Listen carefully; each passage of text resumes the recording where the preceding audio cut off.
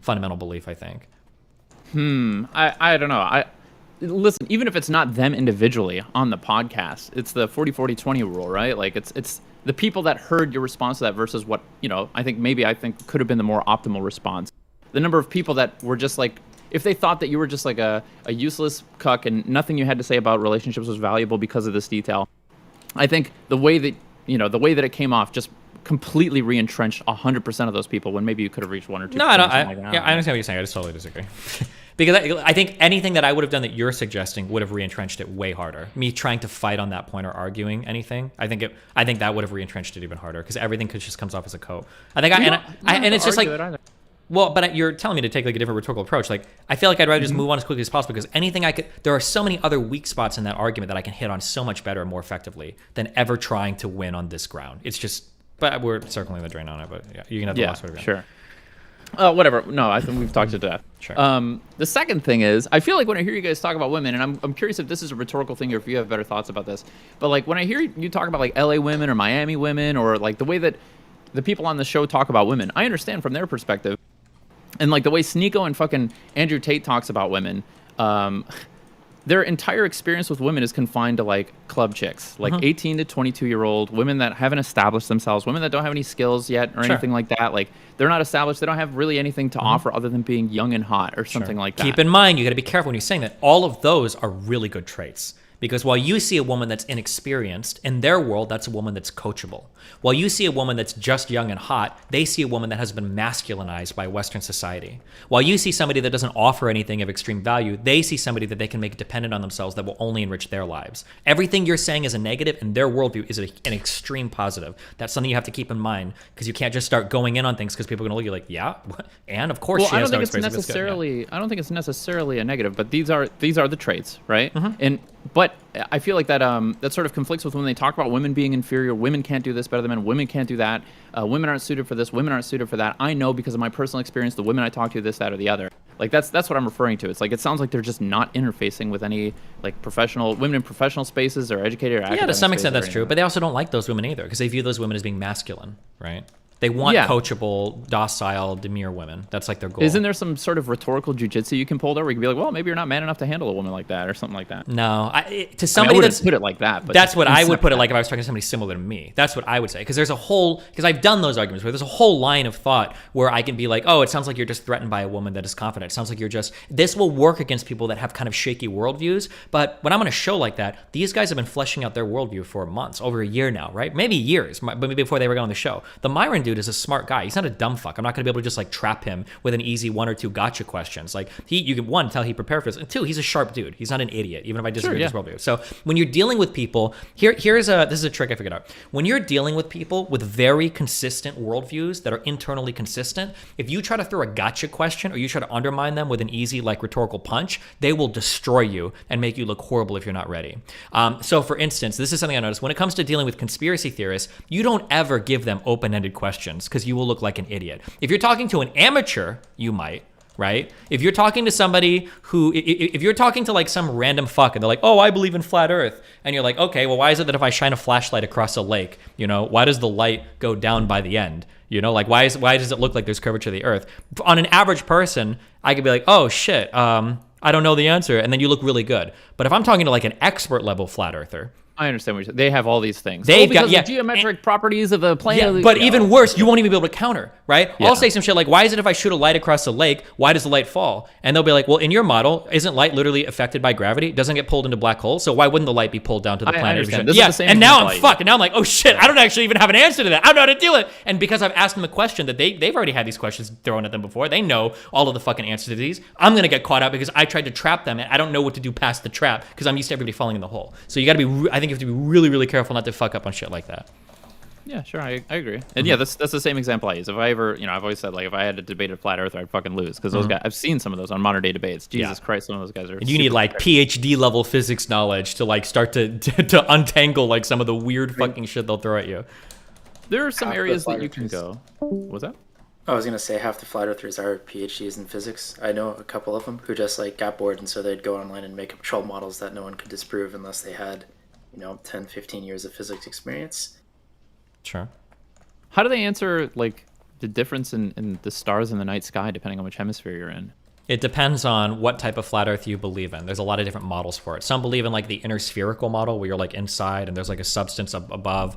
Others believe that as you move around the Earth, like other like different planes can rotate in different ways because the sky is like two-dimensional or whatever. There's a whole bunch of different types of theories on it. There's the elevator Earth where you're literally just like on an elevator moving forwards through the sky, and that's what. Oh yeah, the Earth is constantly accelerating and ascending up, and that explains gravity. Yes, I've heard that one. Yeah. Yeah. But that still wouldn't explain why you can't see the North Star from like far enough in the southern hemisphere. That's the one I'm curious about. That seems like one of the most obvious What do you examples. mean? It's a diagonal elevator. Yeah, but Going you'd up still like be a able to see helix, it. Yeah, I don't know. I don't know the answer. To that. Whatever. You can find a flat earther and ask him, but yeah. Yeah. Yeah, I understand what you're saying. So I guess like if you don't mind me going into like more, I guess, Listen, personal. you guys are all missing it. I don't know how you've lost this. The best way to destroy flat Earth, and the one that makes them look the most ridiculous, is ask why you can fly from Peru to like New Zealand in like a few hours. Because that's like that. I don't gets even into know if real you do though. That doesn't go very far at all. That Like, should go they incredibly literally just far, say, 'cause then what are you then they talking have- about? You just Wait, go if you from look point A at to point flat B. Earth, no. You don't understand. If you look at a flat Earth map, those are on opposite sides because you can't just go over What the do you pole. mean? It's a cylinder. Huh? That doesn't make a difference. Flat Earth is not a cylinder. Okay, we're not here So, debating flat Earth. No. But hold on. Think about that. That is Damn the sure easiest debate flat way. Earth. Wait. You know what? I was gonna come in here earlier and talk about maybe how some of your success that you're not giving enough credit to Dan, like that artesian builds talk that you had. Fucking Dan coming in with the clutch question we found out about motherfucking what's his name, the CEO guy having a bunch of young like Asian fucking assistants. Yeah. That saved the entire interview. But now I don't know. I'm second guessing myself. I think Dan might be sticking this one. Dan's Up. mid. Hold on. Let's pull up a flat Earth map. He's All right. If you look at a flat Earth map, you're gonna see that. I guess is that Chile or Peru? Hold on. Okay. Yeah, It's funny. months The way that I like to go with that one is like, okay, well, you have to believe in a global conspiracy because like not even Russia, like for Yeah, homeland and yeah. stuff, like whatever. Yeah, sure. No. That's not the good one. You can yes. fly from Chile to New Zealand and not have it take you all day. Every flat Earth map that you look at, they are on the complete. They just make the plane go faster. They Yeah, artificially I slow down all the understand. planes. Yes, Go debate a that's flat the whole earther thing. and figure out the answer. I don't know the answer to this, okay? Can I just you fucking Yeah, interrupt okay, do me? it. Yeah, go. Well, how do you fly over the North Pole and the South Pole if it's a flat Earth? We get No, it. that's not it. Dan It's wants the to set up belief a that a shaman fucking to- Delta airplane has like alien tech that makes it go like 10,000 miles an hour. No Well, one it's just believes that all the other shit. ones are going slower, Dan. Okay, never mind. I'm Just sorry. uphold You know the what? image. Fuck it. Good luck. Thanks. Okay, Jesus Christ. Okay, so if you like, you're part of the sort of hookup culture. You like hooking up and stuff. Sure. Are you just going to like? Obviously, the trade-off is the higher probability to hook up is going to be at the places with the women that are least interesting, and vice versa, right? For women, the places that is going to be the highest consistency to find a dude to hook up with is going to be the places where the dudes are all like meatheads and fucking not whatever. I don't know if that's Like, they're not necessarily there true, but for sake of argument, sure. Well, okay. Well, tell me about it. I think women like to fuck. I think that there's a lot of like social shame that goes along with it, and I think there's a lot of like weird games that people play that kind of inhibit women's sexuality a lot. But I think that women are generally open and free to express themselves sexually. I think they like to fuck. I think the idea that like, oh no, like women are naturally the gazelles that are hiding from the lions Hold on, and all I that didn't shit. contradict that. I said. Well, for you're women- saying that like to find women that want to fuck, I've got to go to like the lowest denominator of like fucking weird Miami chicks. But I don't think so. I think there's a lot of like educated like chill women that also like to fuck too. They just Yeah, don't I feel think like that's, going I to think say that's true. Okay, I think that's gotcha. true. I just said like the highest probability that you're gonna like if you're a man, the highest probability like you're gonna go to a place that is going to have the highest saturation of women that are most willing to have sex, right? And Okay, they're sure. Yeah. probably Okay. Yeah. gonna What's the listen next to one? somebody Yeah. else. And it's vice versa. It's true for women as well. Women, when they want to have sex, are going to go to the club as well because the highest saturation of men that are there to have sex is there as well. Sure. But like the saturation of people that have something to offer beyond I want to have sex with you tonight is like the lowest there, right? Because people are going there with a mission. They're on a mission, right? They're going to Yeah. the club on a mission. Obviously, like I would say there are a lot of other places where you can try to like hook up with people where maybe the likelihood that you're going to find somebody is lower, but the likelihood that you're going to find somebody interesting that you can like sort of enjoy outside of sex is probably higher. Okay.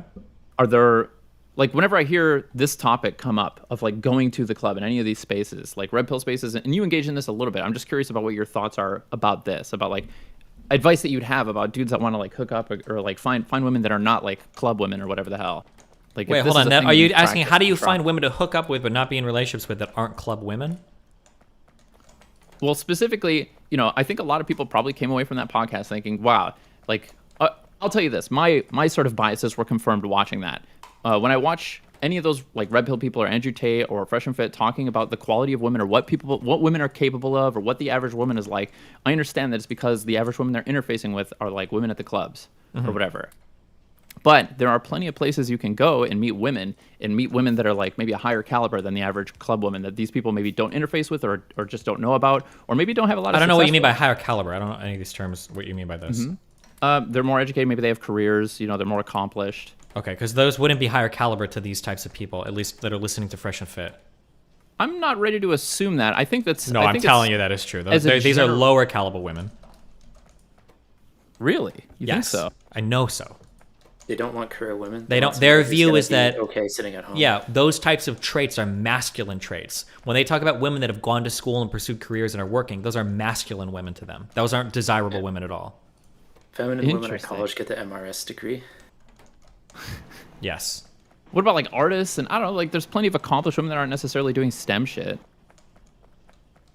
Yeah, but They if want they're coachable women that trait. can take care of their households and like add value to their life. That's it. That's what they're looking for. Sure, but then it feels like that contradicts their idea of what the average woman is capable of because like What do you they're mean mixing and capable of? They matching- think that they're capable of all sorts of things, but they don't. Just because you're capable of something doesn't mean you want to do it. They don't though if you listen to them. Like Andrew Tate talking about how women aren't like capable drivers or whatever the fuck, right? I don't. Or I can't speak to Tate. I can't speak to any weird shit he says. I'll tell you that on the Fresh and Fit podcast, what Myram and Fresh would say is women are capable of doing all sorts of things, and that's part of the problem. That like women have become like more masculinized, and they're not coachable or groomable or whatever. That like that's a problem. Yeah, they can get careers and do that. They're able to do it, but it's not good for everybody else. It's bad for society. Okay, I mean that feels like that's a trad like sort of argument that I'm used to hearing, but that's not what I'm used to hearing from the red pill spaces. It just seems more like the way they talk about women being inferior, or whatever the hell. Like fucking Myron started the whole podcast off making a joke about how women like men are superior to women. Like in all Sure, he's aspects got or like the whatever. little notebook of sugar people. I think if you push them, they're not going to say that women are inferior to men. The thing they're going to focus on more and more and more is that women are different than men. That's what they're focusing on. Now they might say inferior in terms of like career and work and all that, but they'd say they just have a different set of responsibilities. Okay, yeah, and I guess I was more curious about your sort of like it's a personal question, like if you don't want to answer it, it's cool. Well, that's But- anything. What's up? It seems like you have a lot of similar complaints as like maybe the average red pillar about finding women or the average women or something like you talk about LA women or Miami women or whatever. No, but my complaints are exactly the opposite. Like these guys seem to analyze what women are like, but they also like that same thing that they analyze. That was my big critique of Fresh and Fit, is that like you guys keep talking about how there's these crazy girls, they overvalue their pussy, blah blah blah blah blah, but it seems like you're literally obsessed with fucking exactly these types of girls. So how can you complain? That was my whole Right. that was my whole point that I tried to. I think I got that actually through. I thought I failed really hard on that, but a lot of people in the comment section are saying that like, oh yeah, like I never thought about it that way. Oh yeah, that's true. That they're criticizing a certain type of girl, but all the energy they're putting out into the world is creating that type of woman. But their escape from that is like, well, we don't create anything. We're just telling you how it is. It's like, okay, well, whatever. Oh, I can't. boy. Then I can't like. I guess you're unimpeachable then. Like, but yeah. Yeah, Irrelevant Well, has a really good paradox for that, where he talks about how like the red pillars, they try to make it out like to be the most valuable woman, you have to have sex with the least amount of people. So if you place that restriction on women and say you can only have sex with one or two or three people, then of course they're going to reserve those experiences for like the highest quality men, and that just fucks like the like less accomplished men more or whatever. Sure. Do you think it's a selection strategy where if they can convince all the women that, then they can have sex with more women and they don't have to deal with all the slutty women going around? Wait, what?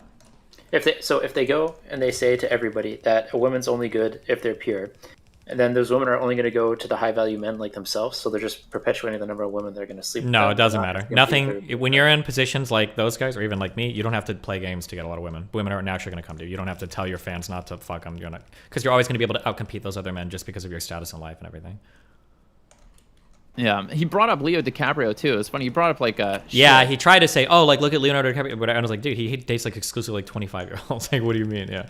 I feel like you you didn't 20 have years. that might be sort of room for you some legwork that you can do for the next one, because it feels like you didn't have a super good response to that, and there are a bit like what he posed was a counterexample of like a highly successful man and how he was only going after like unaccomplished sort of really young Well, women. yeah, but I clarified this later, and I did this much better than I thought too, because I saw several people echoing this. I clarified this later. people, it's actually incorrect, and I'll expand on this more next time. It is incorrect to say that like women won't date down, or men date down, and women don't date down, men date down. That's not true. Men don't date down. The thing is that what the man is doing in that situation is he is actually projecting the male desirable traits onto the woman, and then he's saying that he's dating down. But that's not true. When a really accomplished man is dating a really young and hot woman, he's not dating down, because the man's value there is his career, his money, his stability, but the woman's value is how hot she is and how young she is. In that case, they're on equal level there. The woman is very hot and very young, so her status is really elevated. He's not dating down. He's dating exactly where he should be.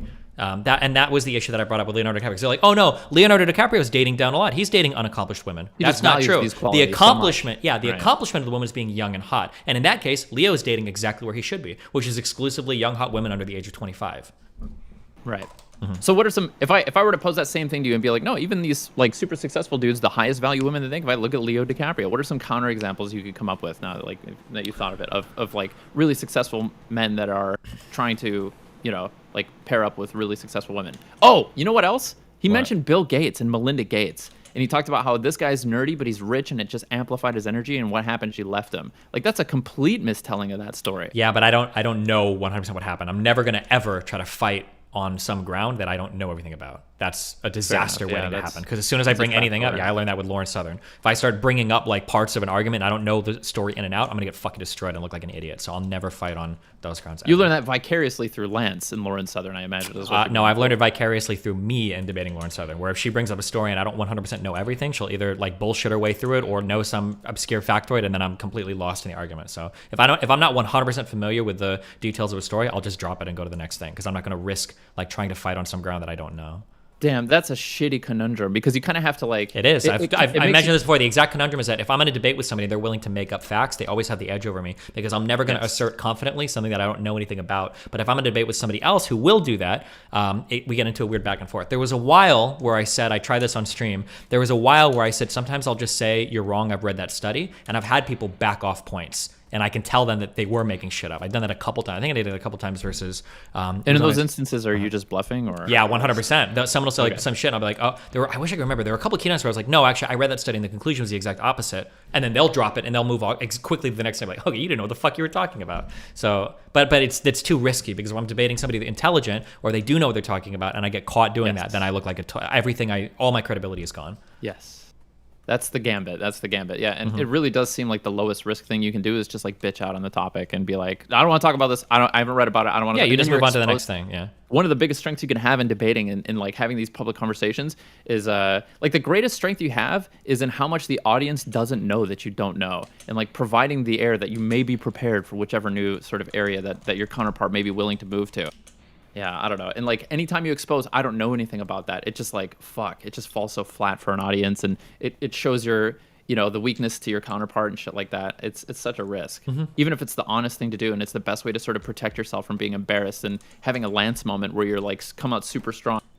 Oh, they're genociding these kids. Look, and then you look, it's like, well, you didn't even read the fucking article. Yeah, the best thing you can do is you just have to be as informed as possible, like have as much information as possible, and try to hope that like they don't bring up something you're not familiar with. Yeah.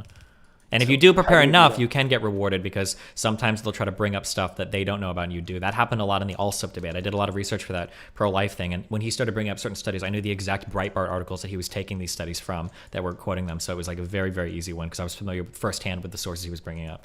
But, yeah. Primary sources written by James O'Keefe? No, it was just he was misciting like studies and stuff that I know because they were linked in Breitbart articles, and the Breitbart article miscites the studies. So, yeah. So then how do you engage with people who are just totally willing to throw it all away, like Haas and Hinkle? You just have to be really, really, really familiar. It's like debating a conspiracy theorist. There's not a shortcut to it. You just have to know. So like I could do the Haas and Hinkle stuff on like on Ukraine and Russia. I'm pretty confident about that because I know so much about it. But like on any other topic, that's why I usually just don't debate conspiracy theorists. I can't do it. It's a no-go for me because there's too much random shit. The vaccine stuff is a really good example. I feel really, really confident in vaccine stuff, but even with that, there's so much like random misinformation and shit. There's always a new conspiracy theory about some new thing, and if I'm not prepared or read up on it, then they're gonna have something that I'm not ready for. Dang. And even then, they could just make some shit up too. Like, you could be having a debate with Haas, and they could be like, yes, but you didn't know about the Bolshoi exception in 1928. Yeah, you know, and whatever. I You have just no miss- idea. Yeah, and then you just lose. You've got to Google it, and that looks bad in a debate. Fuck. One strategy that I've been doing recently that has worked really well a few times. Oh, you were here for that conversation. Is when somebody brings up some wild shit now, and I feel like it's wild shit. If it's somebody that I have low respect for intellectually, I'm actually okay being like, okay, well, let's just Google this and read about this right now. I think that the story about that Leo dude was really good, or worked in my favor a lot in that Nazi debate. The one that we had. You were there for that run, right? Me? Yeah. Oh, maybe. Was that just the other day? Oh, yeah. Yeah. And it's like, okay, well, let's go read about this. Yeah, that actually annoyed me, and I kept trying to get you off that because I feel like it annoys me. Maybe I should have had a little more faith in you, but like wanting to know this the truth of this historical like legal case that's highly contentious and disputed or something like that. Like I feel like taking 5 minutes to read a Wikipedia article about that doesn't do the respect to like that to really get to the truth of that, and it's very like it even in that. Yeah, I can understand that. I'm sympathetic. Wait, did you disconnect? Did I disconnect? No, he's here. Oh, His mic might have... No, you're there. okay. Oh, you don't need that much concrete. You only need like maybe 10K. What do you mean you don't need that much concrete? You only need 10K. I'm making like Well, you 300. need 10,000 of it in total, right? No, I need way more because I have to build roboports and shit. I think that's all built on concrete. Why are you using robots, I guess? What? Because- So in this mod, they will crash, they will run into your shit, they suck down a lot of power. They're not very efficient until you get into space and you get higher research, so they don't like fuck your shit up. Okay, if for no other reason, because it's nice to auto build shit and just have my robots fly out from my body and do it, rather than manually placing everything. Have you beaten this mod yet? I'm in space right now. Okay, well, You know, I'm I've on got my way. space Okay. done.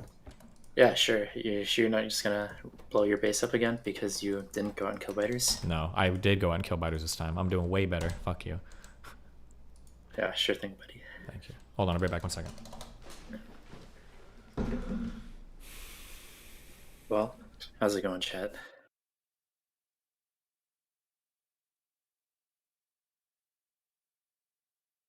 Equality for white names, true. I can't even chat right now. Even with my orange name. Not a sub. Can't even type to chat. Unbelievable. Say the word. I'll think about it. Did my Discord take a shit? Yeah, you just came back to us and he stepped away. Whoopers. We're entertaining the chat. They want us to say the word. Which word? You know, the one where they type the emote afterwards. That's been beaten to death. Oh, I know which one you're talking about. Yeah. They want us to say it. They're not going to give us anything for it. Oh.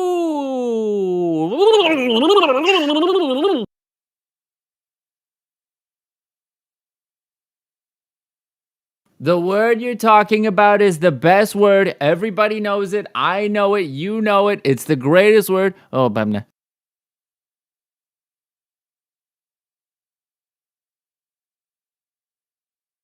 So how's streaming? I see you were streaming a little bit earlier. You getting more audience or?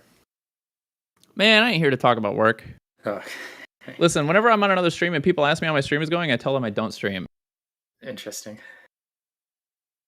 All right. Well then, how's the new fighting game? I saw you were playing. I What was was playing.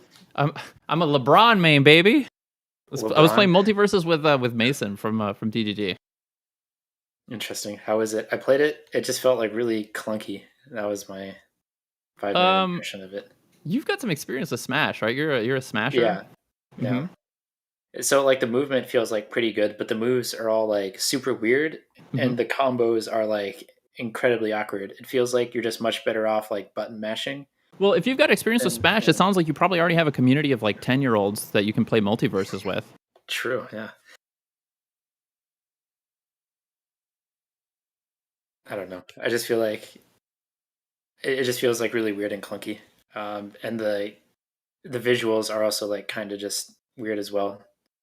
I don't know. It's just not my style of game. I don't know. It's kind of fun. Our Relevant was playing it. We played a couple duos. I've always been curious. Listen, I respect Smash the game. And I have a history of, I used to play fighting games and do like commentary for Street Fighter and Tekken. at Xanadu, which I guess is like the big Smash venue. And so I was always around like pro Smashers and like people coming in and playing Smash. I never had a chance to explore it because it's not really my scene. But I like really respect how technical Melee is and like how hard it is. I've tried to mess around with it. Yeah. But yeah, I don't know. I think with all the characters and the meme characters in there, I think it'll get really popular with the Zoomers. I think that's going to be the next, I don't know, big fighting game, whether or not people will respect it or not. Yeah, I don't know. It's pretty fun. Yeah, it wasn't unenjoyable to watch, and it's not too terrible to play. But yeah. Who's your favorite character in the current season of Destiny? Oh, my favorite character. All the new characters are pretty interesting for a number of reasons. My favorite one to have on stream is probably Nick Fuentes, but that doesn't make him a good person. Little Nicky. Destiny. Don't you just think that the country would be better if everybody was white? Now, I'm not saying we got to get rid of everyone that's not white. I just think it would be better. And my father hit me in the face with a shovel. That guy? Yeah, that guy. The guy who got $500,000 from some crazy alt-right dude in France who killed himself or something like that.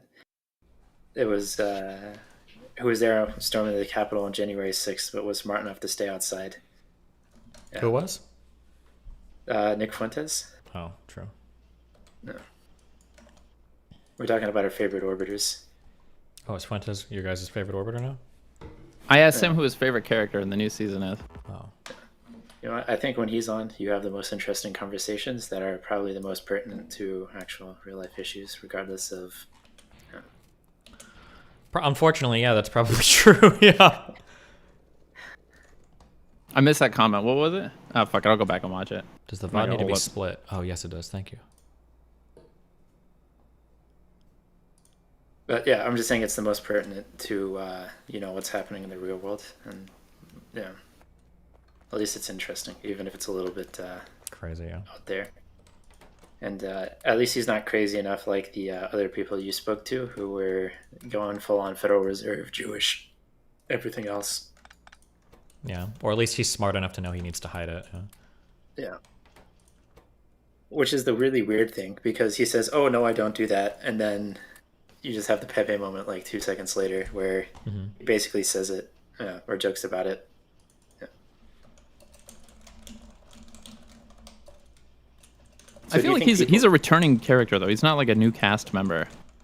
He's a legacy member that came... You know how sometimes like has anybody watched Cobra Kai? It's like when Cell came back in Dragon Ball Z. They killed him. Wait, when the fuck did Cell come back in Dragon Ball Z? Or sorry, Frieza. Oh, yeah, that was stupid. He came back like 3 times, I think. Okay, guys, listen.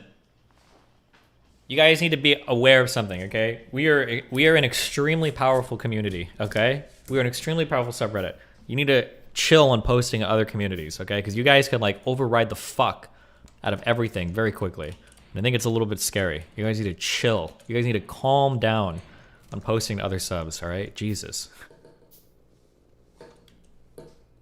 Wow, dude, you just cucked the next 3 months of like 200 follower Twitter accounts coming on and talking about how they were brigaded. No, the right lane, that's only left-leaning losers that do that shit. So do you think people like Nick Fuentes, do you think it comes from, or their want to be a leader comes from their desire to see the world change, or that they're charismatic and that tends to be the easiest way to just monetize is to lead a movement of something like that? I don't think it's just about monetization for him. Because he's made some really bad choices if it's just about monetization. I'm sure he believes in what he talks about to some extent, but there's also like an ego thing with it too. I mean, that's the case for me. I believe about everything I talk about. I want to see the world change, but there's also like, it feels good to be a leader, right? It's a huge like ego boost and shit. Dude, I think the most difficult thing to grip with is that at the end of the day, the world is turned by the people who turn it, right? Like, no matter how wrong or how fucking, like, stupid they may be, or, like, the dumb shit that they say, or their complete misunderstandings about, like, our systems and institutions and shit like that. Like Hasanabi has a lot of influence. Yeah. Yeah. In fact, even infinite influence, just so you know that wasn't a misspeak. Okay. Like, that's the biggest lament, is that if you just let these people run free, the Steven Crowders and the fucking who's the fucking guy, the Fox News guy, I can't think of his right. Tucker Carlson. Yeah, the Tucker Carlsons will Hannity. turn the world. They will move the world, and they will move these cultural shifts by force. You know. It's kind of how Trump won the presidency. It was a choice between Hillary and this charismatic guy who knows what the fuck he's gonna do. Right. It's not always for the better. In the end, yeah, like what did he do? Even though we had no idea what the fuck he was doing, like he just did it. He did it and didn't apologize, but he did it unabashedly and just fucking. Wait, who did it? Which one? Trump. This guy ran for president in Oh, 2016 Trump. and won. He ran in 2020 as well, didn't he? Well, He things had went the a little election differently for him in 2020. Not too differently though. Not differently enough. Well, I guess technically differently enough, but I think it'd be scary if wait, you missed Sneak on the YouTube chat. Poor Lad was waiting and even donated while Abba kept. He can always hop on. He has my Discord. Okay. I'll sneak. Fuck. What was I saying? Oh, I'm pretty sure over 50% of the Republican Party would go fast if Trump wanted them to. It's a little scary. 1,000,000%. Yeah, that's a little spooky. I mean, they voted Liz Cheney out of the Republican wow, Party. soy. Wait, did they really? What does that mean? Whatever.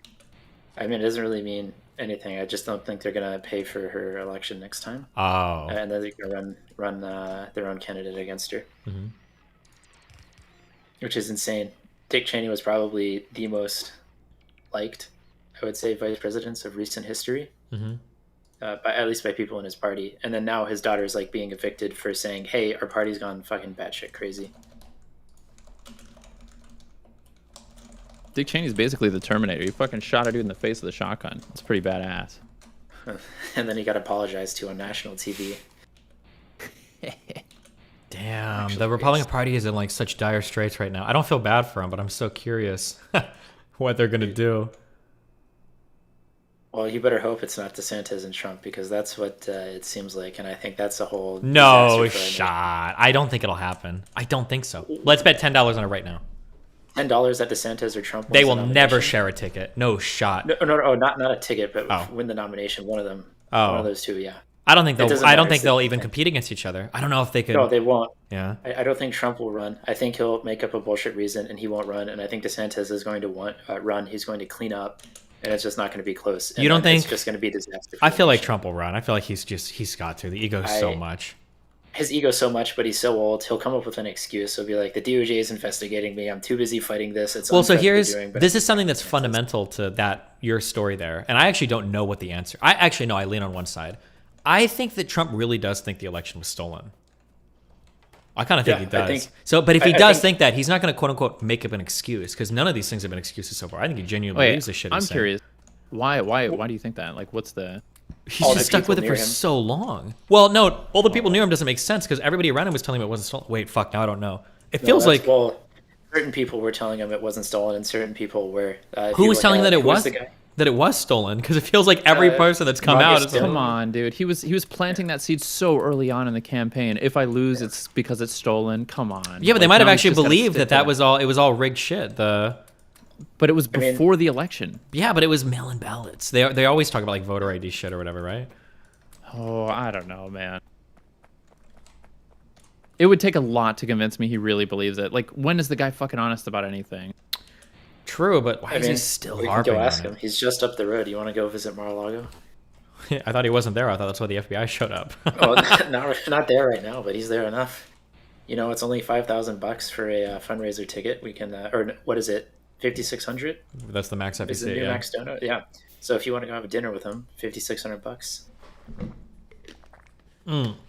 Not with Trump personally, no. It was probably like in a huge hall with. Like Well, in yeah, front it'd be in a of hall. There's like 100 to 200 people in there, and then he'll be in there eating. I mean, I'm sure you can get like a 5-minute conversation with him. Maybe. Damn, that'd be interesting. Do you mean to tell me the find enough votes guy actually really believed that the election wasn't legitimate? The thing here's the hard thing, okay? He is legitimately really fucking stupid. Like, unbelievably stupid. I remember that I challenged for 4 years I challenge conservatives. Hey, bring me a single clip of Trump talking about anything related to being president where he sounds smart. And nobody was able to meet that a single time. That was an open challenge. Not even one clip. So I don't know. He might actually think it. He might actually believe that. Well, he can be an idiot and a scumbag. Yeah, it's hard to say. It's impossible to know. What is it? Hanlon's razor and fucking... I don't think it's impossible. The other Occam's razor fighting each other viciously to see who can cut who at the end. Yeah, I don't know. I actually feel like him calling the Georgia election official and saying fine enough, the fine enough vote shit is like all I needed to know that he's just acting in bad faith. Yeah, maybe. I don't know, man. It's a wild world we live in these days. Wild people. Just speaking colloquially, I know people in finance who still believe half the shit on Super Stunk. They're not very successful, but damn, do they drink the Kool-Aid? What is Super Stunk? It's with all the GME conspiracies and everything. Yeah, and they're managing, I don't know, 5, 10, 20, 30 million dollars, something like that. So they're not nobodies, but they're not huge. It's pretty fucking insane to me, but dude, those guys, I feel like you could do like a whole cognitive psych project on like motivated reasoning and shit when you dig into like the due diligence that they do on shit. It's unreal, like how far they go to like bend and twist like everything to explain like why they're getting fucked or why there's somebody rigging something or why this time is going to be the one that makes Jamie go to whatever $400 billion floor or whatever. Yeah, don't be a loser that sells when it's worth 100K a share. You have to wait for like at least 1 million a share. Like, yeah, well, one person might get 1 million, or you can get 100,000 for your 10 shares. So remember, there's only so much money, and only one person can sell the top, and that's almost certainly not going to be you. Okay, do either of you guys have a Twitter feed that's full of dumbass crypto shit? Nope. Fuck no, I'd never pay attention to that. Crypto people online are the worst. Well, I mentioned this on Fresh and Fit. about? People that get rich because you bought some shit coin and you lucked the fuck out that are now pretending like they're fucking financial gurus, like writing white papers on other dumbass crypto. They're so fucking annoying. Bro, you didn't accomplish anything. You're not smart. You don't know what the fuck you're doing. You got lucky. Shut the fuck up. Take your fucking lottery ticket and get the fuck out of here. Jesus Christ. I had a recruiter reach out to me to be a trader for cow coins. They offered me 500 grand plus like couple $1 million in fucking cow coin equity. Like apparently there's a shit ton of money to be made scamming retail. So, damn, why didn't you take it? why? Because I'm not going to prison for trading unregistered securities. Do you think that's going to happen with all these rug pulls and shit? You think the SEC is going to catch up? They're starting to prosecute, aren't they? I thought there were a couple charges dropped. Yeah, so they're prosecuting. Ripple is the big one being fought right now. There's also there's a lot of like small ones in the works, because what they do, how regulators kind of work, is they're 5 to 10 years behind most things. They'll come after the most egregious offenders first, so they're going to go after like all the explicit people. So BitConnect, there was another one, it was like Buy Bitcoin or something like that. They're going to go after all the big ones and all the explicit scams first, and then they go to the rest of the industry, and then they clean house afterwards. But they're always pretty far behind what's happening in the real world. I think they just hired like another 100 staffers or something, or maybe it was 10. They hired a lot more people to focus on crypto in general, because that's coming to the forefront, right? We just saw Luna blow up, and that became a huge political event because a lot of people and their constituents were losing a lot of money to what was an unregistered security that was sold to the public. There were promises of returns made that is definitely an investment contract, and there was no regulation around that. And a lot of their constituents lost money. But two, they're also scared about maintaining control of the dollar system. So as an entity, I can't go out and create dollars. But there's an argument that these stable coins that aren't fiat backed by just like treasury reserves or something like that, there's an argument to be made that those are just basically counterfeit dollars. If I say, oh yes, this is Destiny stablecoin, always worth $1, because I say it, well, there's an argument that you're just counterfeiting a US dollar right there. I don't know about that one. That seems harder. Oh, sure, but I mean, yeah. Hard just thinking about it. Dude, good one, man. Whoo! Dick jokes.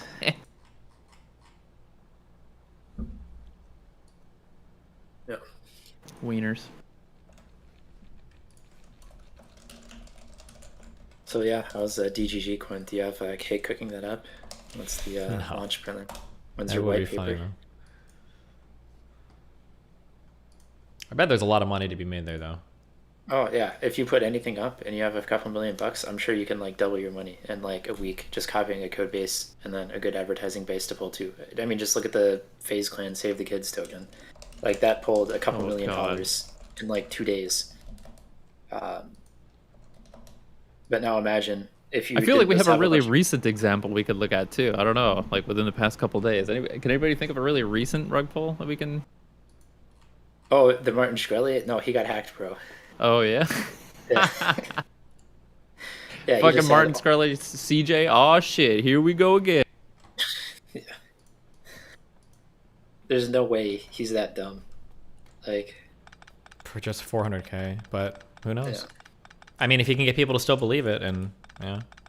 Why would I do this for $500,000? For only Well, half a you million? just got out of prison. You don't have any money. What's the easiest way to get 400K? Oh no. It is I funny wonder because that- I feel like you could find. Actually, I know I said this. I guess it'd be a funny meme clip to make. I'm pretty sure when I spoke to him like a month ago, didn't I actually explicitly say like, "Bro, you should do one of these crypto rug pulls. Like it'd be sick as fuck. Like Yeah. everybody's doing it to make money." I'm pretty sure I explicitly suggested that to him. Yeah, and then he thought about it and he did it in the matter of a month. I don't know. The space that he had, whatever the Twitter space is, Mhm. it was like the biggest amount of cope. It was like, oh well, gee, I guess I should have like not just gone to sleep. Oh gee, I guess I should have like not had whatever. Mhm. It's like he didn't think about anything. At all. Anything, There's yeah. no way.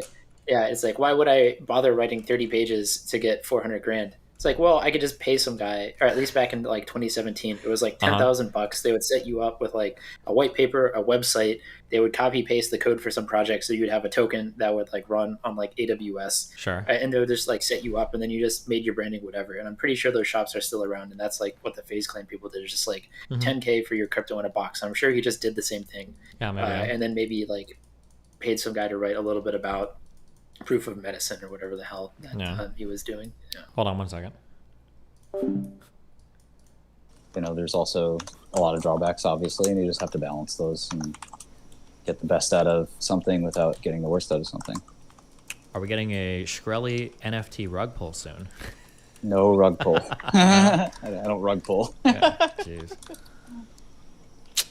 Rug pull is for people without money who need money desperately. That's not me. I guess this was a 2 month ago conversation. Well.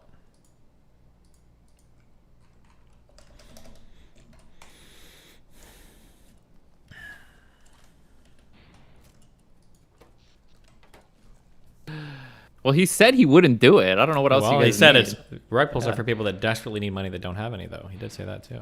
Yeah, how many league skins do you guys have? True.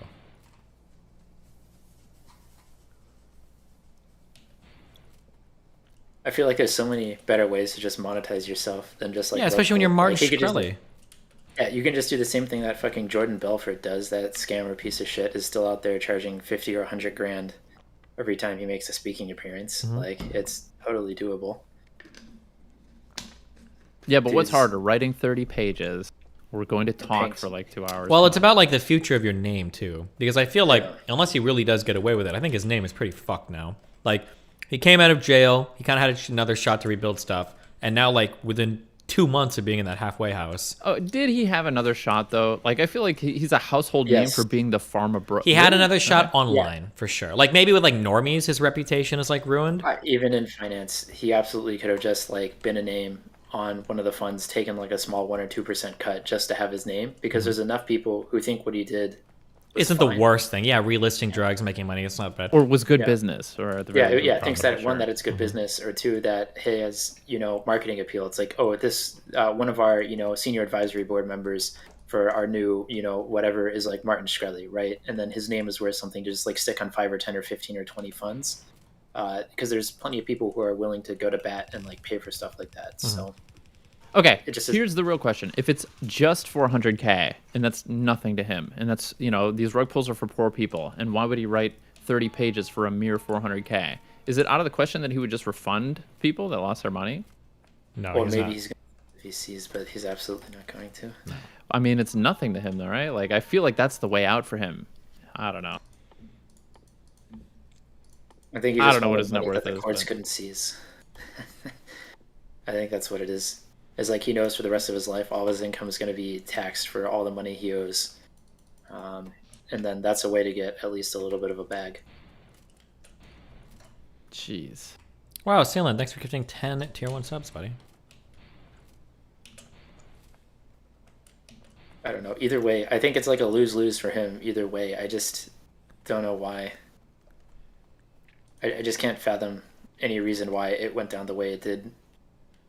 Because like he's got to go into this looking like, oh well, if I just get ratted and I lose this entire project that I was trying to build, yeah, I get 400K, but no one's ever going to do anything with me again.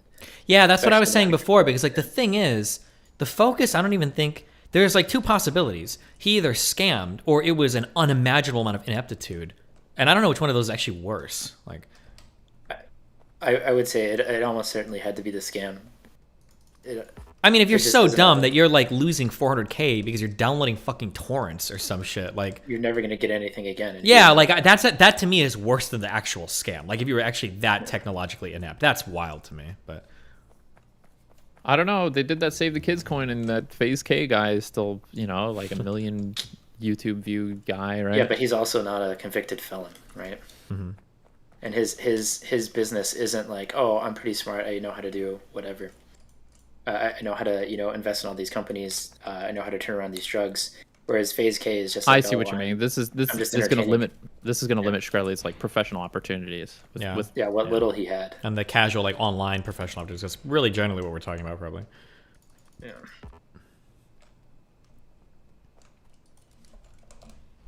Well, when's DGG Yes, he- coin? Good one. How much more would it take for you to retire, you think? I mean, I could do it now and be chill, especially if Melina's gonna What's keep your working. magic number? Having $5 million would be sick. That would be like a good amount where like, okay, I feel pretty comfortable. But, huh? Yeah. I was gonna say I want 10 million in the bank. Nice. Well, I want 11 million. Well, aren't you cool? Yeah. Yeah.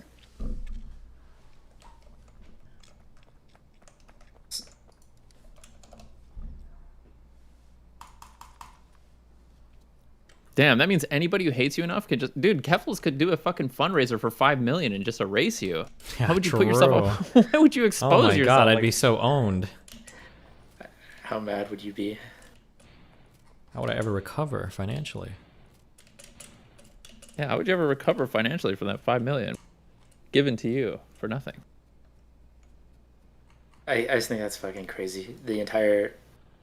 Everything she said in the police report's just not Almost even lining up certainly a remotely. complete and total lie, or completely and totally misrepresented.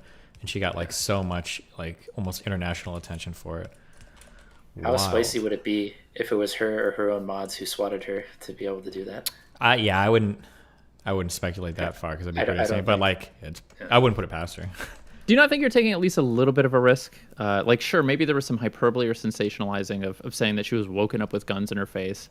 But who knows? Maybe it was kind of forceful. Like, I feel like we should be a little bit skeptical. So here's of- the two things that are hurting really hard right now. These are the two things that I think is one, what she ended up putting out was highly misrepresented on its face. That she even walked it back in the live interview. She wasn't woken up in bed by it, which is what she made it sound like. She walked up to a hallway, number one. And then number two, she lied kind of about the dead naming thing. She made it sound like they were just being transphobic, dead naming was horrible. She didn't bring up that she was already in the system, had a rap sheet, and that they were going by like what she'd previously been filed under. And the London police were saying literally that they listened, that the commissioner or whatever, he listened through all of the audio recordings of her in jail, whatever. Nobody misgendered her. Everybody called her by her proper name, et cetera, et cetera. Like, so that, and then. Well, that's in jail versus what it was like at her home. Like, sure. listen, So if she it's put, not but- hard for me to believe that she lied about and sensationalized everything for the purpose of like driving people to her GoFundMe. That's not like unbelievable Sure. to me. The third thing that hurts too, and now this one I admit I'm on shaky ground. I've only had one person tell me this, and then kind of confirmed by a second person that I asked.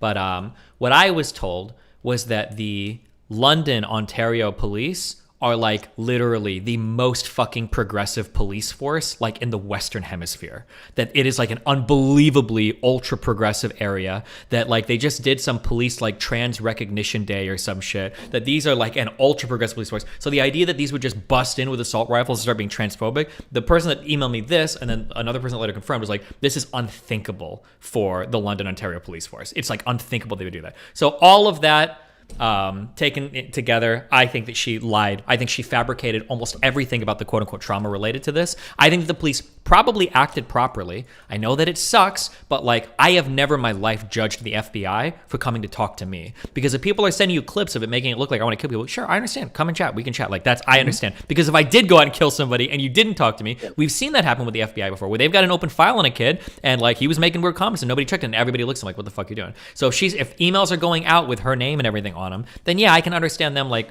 pulling her in for a day. But I mean, like, look at how communicative the police department's been. The commissioner made a statement about everything. They gave her shit back, I think the next day, right? I think they released her from jail that night. This is like expedient as fuck. I heard in the US, if the FBI jack your shit for investigation, you might lose your shit for 2 years. And even if you're innocent. Get it back sometimes. Yeah. So like, I don't know. It seems to me like this police department went above and beyond trying to accommodate her in every size, shape, and form. Like aggressively, like polite and nice. So for her to come out and fucking steal $100,000 on the back of everybody, claiming that she's gonna sue, she's not gonna sue. I tweeted it. You screenshot my tweet. She's not bringing a case to anybody. Nobody's gonna take. There's nothing she can even sue for. Did she get $100,000? Yeah. Well, no. I think it was like $90,000. But yeah, I want to make it clear. I'm really like I'm glad that you did. Even if you're on somewhat, even if there's somewhat of a risk or something like that. Even if worst case scenario body camera footage comes out and they were like a little rough with her or something like that, or they were yelling or something like that, right? I'm glad you at least like took this gambit and took that risk, because it does force her in like a difficult position where she's got to substantiate. She's not going to do anything. She won't do anything. There's never going to be a lawsuit. She's going to stop talking about it. And then when it gets brought up in the future, she's just going to like vaguely mention like, oh yeah, we're using this fund in order to pay for other trans people in the future. It'll be some dumb shit like that. Oh, well, what the fuck are you arguing for? That there was no point in you doing that other than pissing people off more? Well, the point is that it makes me look good because I can point to a track record of me making strong predictions and them coming true, which I am able to do, and I have done consistently throughout the past, and I'll continue to do that. It just builds integrity with my audience. Yeah. I'm willing to stay at difficult positions because of things I feel strong about, and I can bring it up in the future if I ever harass her. It'll always be something like, hey, what'd you do with that money? Hey, where'd the $90,000 go? Hey, where's your civil suit? You know? And like the audience that's going to be amenable to Keffels as a brand or whatever, you don't want that audience anyway, so it doesn't really behoove you to. No, those people are all fucking insane. Yeah. Okay, but here's the thing. I bet you she can get a lawyer for pretty cheap, get an out-of-court settlement for $1 that remains sealed. And then lie about everything? Yeah. Honest to God, you know what? With as cucked Canada is, I bet she actually could. I bet she could say, oh shit, that would be her way to own me too, is she would get a lawyer, $5,000 retainer probably, because it would literally just be filing of some fucking paperwork, right? She wouldn't burn through the whole retainer. And then the London, Ontario Police Department would, because Canada is so cucked, they're already trying to cuck themselves. They're like, oh my God, we're sorry we traumatized you. We're going to settle for an undisclosed dollar amount. We've made things right. And they both parted ways peacefully and happily. I bet they actually could do that. Yeah. That's going to be way cheaper than all the lawyer fees to go fight in court if she actually wants to go that way. There's a lot of people who make a living doing things like that. That is true. That's what she should do. I was thinking about that as well. Was it the same thing, the Lance and Lauren debate? The fucking Lance not knowing anything about these graves? Yeah. Was that when fucking, what's his name, Trudeau came out on stage and was like, this is not our Canada, you know, and like was like, we're very sorry, we're going to address this or whatever. Or the burning churches or something. Churches. They just cucked themselves out over it. Jiminy Kremblers. All right, here's one. Do you think she'll go after kiwi farms with that money? No, these people do. People are trying to take down kiwi farms forever, and I'm sure they're hosted in like another country and shit. Like, there's no way that. And what would you even sue them for? Do they even do anything illegal? Doxing isn't a crime. Yeah, but hosting a forum where people go harass people is a crime. No, isn't it though? I think it is. I think there are like cyber harassment laws. Yeah, but in what country? Are you gonna get Interpol involved? Are you gonna contact like fucking L to like? No. Well, I mean, I think we can liaise with Canadian law enforcement pretty effectively. I mean, it's not like we're fucking dealing with. No. Wait, hold on. Are you assuming Kiwi Farms is hosting? I thought Kiwi Farms is hosting like fucking Russia or some shit. Oh, maybe. Yeah, but the guy lives in America, as far as I'm aware. He's an American citizen, one, who hosts it. And two, if Russia can use Interpol to harass Bill Browder, then I'm sure you can do something. I don't. If I were to, okay, I'll ask this: has there ever, in the history of litigation, been a suit brought to shut down a website for harassment? There is no shot. I bet that's never happened before. Didn't like whatever that QAnon website get shut down for that? Like 8chan or. Did they get shut down, or did just like hosts decide to stop working with them? No, they got like another host, and I have no idea. Yeah, It also might be a question of how expensive it is, and how much trouble, and like who's that going to be worth it for? People are bringing up Stormfront. Stormfront didn't get legally shut down either. I think that the host just wanted to stop working with them. AWS, I think. Yeah. Them, and was it Gab who got shut out of AWS, or maybe? Yeah. What was the? Yeah. But also, yeah, 8chan might have been hosting child porn and shit too, so that might be a bit different. Oh, 8chan is back up. Their host just left. Oh, okay.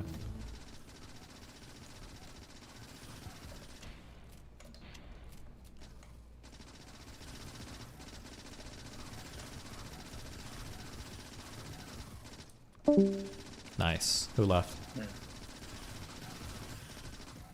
Well, his mic did cut out earlier. Good.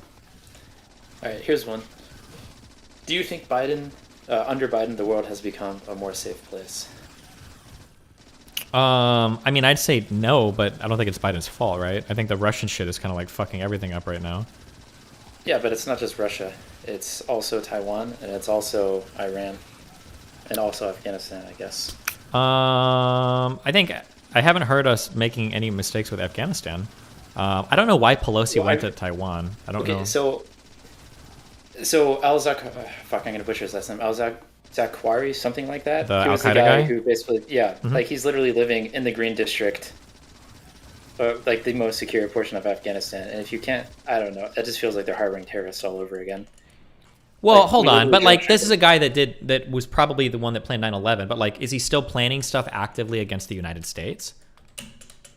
I mean, who knows? I mean, that's Well, if we're gonna kill him, we should know, right? Well, no, it doesn't matter. You can kill him.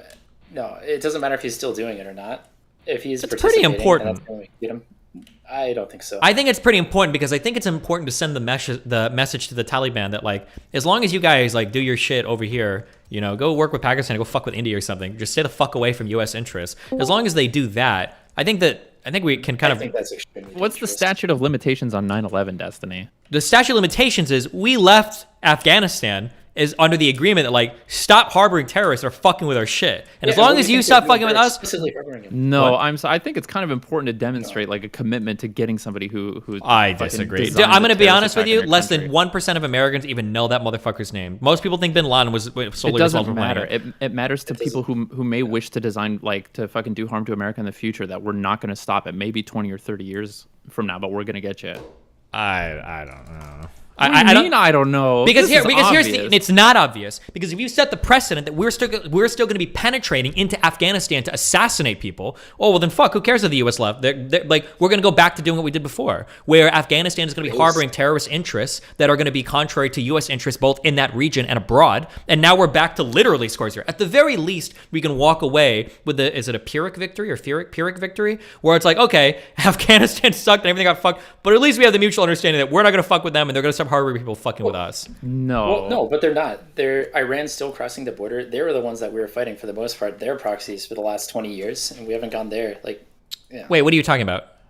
Okay, who do you think killed most of the Americans in Iraq and Afghanistan? Like the Quds Force and like Soleimani and like the stuff that he was leading out of Iran? Sure. Yeah, and all their proxies. Yeah, But that was U.S. soldiers on foreign soil. So it doesn't matter. It matters. 9/11 is invaders, way they're different. patriots. Listen, I don't want to sound anti-American or whatever, but U.S. troops on foreign soil is fair game for other people that have interest in that foreign soil. Like that's part and parcel of doing war, right? Yeah, so then why can't we expand the fight and take it to Pakistan or Iran? It's fair. Well, game, because if right? they're not doing attacking anything us. to us in our country or doing anything at least to our like very key interests, I think that Okay, it's so then why But don't this we is an start shooting down individual Russian who- MiGs? what? And why don't we shoot down Russian MiGs in Ukraine? It's their soldiers in a foreign country fucking around there. Well, because did we the don't same want to thing to fuck. us before. For obvious reasons, you know why we don't do that. What do you mean? If we're not going to deter them, what's the point of deterrence? If we're just going to say, oh, they have nuclear bombs, we just can't do anything to them. When Well, we that's kind of the literally reason spent why people get entire nuclear Cold War- bombs. What do you mean? Yeah, and that's a fucking dangerous world when every single tin pot dictator thinks they need a nuclear bomb in order to I don't ensure think the security of the nation. Yeah, but I don't think deterrence is an effective. Deterrence doesn't seem to be an effective strategy for preventing like international blowback from people like fucking ISIS or Al Qaeda. Like what? Like if we have like a key interest over there that we need to defend, like if Saudi Arabia starts getting fucked by like Iranian drones or some shit, and we want to go hang out in the Strait of Hormuz or whatever the fuck it's called, we want to hang boats out there, bring carriers. Fine, that's okay. But other than like key allies in the area, we probably should pull back from that theater a bit, unless there's something like we have a really key interest, something that's really important to defend. Having our hands everywhere means that we can get poked from anywhere, which means that we're just going to start, like, imagine if Afghanistan goes back to square zero and we're just like, there are like terrorist groups there that are planning attacks against us again. Isn't that like the worst of all worlds?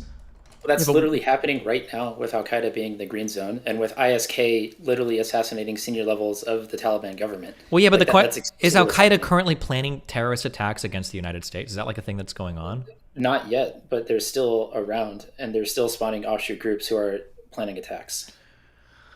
I mean, insofar as if they start doing that, then, you know, we can go back and bomb shit. But I just think we probably want to be careful not to, be too crazy about interfering there and getting like more crazy shit going on. But I just think it's a bad like we don't want to go back to fighting with everybody in the Middle East. Like fuck, like that's how we get another Afghanistan invasion. Well, I mean, the alternative is that you just give people carte blanche to just fucking plan terrorist attacks in the United States, and so long as they're in a country where it would be difficult to carry out boots on ground operations or something like that, then they just get to get away with it forever. I don't know. Well, I mean, we just have to be careful because the problem is you're setting yourself up for these infinity wars, right? You have to recognize that there's going to be totalitarians in the world. It's not about totalitarians, okay? We're not fighting in fucking Yemen on behalf of Saudi Arabia for democracy, okay? Right? That like there's a lot of stuff that we're involved in with allies across the world where we're defending our interests, but those interests aren't noble. They don't have the moral authority. Saudi Arabia doesn't have the moral authority to go back in and recapture Yemen after the last fucking plutocrat that looted the country, fled and got kicked out. And I understand, I'm not trying to say that the Iranian-backed people or Hezbollah or Hamas or the Quds Force or these people are necessarily good guys either. But if we're going to be jumping into all of these conflicts over and over again, then I don't know. Defending Ukraine is a noble prospect. I think defending Israel is a noble prospect. But getting your hands involved with like some of these fucking Gulf states and shit, I don't know, man. That's just how are you going to do that if you can barely defend against their attacks when they're with conventional weapons? How are you going to do that when the entire region's now gone nuclear through proliferation? If they go nuclear, they go nuclear. Like we threw away the Joint Pact of Action or whatever with Iran. We threw that away. Like if we want to keep them from going nuclear, then we need to re-engage with that. No, it's gone. They already have. Then it's over. Then we do another Stuxnet and try to blow the reactors up. Then you can't stop them at this point. Yeah, you can't stop them. Then what do you do? It's what you should have done the last 2 years. The things that Israel was trying to do, assassinating their scientists in the middle of the streets, or just military operations against the reactors in the other places. Yeah, but you're not. You cannot. At that point, you're talking full-scale war. Yeah. Okay, I guess I'm just not in favor of that, but all right. I just don't know if assassinating one member of Al Qaeda begs that sort of escalation. Maybe not. Maybe it's understandable. Maybe that's a kill we get, and they're like, you know what? Okay, America, we see you. Maybe that's understandable then. Who knows? Maybe they let it slide. But it seemed like they kind of let the Soleimani dude. They let him slide because we killed him. They got real mad. They're like, we're gonna fuck shit up. I think they launched like 3 rockets out of Tehran. I think they accidentally blew up one of their own airplanes. And like, okay, now stay away from us or some shit. So who knows? Maybe, but. It was a pretty clear demonstration of force projection and how Iran is not going to go to war with someone that they'll just get fucking steamrolled by. We were maybe a little bit lucky, but yeah, at the end of the day, The thing that I want to see out of U.S. foreign policy, if we get involved with these countries, is we need a clear mission. I just don't want to get involved in more infinity wars. If we have a clear goal or clear mission or whatever, then fine, fuck it, let's do something. Yes. But the like infinity war shit, fighting on borders and playing around with cheesy assassinations and supporting weird countries that are doing weird shit, I don't like getting caught up in that because we don't know what we're even trying to do. It can be successful. And yeah, there was a lot of vagueness in the war on terror, especially by the end when like things had developed and sort of spun out of control. But I think that was more a product of not going in there with a very solid plan, and maybe some people that mess things up along the way, and like maybe our consent being manufactured a little bit about our entire reason for being in Iraq. Like it could have gone another way, but we kind of messed it up. I don't know, like our entire recruitment apparatus of like getting people pissed off and thinking that they were going over there to kill people in retaliation for 9/11, resulting in like a bunch of like really fucked up war crimes and shit. I don't think it's necessarily or inherently a bad thing. We have successes with that in our past. We have Japan, we have South Korea. It's a shame that we haven't been able to realize that in other places, but it doesn't mean it's impossible. Yeah, I'm not saying it's impossible. It's just like we just have to be careful with like the types of infinity wars we pick. That's all I'm saying. Okay. Yeah, Afghanistan is a tricky one for a lot of reasons, right? Like it's bordering fucking the two other superpowers that we're concerned about, our two biggest global adversaries, and like and even actually pretty much fucking all of them. It's like cradled right in there, huh? Yeah, sure, because Pakistan is supporting them a fuck ton militarily. You've got China, Russia supporting Iran, them. You've got China that's sending shit over to them. Yeah, of course. Yeah. That's a dangerous one. Yeah, Iraq would have been better. At least there's some, it's like somewhat proximal to, Eastern Europe and Israel and shit like that. And yeah, Lebanon we're pretty friendly with, and Saudi Arabia. But yeah, Afghanistan was always going to be a tough one. And our mission only ever should have been in Afghanistan, maybe like rooting out Al Qaeda, getting basically a revenge mission for 9/11 or something like that. But trying to nation build in Afghanistan was always going to be tough, and we kind of just fucked it up. Maybe it was possible. Or there was like doing like, I think like the surge was okay. We sent in a fuck ton of troops. We fucked their shit up a little bit, and then we walk out and leave. But the nation building in Afghanistan, I think, was probably a mistake. Well, the problem was, what do you really do? Because we asked the Taliban government whether or not we could go hunt Al-Qaeda there, and they said no. So we said, all right, well, we have to treat you as hostile. And then what do you do once you kill the power structure in a nation? Like, what's the right thing to do? Is it to just say, well, we just fucking killed all your create a government? power vacuum and then let anybody right? Yeah, and so it's like, okay, well, we kind of have to do this at this point. Yeah, I guess that's kind of true, because this is what happened in happened with the NATO missions in Libya, right? Where we basically fuck shit up. Gaddafi's dead, and we're like, good luck, clean up. I mean, and then I guess even when you go beyond that, it's like, all right, well, now there's a power vacuum. Well, Iran's trying to fill it, and no one wants Iran to be expanding their power. So it's like we're stuck doing this, and we're not willing to go blow up Iran as well. Sure. Well, I mean, whatever we did didn't work. Indecision is decision, and that's what we had for like fucking 20 years between Afghanistan and Iraq. So, I don't know. We just need clear failure at a lot of points. It was more than I feel like the failure was like consistently just mission creep. Like it felt like if you were to ask somebody like, what the fuck are we doing in Afghanistan? What is the mission? I don't know if there was ever like a clear, maybe internally, or if you're privy to some, whatever the daily briefings are, maybe internally there was a clear mission, but externally, and from what I can see, it doesn't seem like there was ever a clear idea. There were so many problems in that country. There was if you read the Afghanistan papers, the amount of money that was being poured into that country was unfucking believable. It wasn't that much money into actually building infrastructure. Maybe not to building it, but there were like blocks that were like, scheduled to be getting like millions of dollars like a month in investment, and like nobody knows where a lot of the fucking money went to, other than them, I guess, becoming like expert fucking opium traders and shit. Yep. But yeah, I don't know. That it was just, I think the mission creep, it's just like doing like software development. I think mission creep is always like your biggest enemy, where you don't know what the fuck you're doing and stuff just gets out of control. Yeah. And then also we have to be careful when we build nations. The assumption that like every nation wants to be like a Western style nation like the U.S. is probably a bad assumption. Afghanistan wrote their own constitution. It was more or less a copy paste of the one that they had before the Taliban. So that was on them. That wasn't us. Maybe, I guess. I don't know enough about. I do know that Iraq being fucked up was largely on us because of how we went about destroying the last power structure. But I don't know. I don't know enough about Afghanistan. Everybody.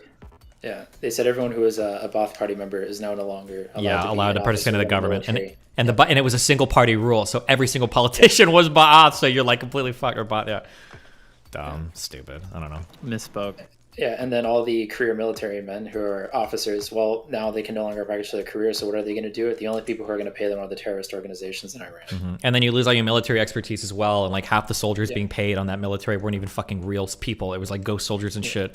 And just, everything was a fucking nightmare.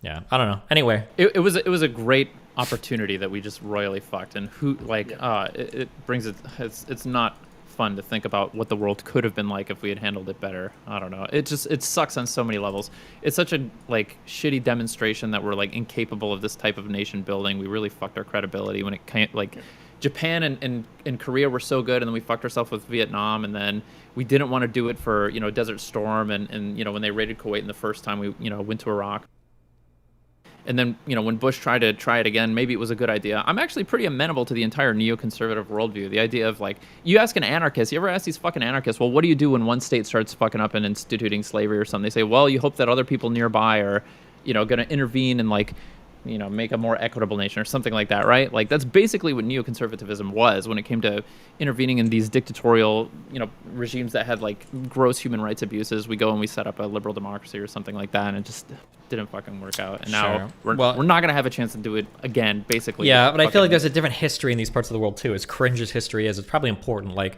when you look at like, well, actually, hold on, no, that's true. For Germany, it was true. I don't know how Japan worked out so well.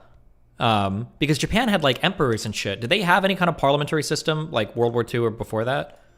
Do you know? Kind of, but not really. Not like a real parliament, not like a on paper parliament.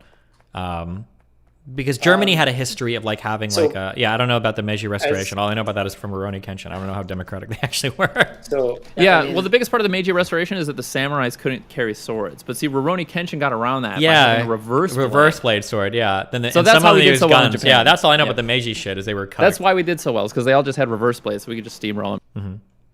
Yeah, because I can imagine if you have a prior, like Germany had a good blueprint for how to run a parliamentary democratic system, but in the Middle East, where a lot of these places might be like in Iran, for instance, like theocratic.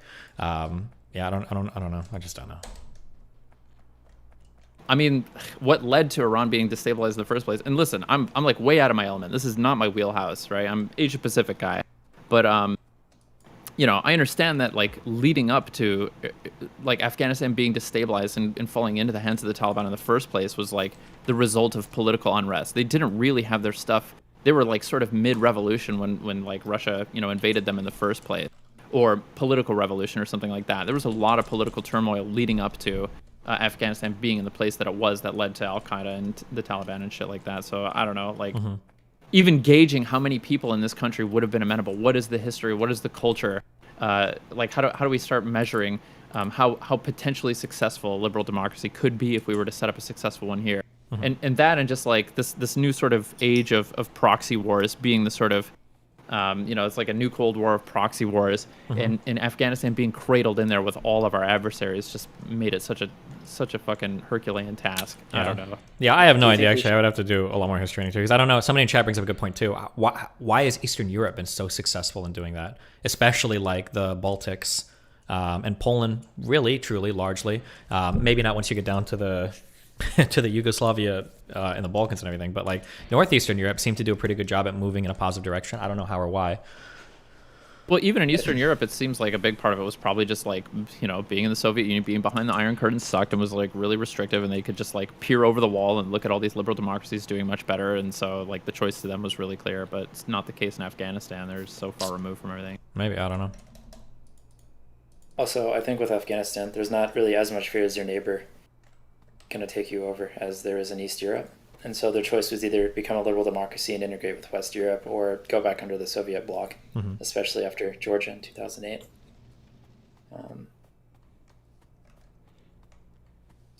I guess, do you think we should defend Taiwan then? No, we can't. It's untenable, right? One, well, we know that we wouldn't. So everything is going to... We absolutely would. Yeah. Absolutely not. We're going to start moving aircraft carriers over there and threatening war with China? We have 3 carrier groups over there right now. I don't. It's codified into law that we'll defend them. Well, no, it's not. Oh, sorry. Yeah, you're right. Yeah. It's going to require an act of Congress. And listen, my lips have to be a little bit sealed on this one. I'm going to let you guys figure this one out. But Destiny, I think you're being a little too confident about your assessment of that situation. It would take an act of Congress. We can intervene, and we are committed to preserving the status quo on both sides of the strait. And we will sell defensive weapons to Taiwan. Whether or not we'll intervene is going to be an act of Congress. Okay, selling defensive weapons, sure. We would probably do that. We would support them. My guess would be that any support we have to Taiwan is, at its most extreme form, going to resemble the support that we have with Ukraine. But I don't think so. Boots what on are we the... going to do? Yeah, go ahead. What is the world going to do when they're losing 70 to 90% of their silicon production? Yes. Taiwan is a bigger asset to us than ever before. One, China's still going to export it. It's not like they're going to destroy those industries entirely. And 2, other people will start to manufacture. Do you think the Republicans are going to sit there and be reliant on China for all of our supply chains? We already are. We're already doing it. What do you mean? No, that's not true. We're using TSMC for a lot of shit. Yeah. We use Taiwan for a ton of manufacturing. Sure, do but a we ton of use, trade with Taiwan. but China is a huge step in a lot of our production changes, in a lot of our supply as well. Yes, but not for our defense production chains. Bullshit. Where do we get like all of our steel and shit from? Is it none? Or well, American steel. may- A lot of it's American. no Canadian. shot. I'm pretty sure like that was a huge meme with like the fucking World Trade Centers. Weren't those built out of like Chinese steel and shit from other countries? Maybe it wasn't China, Sure, but yeah. But that's not defense steel. That's not the defense parts. We also don't want to hand control of basically all of the vital resources to like one of the nations that we're most adversarial with, that has the highest potential to like subvert our greatest economic interests.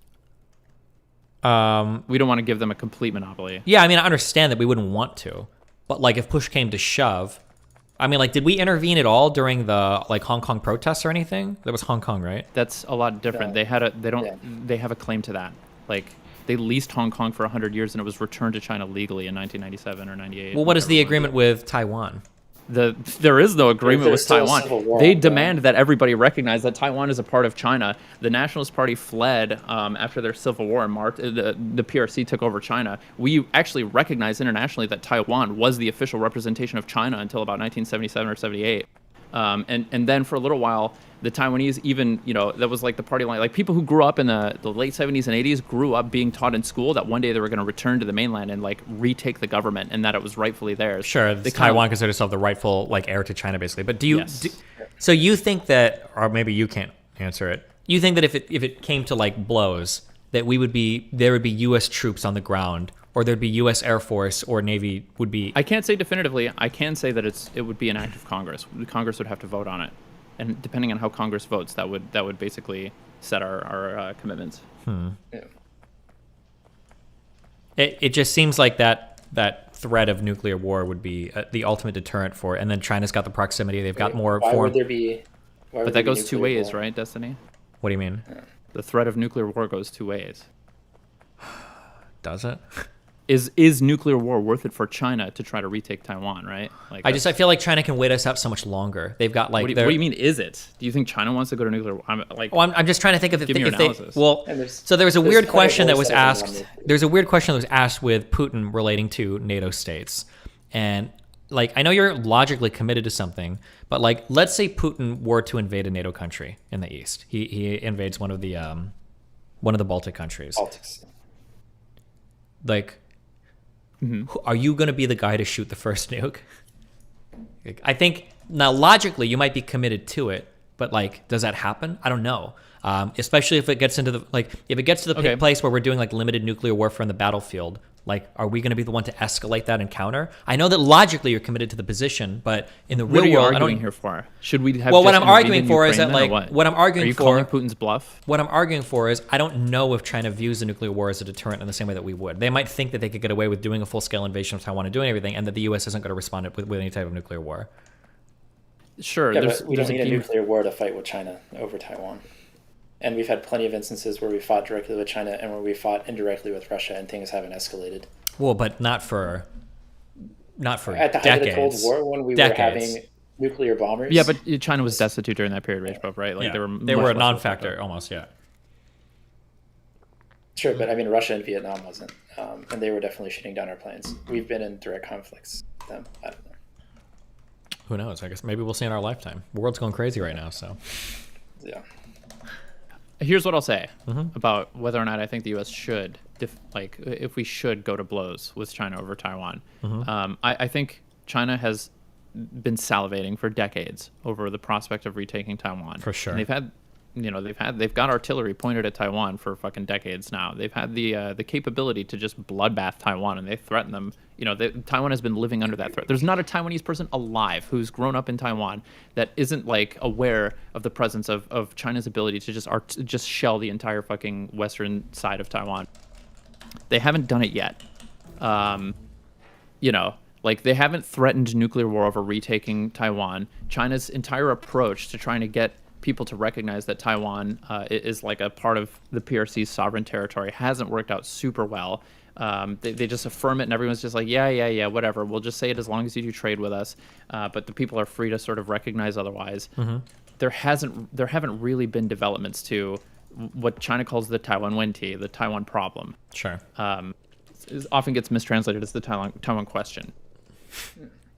It's not a thing that I'd be super. It seems like they're trying to ramp up now, but this may be a case of them putting their feelers out. In the case of Putin and how he escalated to nuclear war, Putin had already demonstrated, it seems, that like his buildup of troops on the border to Ukraine and Belarus, like that it was when Putin did the cost benefit analysis of whether or not it was like, do I make myself look like a paper tiger? Do I carry through on the threats with all this troop buildup? You know, it seems like he landed on the side of, I don't want to be a paper tiger. I've got to carry forward on these threats. The reason we don't, go to Ukraine is probably highly contingent on just that. Putin has already demonstrated that when he makes a threat, it seems that it's very important to him to deliver on it. Sure, because he has to at that point. War. He's like, yeah. Well, there's a risk, right? Like we're seeing the sort of negative side of that risk for Putin, right? Like his. Or I mean, at the very least, because especially with the buildup and everything, and I think that already made threats in the past, that for him to not go through it at that point would completely and totally undermine him as a leader. Like either he's getting deposed or people just stop taking Russia seriously when they make any sort of militaristic threat. Well, there are risks all around, right? Like it is a calculated risk. There's a potential case for like if he said we're going to go through with it, it was so wildly unpopular in Russia that there was some sort of like new revolution that deposed Putin anyway, right? But yeah, like if he wants to, there's a lot of analyses out there about how Putin was just looking at his polling numbers whenever he did any sort of aggressive action towards Ukraine. The whole Crimea incident, that like he just figured, well, it'll probably just be really popular if I do this. But it's a risk all around. He does risk potential conflict with the United States. But at the very least, we have a precedent that he's going to deliver on his threats. We have received no such threat of nuclear war from China, as far as I'm aware. Yeah, that's true. Although it doesn't seem like there's very much tension yet related to Taiwan and Hong Kong, anywhere near as much as there is with Russia and their kind of like. There can't be tension with Hong Kong. Hong Kong's out of the picture. We're never going to Hong Kong because we don't have anything committing ourselves to defending Hong Kong, and China has a legal right to it. Okay. If we would have done it, it would have been in 2020 or it would have been in 1997. But it's so what is the legal commitment to Taiwan that the United States has? TRA, Taiwan Relations Act.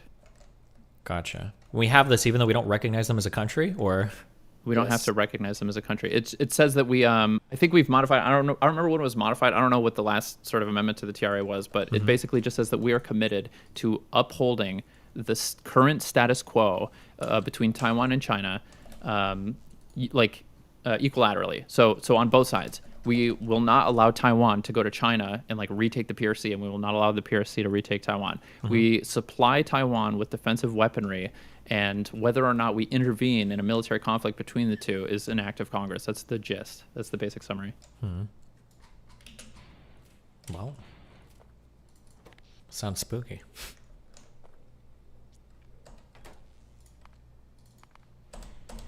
Okay, now I'm gonna go for real. I'm gonna hop off and cook dinner too. Thanks for. Fuck off, loser. Okay. See you. Okay, love you, bud. The TRA requires the United States to have a policy to provide Taiwan with arms of defensive character and to maintain the capacity of the United States to resist any resort to force or other forms of coercion that would jeopardize security or the social economic system of the people of Taiwan.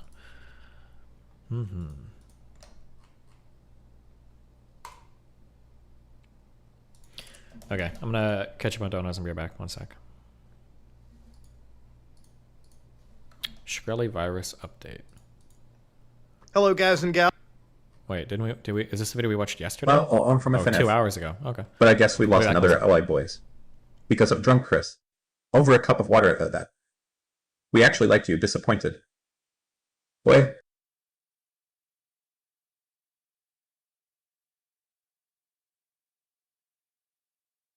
You did seem a little uncomfortable and out of place at the beginning, then kind of took over all of a sudden.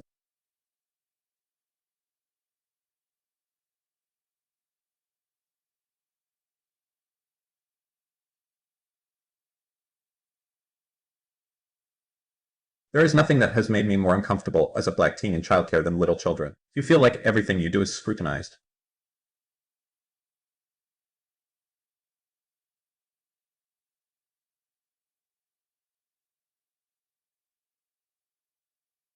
RTBA forced me to do this. Feels weird, man.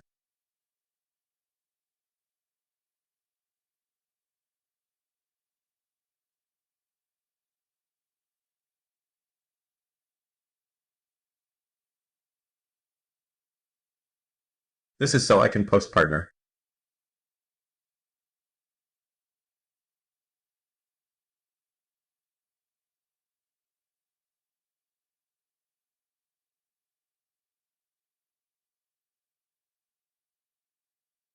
Come fly.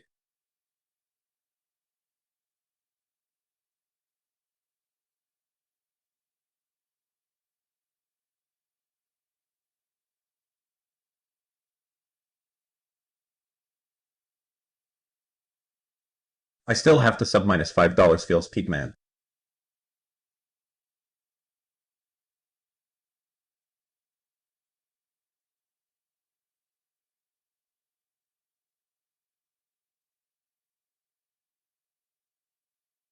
White names rise up. Also Pepe wins also minus $5.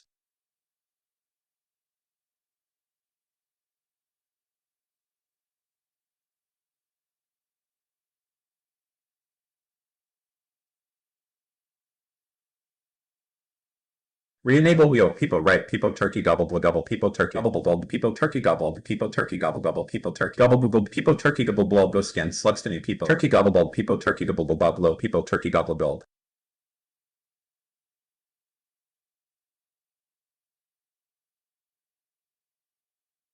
Dan is wasting his breath. The gold chain he mentioned not wanting earlier is actually a better investment than whatever he's actually doing.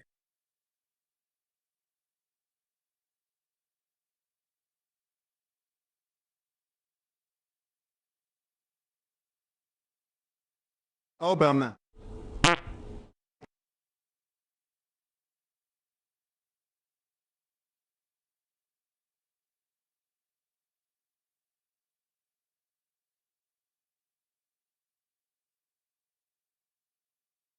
Dan formulating his clamworts hypothetical.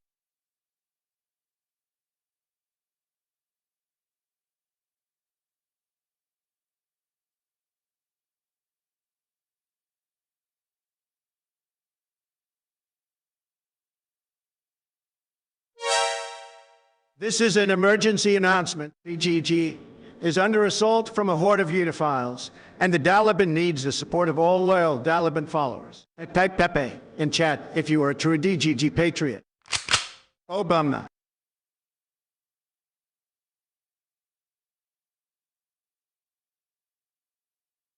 Pep.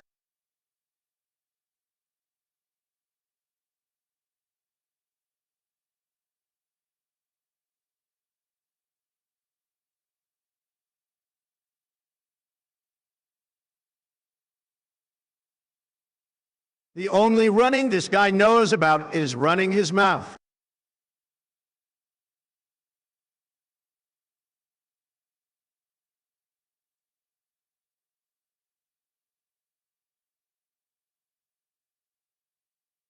Happen.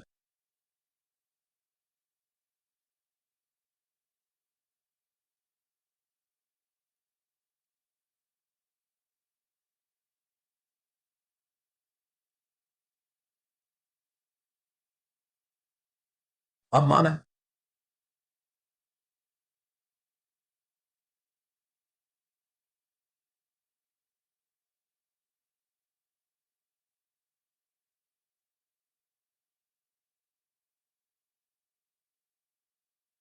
Stop stealing my blue pill viewers.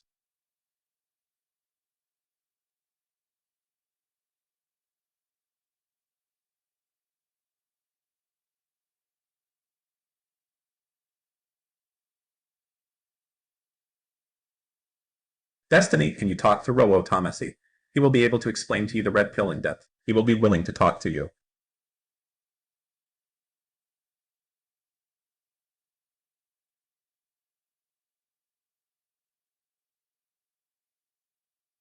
Lesson on the end of year predictions.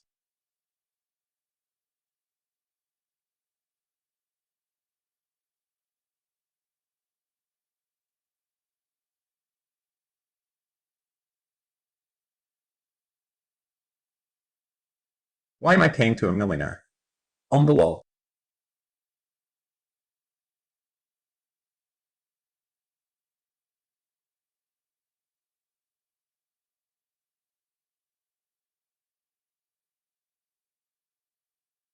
Dan the L man Pepe laugh.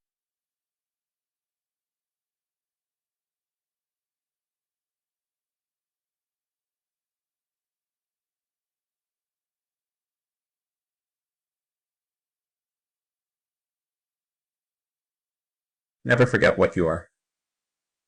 The rest of the world will not. Wear it like armor, and it can never be used to hurt you. Obama.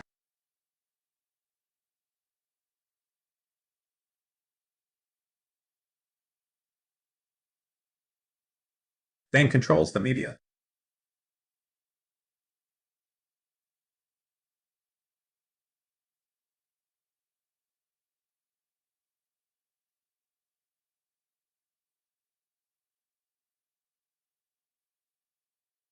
Why is Dan still here? Is his Rust team having fun without him again?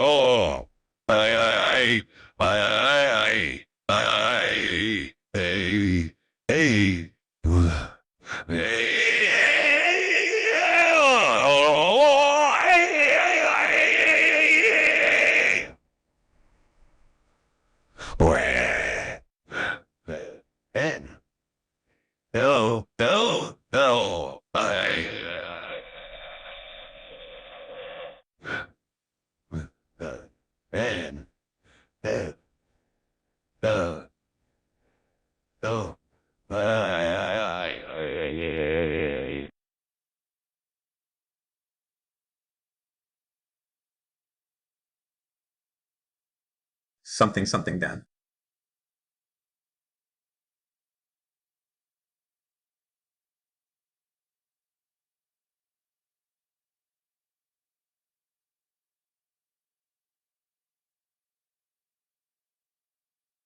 He is a base disavower of League.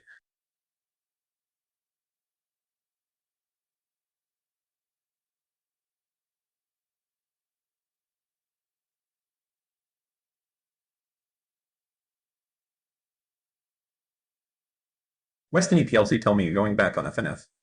I'm a fan of them. And new fan of you. I apologize for chat, they were wild on Angel, some people they're hateful.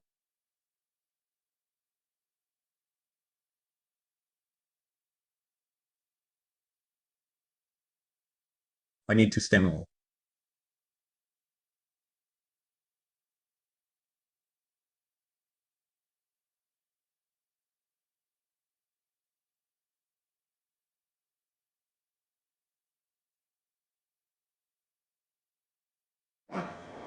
Obama.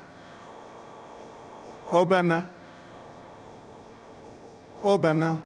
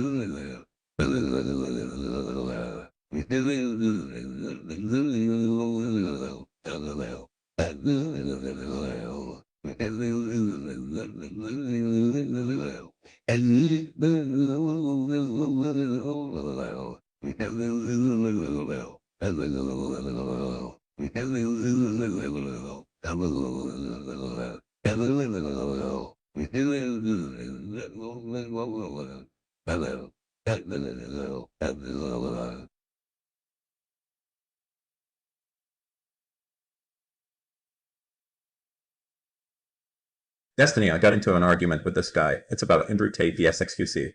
He's pushing conservative talking points to Taiwan. What do you think of this?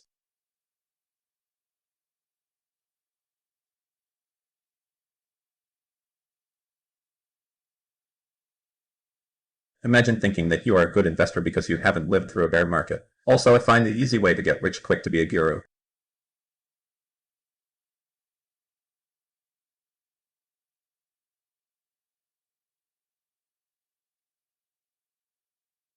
Meta ethics is based on that.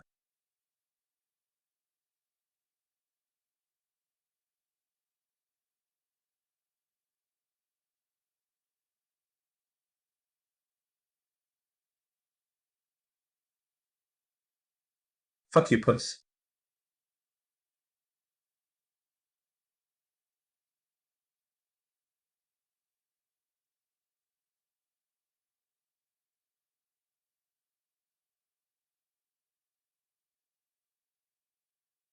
Son with face.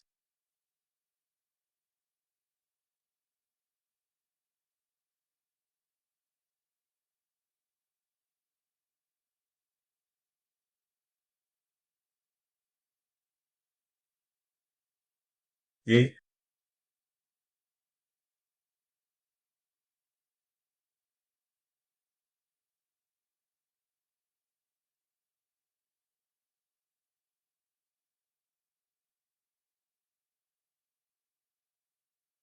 Etch.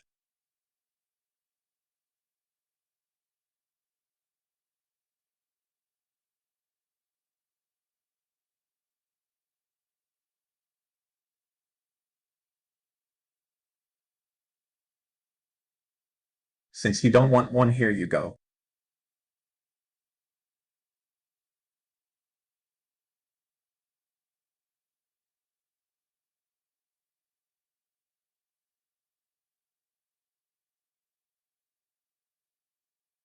China chips are bad, though.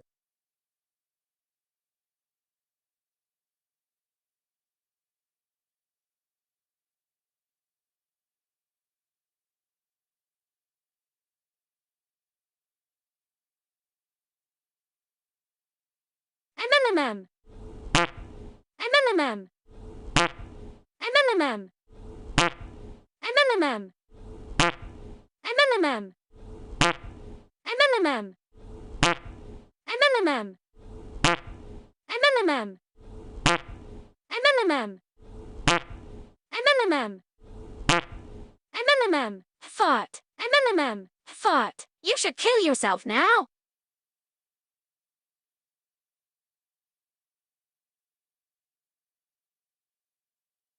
DT minute ethics is based. I want my document back. FBI. But third.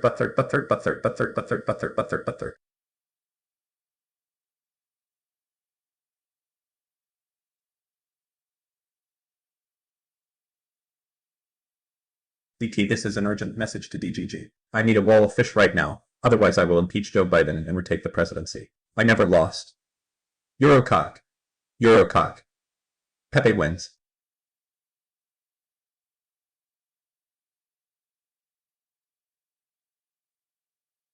I hate DGG chat. They called the FBI and they took my president papers.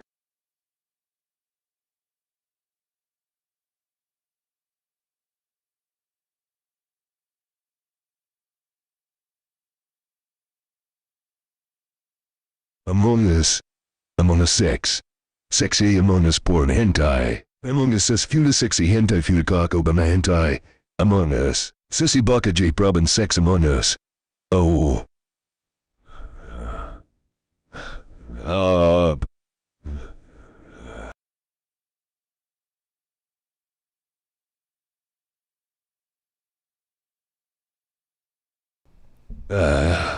He,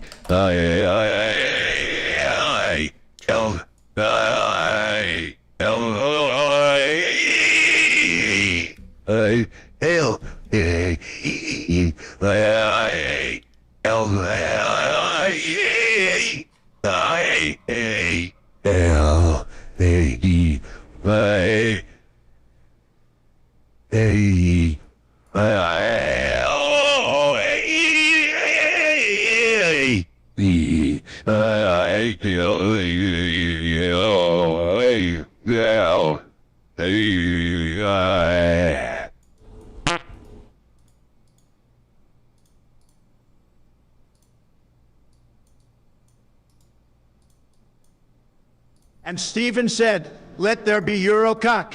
And there was Eurocock. And Stephen saw the Eurocock. And it was good. And Stephen divided the Eurocock. From the darkness, Eurocock. Eurocock. Eurocock. Eurocock. Eurocock. Eurocock. Eurocock. Amen.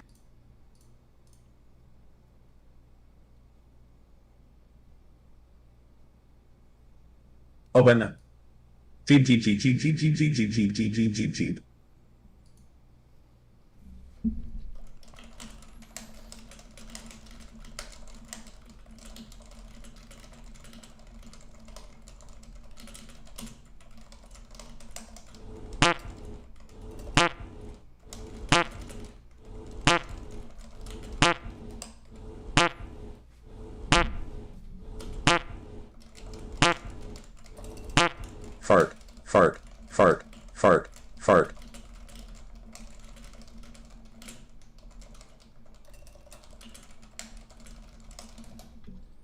Listen up, new people. Pepe posters are bad people, like the most beta of people. Ye posters are alpha. Be a ye poster. Ye, never, Eva, lose.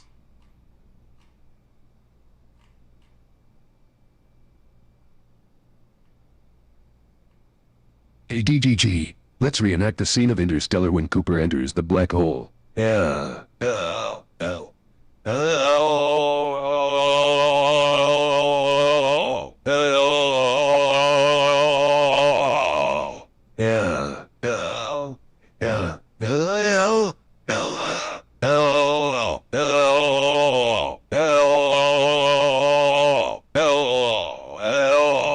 Yeah. Now you're live, right? Yeah. I'm just waiting for these to... Okay, we're done.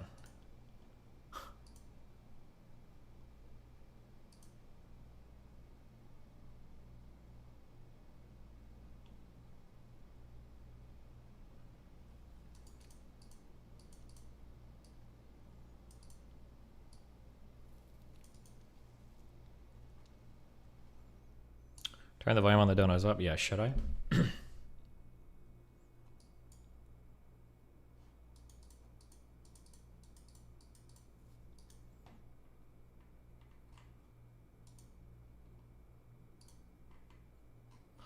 Reality is live talking down about you. I'll probably debate that dude at some point. That guy is giga fucking cringe though. I saw him talking like so much shit.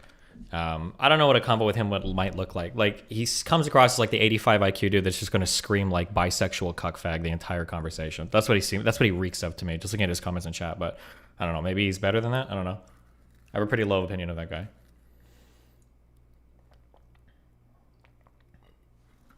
Who? I think. Well, that might have all been talking shit. I think he's the guy in chat called the Male Rationalist. He's like one of the first big red pill guys, Rolo somebody or whatever.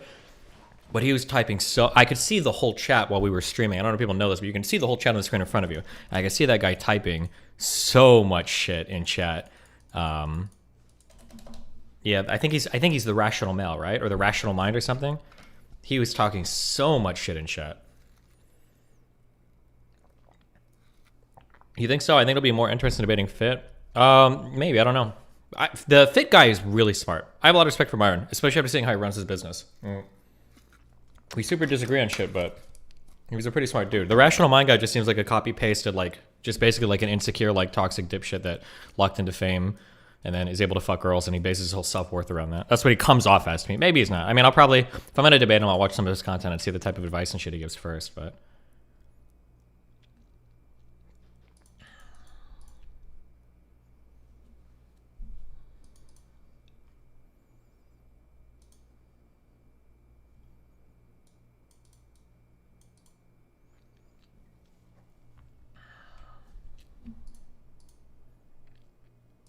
Would you debate Rolo at some point? Yeah, I mean, I would, sure. I wouldn't run from a debate with a red pillar. Why'd you ignore Sneaker earlier? I wasn't. I responded to him in chat.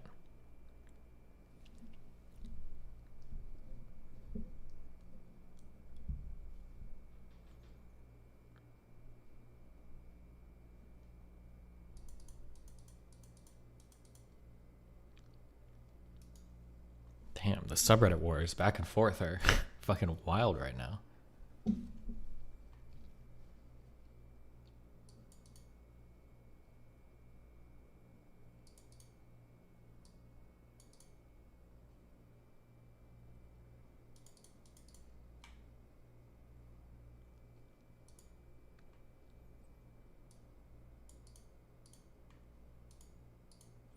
Destiny, you asked for this.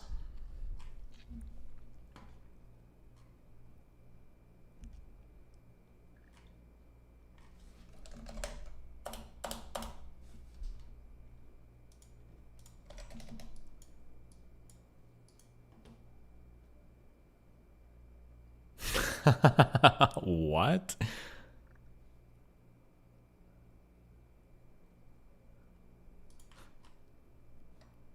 2,800 comments. Holy shit. Would I debate Vosh? I don't know right now, actually. I think that if Vosh were to reach out to me, I think I would actually curve him. I think that there was a potential for us to do like a lot of really good content, especially coming into this red pill era. It would have been epic to have like two of us to be able to like debate and like field some of these guys, or to have like a second person. But at this point, I think I might actually be too spite based. Like for him to reach out now would feel like a move of desperation. Maybe if he made like a huge public apology first, maybe I would consider it. But at this point, no, I don't think I would try to help somebody like him out. I don't think so.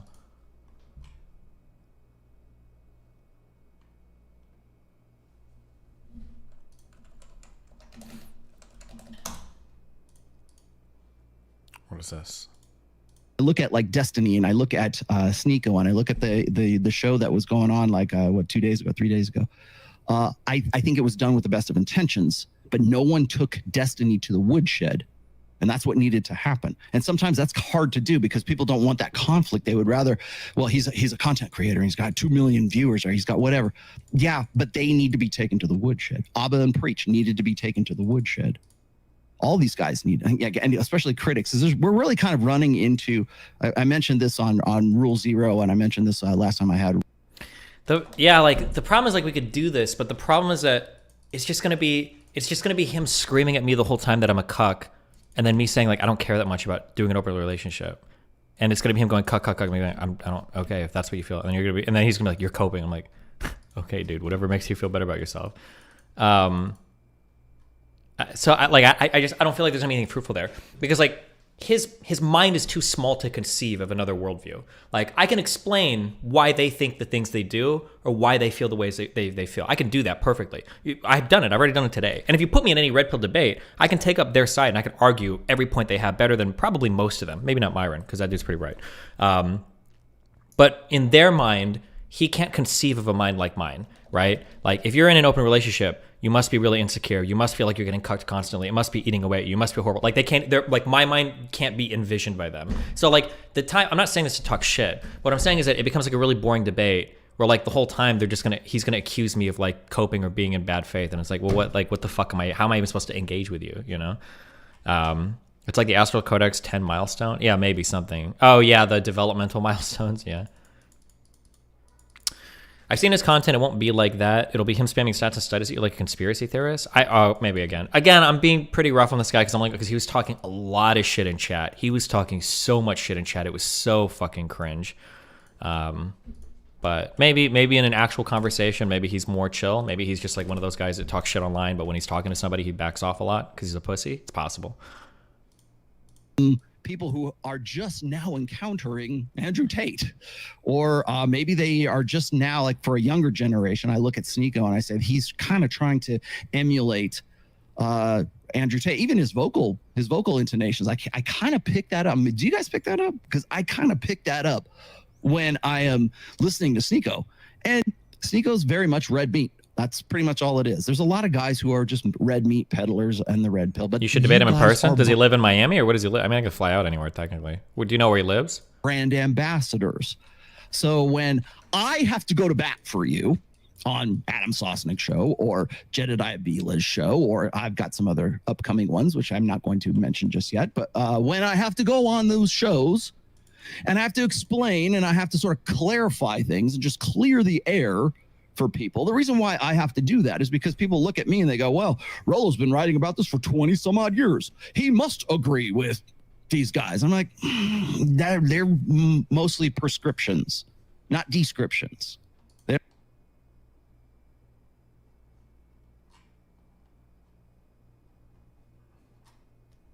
Okay.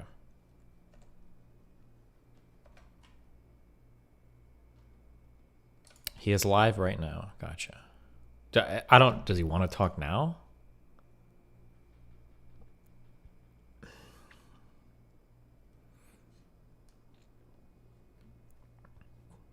Don't like with this. Jesus, she never stops. Does this include stream time?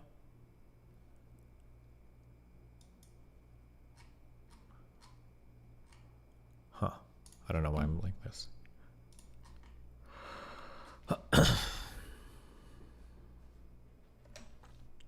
Does anyone? It's annoying how it seems like there was actually some kind of mutual kindness between Fresh Infinite and Destiny, but all these people are trying to turn this into blood sports. let me be careful when I say this. I love blood sports. If somebody wants to go there and they disrespect me first, I'm totally fine with that. If somebody wants to have a really brutal blood sports argument or whatever, I'm fine with that. They just have to go there first so I don't seem like the one that's being spiteful. And as long as I maintain good relationships with some people, that's fine. Like if Myron and Walter, Fresh, if these two guys are chill with me, that's cool. If the peripheral red pill dudes, like, you know, want to bring their purses to an argument and start turning into fucking bitches, I'm okay with that. We can do that. We can have that fight. As long as everybody doesn't think I'm an asshole. How are your polyrhythms? How am I supposed to hit both at once? 2 and 3.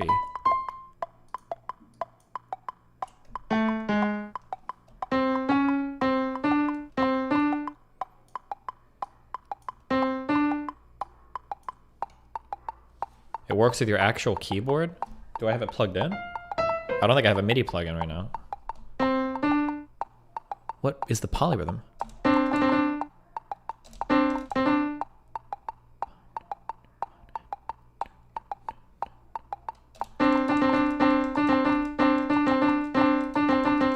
Wait.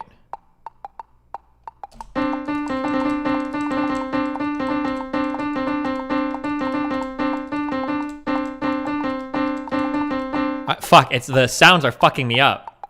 It's the circles. Oh, it's up here. Fuck. Oh, okay. Jesus.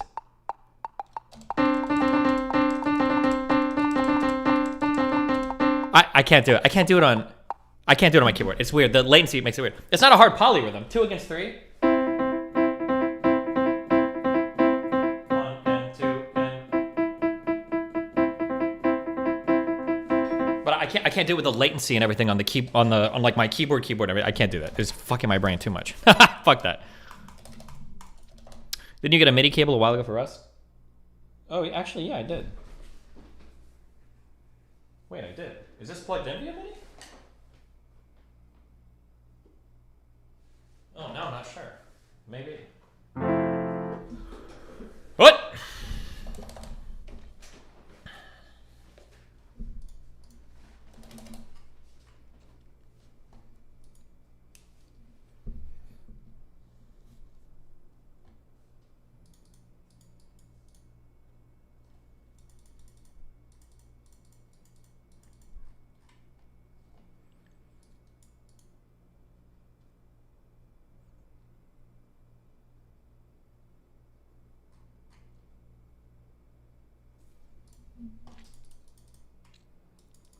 Didn't you give the MIDI thing away when you moved away from it? Like, yeah, but I bought another one. Rolo said he wants to talk to you. How do we set it up? Or what do I... Does he have Discord or what?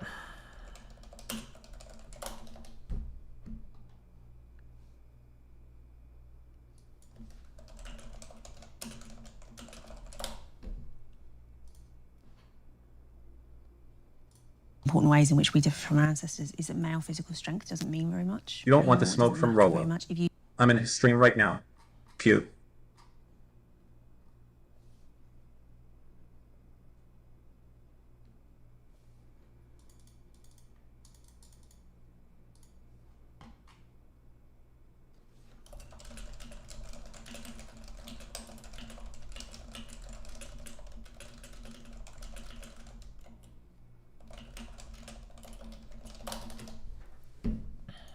I don't think he said he'll talk. Chatter was trolling. Oh, dumb fuck. Okay, never mind. I want to come over to my house and... Oh, I forgot! You can't come to my house because no one can ever come to my house because I live in a middle place between world and time.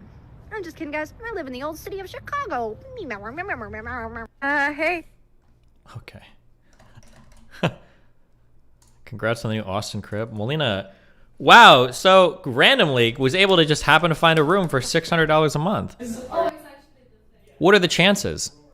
Oh my god, I haven't seen this dude in forever. I think. Is this the Civ? Is this Civ HD?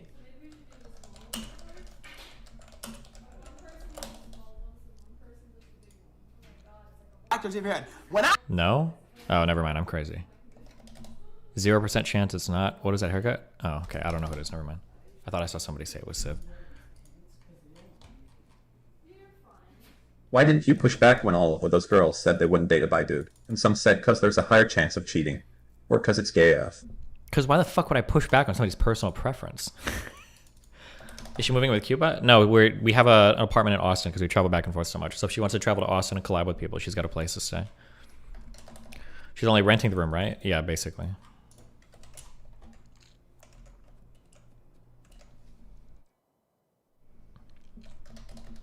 Okay, we're watching this Shkreli video. Tells me Mutahar, and today we have a virus investigations out of nowhere. This video is one that I kind of had to fast track because my mind's been absorbed by it for the last 6 Why not I just move to Austin fully? Because I'm liking being in LA more now because I have a couple friends down here and I like hanging out with Dan. And Melina really likes the beach. Like Austin is good because there's a lot of collabing opportunities, but the nature and everything is dog shit. So she likes the environment of like the beaches and everything in Florida. But the collabing opportunities in Austin are better, so it's better to travel back and forth between both places. 6 hours. Now, ladies and gentlemen, yesterday I made a video regarding Martin Shkreli and one regarding the Martin Shkreli Inu coin and how, unfortunately, it lost 95% of its value. Now, Martin Shkreli got in touch with me, and that video was deleted because, frankly, I wanted to make some updates to it, but also there were some threats of litigation. Oh, no! Now, of course, ladies and gentlemen, I don't know how things are going to go on that front, honestly, but at the end of the day, I wanted to make a video update because I am one that chases the truth, and Martin Shkreli got in touch with me, and nowhere in that video did I ever really talk about the whole idea of, hey, was this 100% a scam? I don't believe things are 100% scam unless there's 100% definitive proof. Oh, no. There might be weird interactions between Bitcoin wallet addresses, and, you know, of course, I'm not going to question that somebody ever did get hacked, because frankly, in today's day and age, anybody can get hacked, ladies and gentlemen. That is not true, okay? If you're a random person, you really shouldn't be getting hacked. It shouldn't be that hard if you have like some computer like savviness to avoid that shit. Now, if you're somebody important and somebody's like targeting you, it could be more difficult to avoid it. But if you're that important, you should have like good like OPSEC anyway. But of course, you know, you can be somebody that's completely unintelligible when it comes to computers, or you can be somebody like me that's always paranoid, and you could still get hacked. Now, of course, the weird comment sections yesterday. Damn, he's like full backtracking. Oh no, after the Shkreli video. We're all about defending the actions. And again, I'm not going into the idea of the whole pharmaceutical industry and Martin's role in it. If you ask me, I think every CEO in that business is scummy to begin with. But moving on, we have to mention big tits, round asses. Now you might be like, whoa, Muda, that's a wild segue right there. And it's a wild segue because when Martin got in touch with me, Martin was kind enough to share me the files that got him hacked. Now Martin claimed that he had a remote access Trojan that basically ran on his system through a torrent file that he was downloading. Now, Martin was downloading a file which contained, you know, those 4 words that we just said, right? Martin was downloading some videos of the adult variety. Now, of course, in this case, it comes to understand that Martin actually did legitimately get hacked. Now, I sat down and I did some real honest-to-God virus investigations, and I found out exactly how Martin got infected. Okay. The debate isn't whether over he actually had a route on his computer. It would be over where it came from. It would be trivial for me to get a friend to make a rat, upload a public torrent. Like, if he wanted to do some real investigations, and I don't know how much, is it Mutahar? I don't know how much he knows about this, but what he should really be doing is, show me the torrent you got this from. Like, was this on the Pirate Bay? When was it uploaded? Who's the account that's uploaded it? Can you trace that to anything else? What was the IP that you got it from? These would be more interesting questions. I don't know if he dug that deep or if he is familiar enough with the technology, but this just like yeah, I could get a friend to quote unquote rat me and they go, oh no, I lost all my crypto, like I got ratted by a rando person, like what am I gonna do, right? That doesn't prove anything. Like, now, Martin downloaded this torrent file, all right, this one file on the internet. He sent me a few images of his computer screen, completely disconnected, by the way, because remember, once you get hacked, you don't want to connect to the internet once again. That computer is infected. Who knows what it could send out? Now, of course, ladies and gentlemen, Martin Shkreli told me that somewhere around 200 Ethereum was basically siphoned away after this hack, which if you use the $2,000 market average per Ethereum, that's around $400,000 that is just gone. So let's go over the chain of events that led to it. Now, when Martin sent me this file, it came out to a 700 megabyte screensaver file. Now, of course, Martin downloaded this torrent file from this website. He gave me the link. I copied the link, put it into an actual virtual machine. To explain the method to the madness, I made it. It's also, and I don't want to talk completely out of line here because it's possible, but in my opinion, somebody that is downloading pornography on a torrent is probably a highly sophisticated computer user. That would be my assumption. Anybody that's browsing a lot of pornography is probably more likely a sophisticated user because you have to be. Otherwise, you're going to be clicking ads and pop-ups and like getting weird shit all the time. You have to be. I think you have to be by default a pretty sophisticated user. People in chat are putting question marks. How many of you guys even know active like torrent sites that host porn anymore besides the Pirate Bay?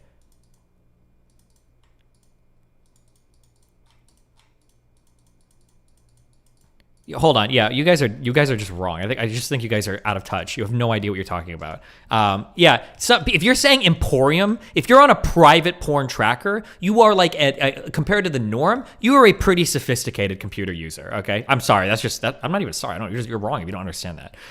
If you're on private trackers, period, you're like in the upper echelon of sophisticated users. You should know better than to download. And if you're downloading porn from like any torrent site, you should know better than to just like click random shit and just like, oh, I'm sure this is safe because you're downloading porn. These are some of the like most infected fucking files in the world. Yeah, normies are streaming all that shit now. It's all on fucking Pornhub and all shit like that. You guys are capping hardcore, okay? Most people aren't using torrents, they're just using the hub. Yeah, exactly. Windows 10 virtual machine. I know that Martin Shkreli uses Windows 11 and the difference between 10 and 11 is very minimal. So again, I chose 10 because I had the ISO file on hand. So of course I created a Windows 10 virtual machine and I used the link and I put it into Microsoft Edge, would let me download a torrent file. The same torrent file that Martin Shkreli apparently had used. Now, I downloaded the malware from this torrent file, and then I also got the torrent file that Martin Shkreli sent me. I then compared the MD5 hashes of both these files to make... What is the argument for torrenting when you can just stream it? It used to be way back in the day. I remember I used to be on who remembers Chegit? Anybody?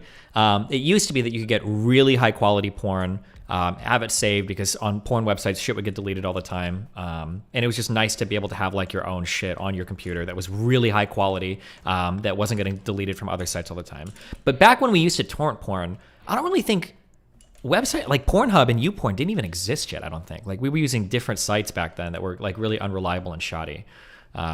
Yeah, and then private trackers will have like entire site rips. You're not just getting one scene, you're getting like a whole like 70 minutes or whatever of what's been released on a particular thing, or an entire site can get dumped. A lot of private sites that aren't like out there publicly or really easily accessible, because some people are really anal about taking their content down and shit. But yeah, make sure that they were the exact same file. MD5 checksums will outright tell you if the file is the exact same. If the file has not been tampered or modified, the MD5 checksum should not change. So of course, the MD5 checksums matched, and at this point I realized that I was playing with this malware sample. Now, Big Tits Round Asses came out to not be an MP4 file, not an exe file, it turned out to be a .scr file. A .scr file is a screenshot file, a screensaver file for Windows. You know you have screensavers? Well, you can install third-party ones using these SCR files. However, this one was malicious in nature.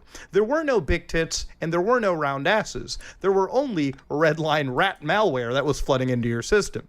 So again, when I ran this tool, I got a little tiny prompt that showed up for half a second.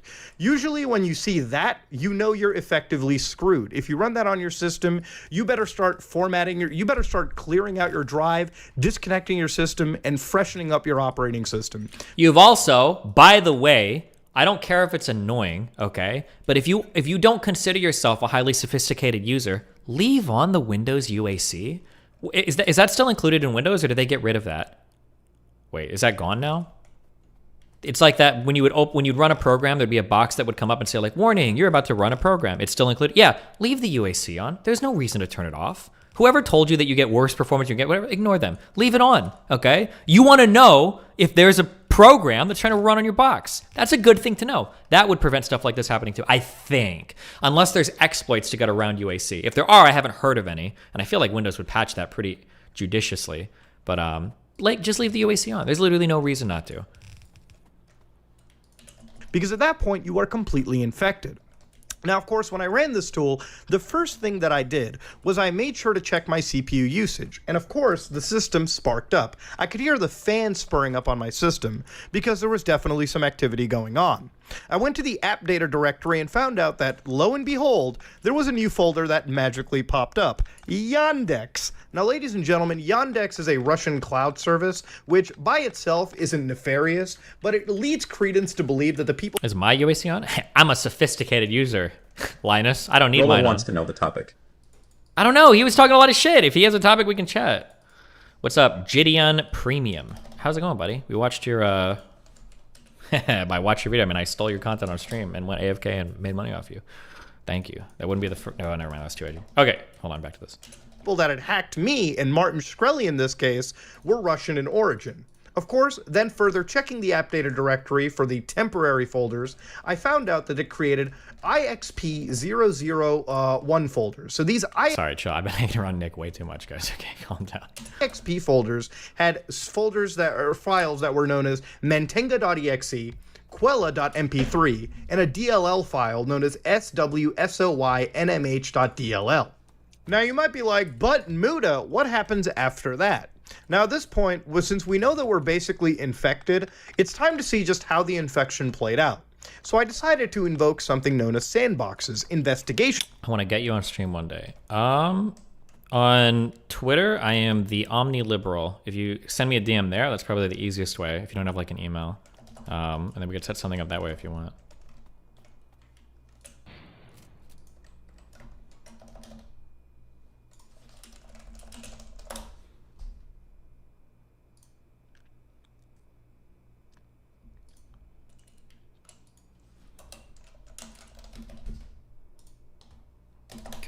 He wants to talk to you about the RPA. I think you have the knowledge and depth that F. And F don't have her sneak up. Yeah, if he wants to talk, tell him to DM me on Twitter, and I'll do it. Okay. Jaylene, I sent you a DM on Twitter. Okay. Jesus. Sandboxes.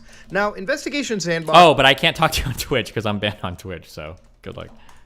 Are like virtual machines, but they'll allow me to actually see what this program will do. See, it's not exciting in a virus investigation. So is he.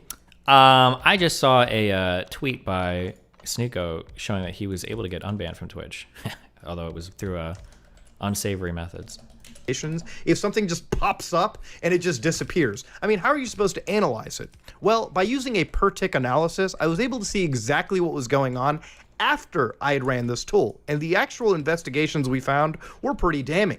Now, instead of those rump bottoms, we ended up finding out that we had launched this tool, and basically after... He's not going to DM you on Twitter. You need to DM him. No, you're making shit up. Listen, I'm not going to willingly walk to the woodshed, okay? If he wants to take me out to the woodshed, he's got to DM me. After this, Have a good one, buddy. Started to dig into something known as rFault. Now, if you don't remember rFault, this is Windows error reporting, and this is actually taking advantage of a new form of fileless malware spread that is kind of something that was discovered, I think, this year, maybe not late last year. And of course, after it did this, it started to call upon that quella.mp3, it started to ping, and it started to reach out He's of the not network. Going to DM you on Twitter. Eventually, it started to launch more command shells, and then it started to actually call upon like services to check for antiviruses. And lo and behold, once it reached martenga.exe, what was effectively happening was it started to reach out to a command and control server. The command and control server, IP-wise, led back to Europe. And really, the IP was data centered into a Russian server anyways. And once you see something like this, you know that it's part of a virtual private cloud or virtual service. And at that point, you're not able to go beyond anything else. And the people that were effectively responsible for it had that proxy to get away from it. So, of course, that was the command and control service. But what was really interesting was the actual malware that was dropped. In this case, it was Redline malware. But before we go into Redline malware, as we launched this tool, it was even checking for Bitcoin addresses to begin with. Now, going back to Redline that we just mentioned earlier, Redline is a tool that once you actually have seen it, it's a malware for hire service, which means that you can go onto like hacker forums, you can go onto like the dark web, and you can purchase this for literally like $100 to $200 a month, if anything. So once you buy this, at first, Redline was used to harvest things like your credentials that you would save, autocomplete information, and even credit card stuff that you would save onto your system. But now Redline can look into your cryptocurrencies, your messaging clients, your FTP servers, a whole host of nasty things. Once this thing launches on your system, you're effectively giving up control to somebody on the other side of the world who can dig up anything they want out of your system within due reason. So of course, when I started to look further into this entire piece of malware, I found that Redline was basically spread across a lot of tools regarding anything gaming in general. So things like Roblox, for instance, they had a bunch of tools like their hacking tools. I saw a Fortnite aimbot somewhere with the same hacking nonsense applied to it. Now, in the pursuit of journalistic integrity, I went to find out if this malware link that Martin Shkreli sent me was actually real, right? So, of course, I went to the actual, service. So I went to the actual web service, which I'm not going to be naming for, obvious reasons. And this web service, I found the exact file that Martin claims to have downloaded. I asked Martin this, and he claimed that it seems like the same link that he hit up. Robocall what you're doing now, beta backsliding. Nice bet, dude. Uploaded to their service 3 days ago, okay, the 10th of August. Now, ladies and gentlemen, at this point, hold on, what? 1 second. Same link that he hit up. Now, this file and this web service, I found the exact file that Martin claims to have downloaded. I asked Martin. Oh, wait, he is sophisticated. He did go find where the torrent is hosted. Is that what he was saying? Hold on, I'm sorry, I wasn't listening 100%. Oh, so this was the question I had. Yes. Okay, hold on. Hacking tools. I saw a Fortnite aimbot somewhere with the same hacking nonsense applied to it. Now, in the pursuit of journalistic integrity, I went to find out if this malware link that Martin Shkreli sent me was actually real, right? So, of course, I went to the actual, service. So I went to the actual web service, which I'm not going to be naming for, obvious reasons. And this web service, I found the exact file that Martin claims to have downloaded. I asked Martin this, and he claimed that it seems like the same link that he hit up. Now, this file was uploaded to their service 3 days ago, okay, the 10th of August. Now, ladies and gentlemen, that's the key question. So you're telling me that you got ratted by downloading a weird porn torrent that got uploaded 3 days ago? That's pretty convenient, my friend. Okay, interesting. Okay, I'm glad that you did that digging. This point in our investigation, it really does seem that what appears to be is Martin Shkreli was unknowingly caught in the middle of an actual hacking group that basically creates hundreds of these files, spreads them around as torrents on various websites, waiting for people to download them. Oh, no. And as soon as they download them and launch SCR files without checking the extension once, they'll basically lose anything that they had. So these people who paid $100 a month for this fucking malware have now made $400,000 off stolen Ethereum, it seems, according to Martin's words. Just basically, it might actually be the most return on investment I've seen on any fucking hack. So, ladies and gentlemen, of course, I wanted to really look into the situation. I wanted to follow it up. And while I'm not a fan of Martin Shkreli, I'm not a fan of people getting hacked like this in any capacity. It's absolutely sad, and the people that lose it are the investors that put money into the tokens that Martin Shkreli has put out. So, of course, to understand, I may not be a big fan of this guy, but I don't like seeing anybody get hacked, period. And of course, I think he's actually afraid of the lawsuit shit. I think it's really a thing this hack for what it was. What Martin had unfortunately got into was because he got a little horny one night, he unfortunately launched malware that cost him and his companies, the people that he was working with on these crypto projects, hundreds of thousands of dollars. Now, of course, this all can be very preventable. Look, Martin, that's a pretty dumb fucking mistake right there. And my God, your horniness cost you hundreds of thousands of dollars. So, of course, the general advice anybody can give you on this case is, first off, it's 2022. Let's stop downloading pornography, okay? Don't be scared of litigation from Martin Shkreli. I would be fucking petrified. The guy just made $400,000. He's got a lot to hire lawyers with. Let's just watch it on the internet like normal, sane adults. Second of all, when downloading anything off of the internet and you're running it on your host computer, make sure you can at least verify that the extension isn't malicious in nature. These will not be screensaver files. They'll probably be MP4 files, MOV files if you're a discerning adult viewer that absolutely needs Blu-ray quality for this shit. Of course. I don't know anything about files. I'm so dumb. Take everything I say with a little caution. I think there are certain files that are just files that are going to be movie files. So a .mov I think will always be a movie file or something like that. But aren't MP4s, aren't container files, can't those hold bad things? I thought that certain certain file types like MP4s are containers that can hold non-video content. Like they could theoretically hold executables or other things inside of them. I could be wrong on that, but I think that there are container formats that have more than just media. Like MP3, I think, is always going to be, or like .ogg, like these things will be like, I think audio files, but I thought MP4 could hold more. Oh, MOV might be a container too. It can hold way more different shit. Okay, yeah. They might all be container files, or I'm not sure which are which, but be careful of that. Be careful of that. The attack vector is going to be in the video player like VLC. Most media players shouldn't execute them. Shouldn't they? Theoretically, sure. Oh, but you need a vulnerability in the player. Okay, in that case, if you're using like like MPC or VLC, I don't know if people still use either of those programs, but Windows 11 doesn't show extensions natively, so he probably just clicked on it without knowing, I guess, but there should be like an icon. That's such an amateur mistake. That's an amateur hour mistake, dude. Of course, moving on beyond that, ladies and gentlemen, when launching any of these tools, again, do not launch them on your host system. You know why I use virtual machines all the time? It's because literally if I launched this in a virtual machine like I have for this video, it has not done anything to my host system at all. My host system and all of my important files, financials, YouTube, whatever related, are completely safe. Of course, you know, people who are running this on their host system with no antiviruses, no common sense at all in this case, have ended up costing themselves hundreds of thousands of dollars. So you know what? Yesterday's video evolved into an investigation that basically proved that horniness can cost a lot of money.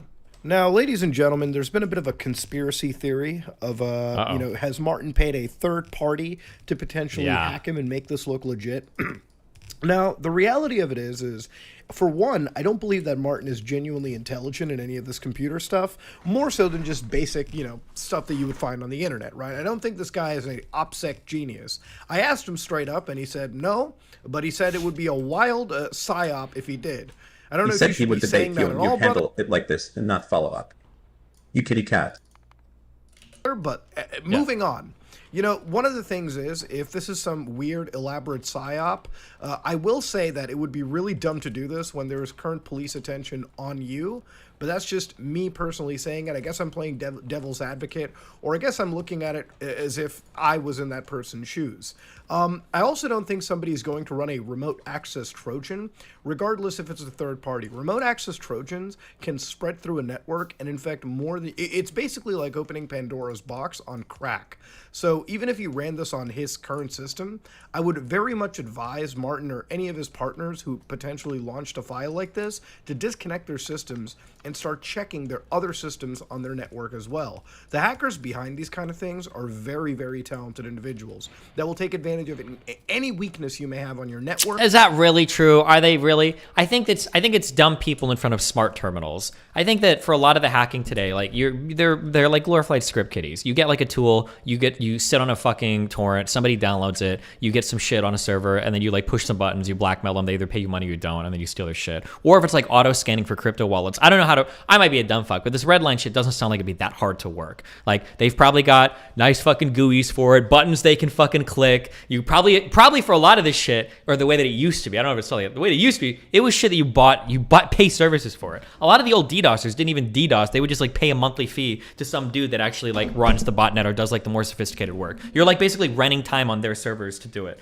Like it's software as a service, fucking hacking shit, like for hire. Ooh.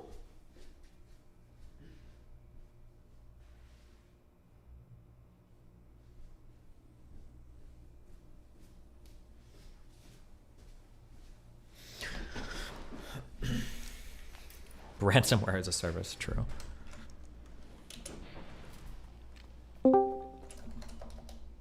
Oh. What's up? Oh, hey. How you doing? Oh, you know, I'm doing pretty good. How about you? Doing great. Talking about all this here hacking stuff. Yeah, what about it? Making a lot of... Am I really about to... Am I going to get educated by a guy that doesn't even know... Doesn't know what? How the JVM garbage collector works? Yeah, you don't even know how JVM garbage collecting works. Like that's true, but you know, it's because I spent all my time learning about sophisticated hacks. Yeah, okay, kiddo. Instead. Well, all right, what's up? What do you got for us? Yeah,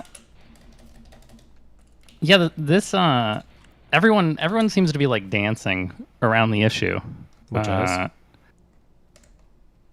The torrent was uploaded 3 days ago. Yeah. It is a screensaver. Why is he clicking on a screensaver? Or torrenting porn. Wait, hold on. Okay, I'm sorry, because you're a smarter guy than my fucking chat. Thank God. If somebody knows how to torrent pornography, I would consider this person a far above average sophisticated user generally.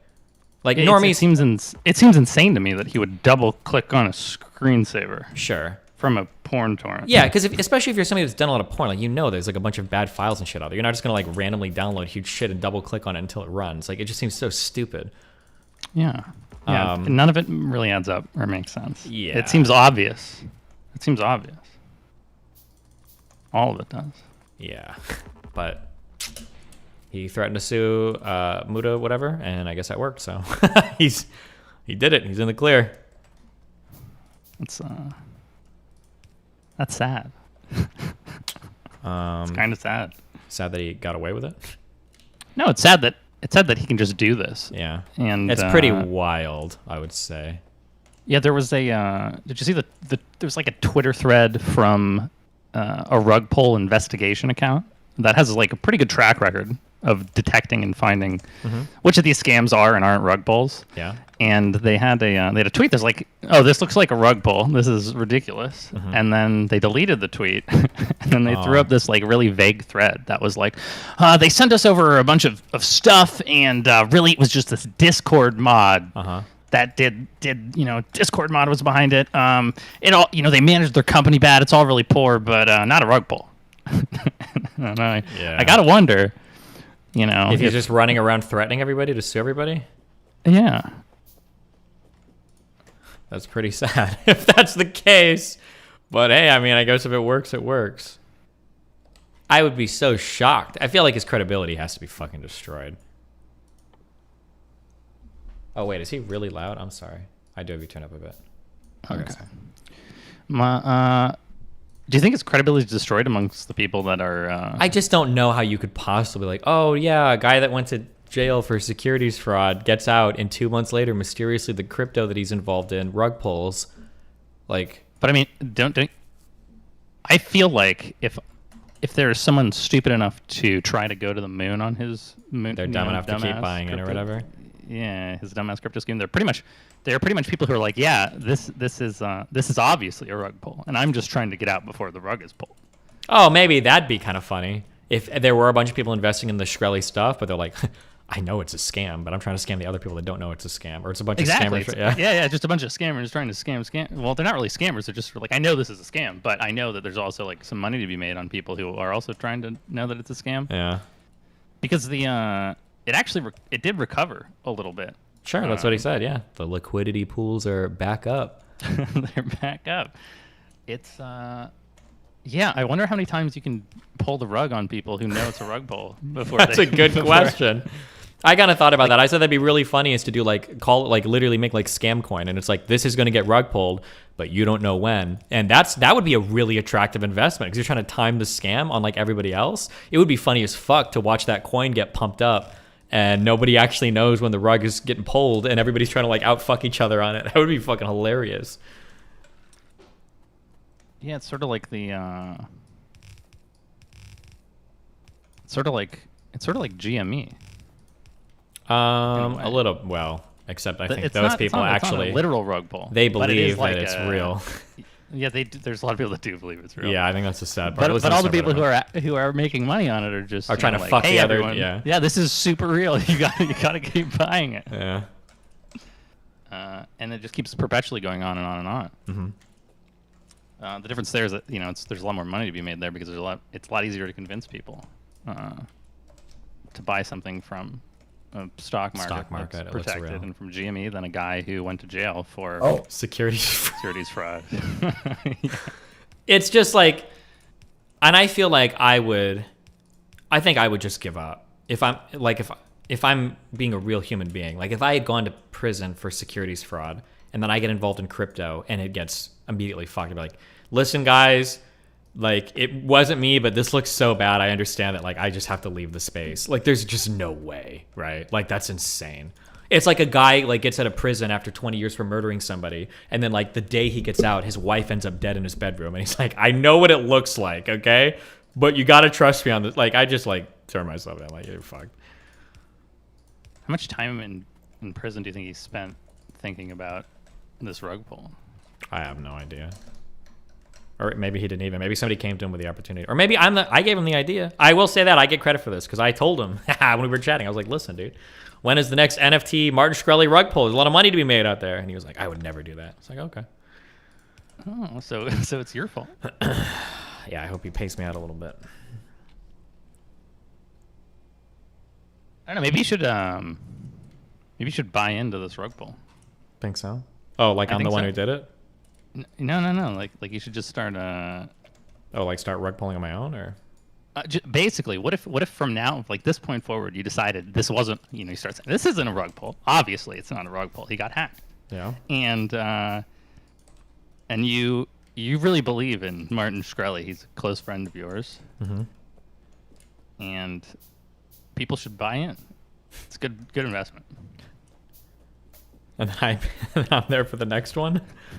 There for the next one. I'll think about it, okay, buddy?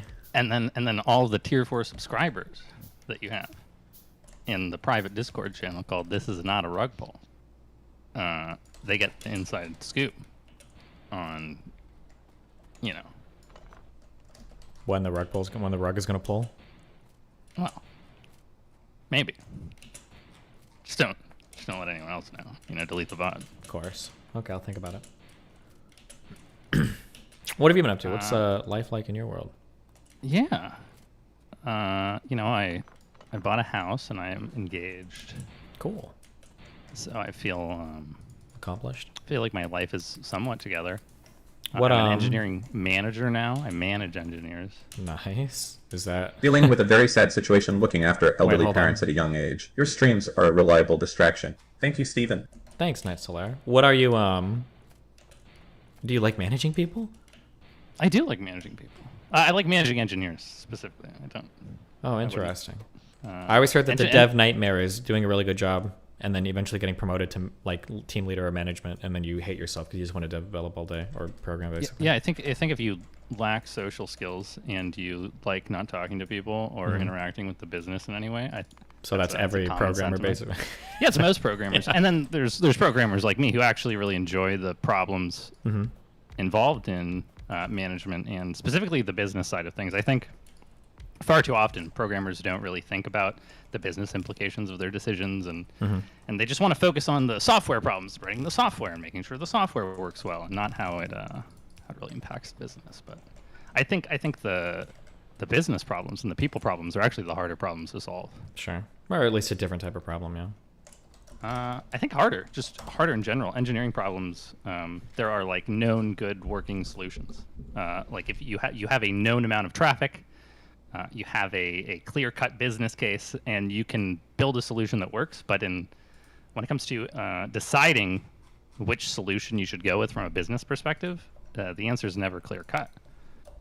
So I think it requires a lot more abstract thought and a lot more creativity. Obviously, different skill sets and different. Yeah, it would just be hard for me to say like one is harder or easier than the other because it's just such different. Like theoretically, there are like ways to pick up those types of problem-solving skills naturally through life, depending on like what types of things you associate with. Whereas for like programming stuff, like it's just a totally different skill set, Kind of. The thing is, in most engineering departments, the management and the leadership, they're all engineers. They're not. There's not a single manager or director in my department who wasn't at least a staff or principal engineer. So when we're talking about what we should do next, which is really like creating the direction our business unit should go. Yeah. What should we do next? It's a bunch of engineers being like, well, we have all of these things that do all of this, and the business is moving in this direction. How can we point ourselves to align to that direction in a way that lets us like fulfill all these other goals that we have without having to sell the rest of the business on all these other goals that we have that would cost way too much money that they clearly don't want to do. Sure. So it's I don't know. It feels really open-ended and fun. It's different. Well, cool. Like right now, at our super cool video game company, we're moving towards a live service model. You know, everyone loves live services. Yeah. And this super cool video game company historically hasn't done so hot in live services. Mm-hmm. So now we have to convince a bunch of people who have been making a non-live service version of their video game supporting software like login systems and matchmaking and stuff that everything that they're doing is a little bit wrong. Sure. Are you allowed to say who you work for, or would you prefer not to? Well, see, if I don't know. That's the thing. This is why I don't like streaming in general. I always feel so vulnerable being in front of people that if I divulge any information, there might be one guy out there who really, well, okay, there's millions of guys out there who really hate our company, and then they'll be like, well, I know what this guy said, and I'm gonna email HR, and then I'll get hurt. But it's Call of Duty and Activision, and Oh, so you lied when you said you left Blizzard. You just went to the acquiring company. No, I did leave Blizzard, and I went to a startup. I went to a startup, and then the pandemic happened, and I was like, oh, I can work for video games again. Gotcha. And so now, and then I went to Activision, which is nothing like Blizzard, actually. It's totally different. Really? Or? No, really. It really is. Do you think the work environment is better? Or? The work environment I'm in is better. Okay, I don't that's know a good that answer. it's better. I don't know that's better for every single studio. But the one I'm in is based in Canada, and Canada's a much better work environment culture than America, at least in my limited experience. But the biggest difference is that Activision is like a collection of fully functioning studios that work together, right? There's a bunch of different studios, and they're all working together on the same projects and sharing technology, and they're really good at cross studio collaboration and communication. But then at Blizzard, it is quote unquote one studio, but within that one studio, there are 5, 6, 7 individual sort of teams that are really their own studios that share nothing, except sometimes Battle.net stuff. Gotcha. So it's just a night and day sort of like different environment. Like at Blizzard, Askers. We would have to individually go to every team and be like, because I work on the data side of things, like making children addicted to video games. We'd have to be like, hey, we need you to send us this data. And they'd be like, oh, we don't know how to do that. We don't know how to send you data. And so we'd have to walk them through implementing in their engine, which uses totally different tools than all the other engines. Like, here's how you do this, and here's how you do that, blah, blah, blah, blah. But then at Activision, it's like, hey, we need you to send us this data. And they're like, oh, great. Should we use this tool that everyone uses? And we're like, yeah. And it just works. It's beautiful. Gotcha. It's beautiful. I will say that the drama stuff from the inside was very strange. From the Activision side or the Blizzard side? Sort of both, because it all sort of wraps up together. But it was definitely more involved from the Blizzard side. But it's there was like a point where there's like an internal Slack channel for like the women's network. And there was like a point where every single day people were like adding the CEOs in Slack and being like, you haven't answered our call to action, just like every day. And people just like in Blizzard or in EA or in Activision? It's shared Slack, ABK Slack. What does that mean? It's shared between Blizzard and Activision? Blizzard and Activision and King. Yeah, like every employee who works under the Activision banner is in a shared Slack. And random people are just adding the CEO? Yeah, like QA engineers, QA testers would be like adding the CEO and ABK, and no one is like. I think a lot of people felt like this behavior is sort of unacceptable for a business environment. Yeah. But they didn't speak up about it because they were also like, well, I get it. I get that these people really feel strongly about what they're saying. And so it was just very strange where there's just behavior that everyone is sort of like, this is clearly not appropriate workplace behavior, but also I don't feel like I can really say anything about it. How weird. That was one of the first things that I learned when I started getting into like management at the casino. Because it always felt weird that like, if there's like if a VP of like food and beverage is walking by and sees you doing something wrong, they won't just tell you. They'll usually go to your manager or the supervisor. And that type of stuff always like bothered me. It's like, oh, do you think you're better than everybody else or whatever? But then once I started working more in management, if I'm supervising a shift and my manager talks to my employees, that really fucking pisses me off. And I lose control. I don't know what's going on. I don't know what's been said to you. I don't know what's going on. I don't know why she's talking to you if I'm messing something up.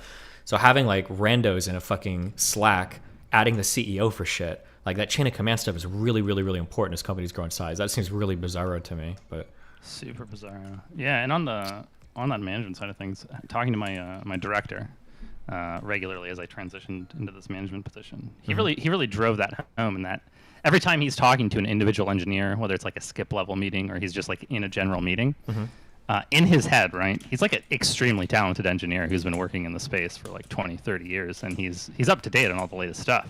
And so, people may be talking about implementation details, engineering choices that should be made, and in his head, he's thinking about it, and he's got solutions, great solutions, and he just doesn't share them because he can't.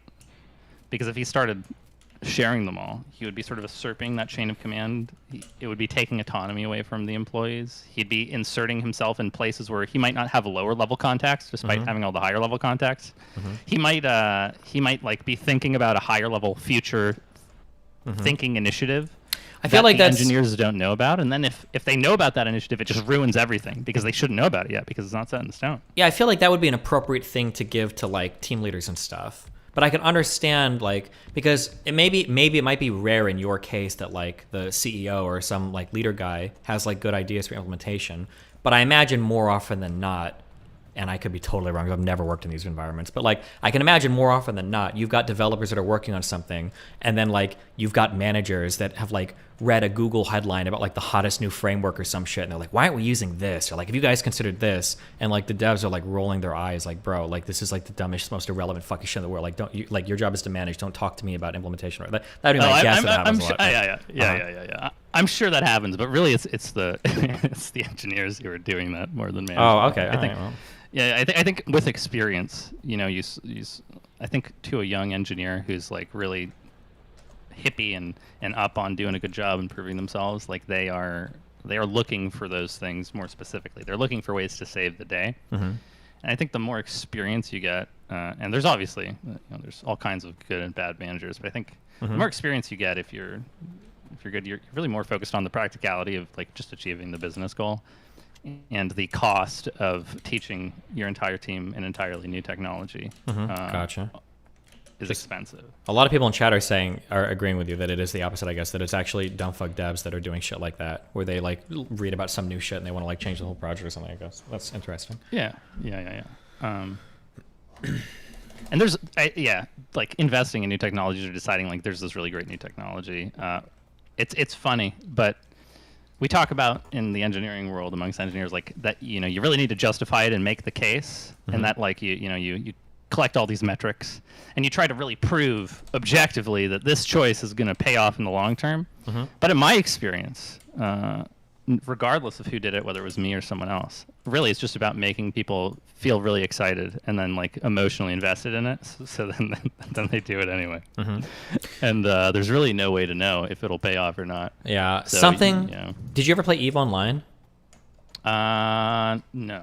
Something that's really funny that I learned in EVE that I imagine it probably carries over to business environments too, even though they're getting paid, and you don't pay people in EVE, so it's hard to make them do things. But like one of the most important things of leadership, and in EVE you would create entire like divisions to deal with it sometimes, was keeping everybody excited for projects that was being worked on. Like it was arguably the most important thing to get people to log in and to get people to log into projects. You have to find ways to keep people like engaged and excited and ready to work on that. It was like so important. I thought that was funny because I would have imagined before going into like big leaderships or like big orgs in that game, I was like, oh, you just have to make sure that like the plan is good and all that shit and it'll work. But like keeping people like really hyped up for what was going on was the most important. Even if it was a dog shit plan, you could get more people to log in and do shit if there was like more hype around it, which I thought was really funny. Yeah, it is really funny. And engineers and I don't actually say this to engineers often because it makes them mad. But engineers love to talk about how they're not like sales bros. They like they're more like autistic and fact oriented and do all the math. Yeah, and even if they actually are autistic and they do think they're fact oriented, they are just emotionally invested in the idea that they're fact oriented, and really you just have to convince them that you're giving them facts, and then they'll be as excited as if a sales bro was just like, bro, my idea is real good, bro. If we start selling this product by giving people free beer, they'll buy it. And all the sales reps are like, bro. For engineers, it's just like, hey, bro, this framework is 36% faster and it has 10,000 GitHub stars. And look, it's not this thing that we hate. And they'd be like, dude, that's so sick. This is exactly what we need, bro. And then there they go, off to the races. It's the same thing. Gotcha. Interesting. It's the same thing. Bro coders are the worst. Bro coders are the best. I love bro coders. What are bro coders? Oh, bro coders? Okay, so there's your classical engineer, right? And they're sort of like an introverted, quiet kind of guy, and they very smart. Mm-hmm. They appear very smart, very calculated. And there's bro coders. Typically, these are guys who they worked like sales jobs in bars and stuff, and then at some point they like went to a coding boot camp. Okay. And then they come over to the like software side of things, and they like know how to code, and they're usually pretty smart. But they have these social tools that these introverted engineers don't have, and so in some ways they can end up like walking all over people socially, because they can command a presence that the other people just can't. So they end up getting all this leverage, they end up getting all this attention, and they end up getting all this pussy, and all the other engineers are like, dude, I hate this guy. He's always saying stuff, and people believe him, and I just think he's wrong all the time. And whether or not he's wrong or not, what they really hate is that without being a smart kind of appearing guy, he's convincing people to do things. Mm-hmm. And I think that's like an upsetting realization that how you can influence people emotionally is more important than the actual facts of the matter a lot of times. I don't know how true it is, obviously, because I don't have penetration into these worlds, aside from my fan base tells me, but I heard that for a while. How old are you again? Do you say? I am nearly 30. I'll be 30 in a couple months. Oh, shit. I heard that in like the late 2000s, so like 2005, 2010, that prior to that, the hyperfixation was on like good developers, and that was like what ran the world. And then with Steve Jobs and everything, there became this like new kind of like creative direction that every company wanted to do, where like design and like being like social and all of this was more important. And then I've heard that that's like swung back as of recently, where people are like, actually, we just want the autistic like computer programmers now to work on all of our shit. I don't know how reflected that is in like company culture and stuff, but I think the software space is so large now that every city almost has its own culture. Oh, okay. I think in the Silicon Valley startup space, the company I worked for prior to this was a Silicon Valley startup. Mm-hmm. It was very much still. The CEO was like a dude who climbs Mount Everest and is like he's got super long hair. He's like a big bro kind of guy, and he's like, a sales kind of dude.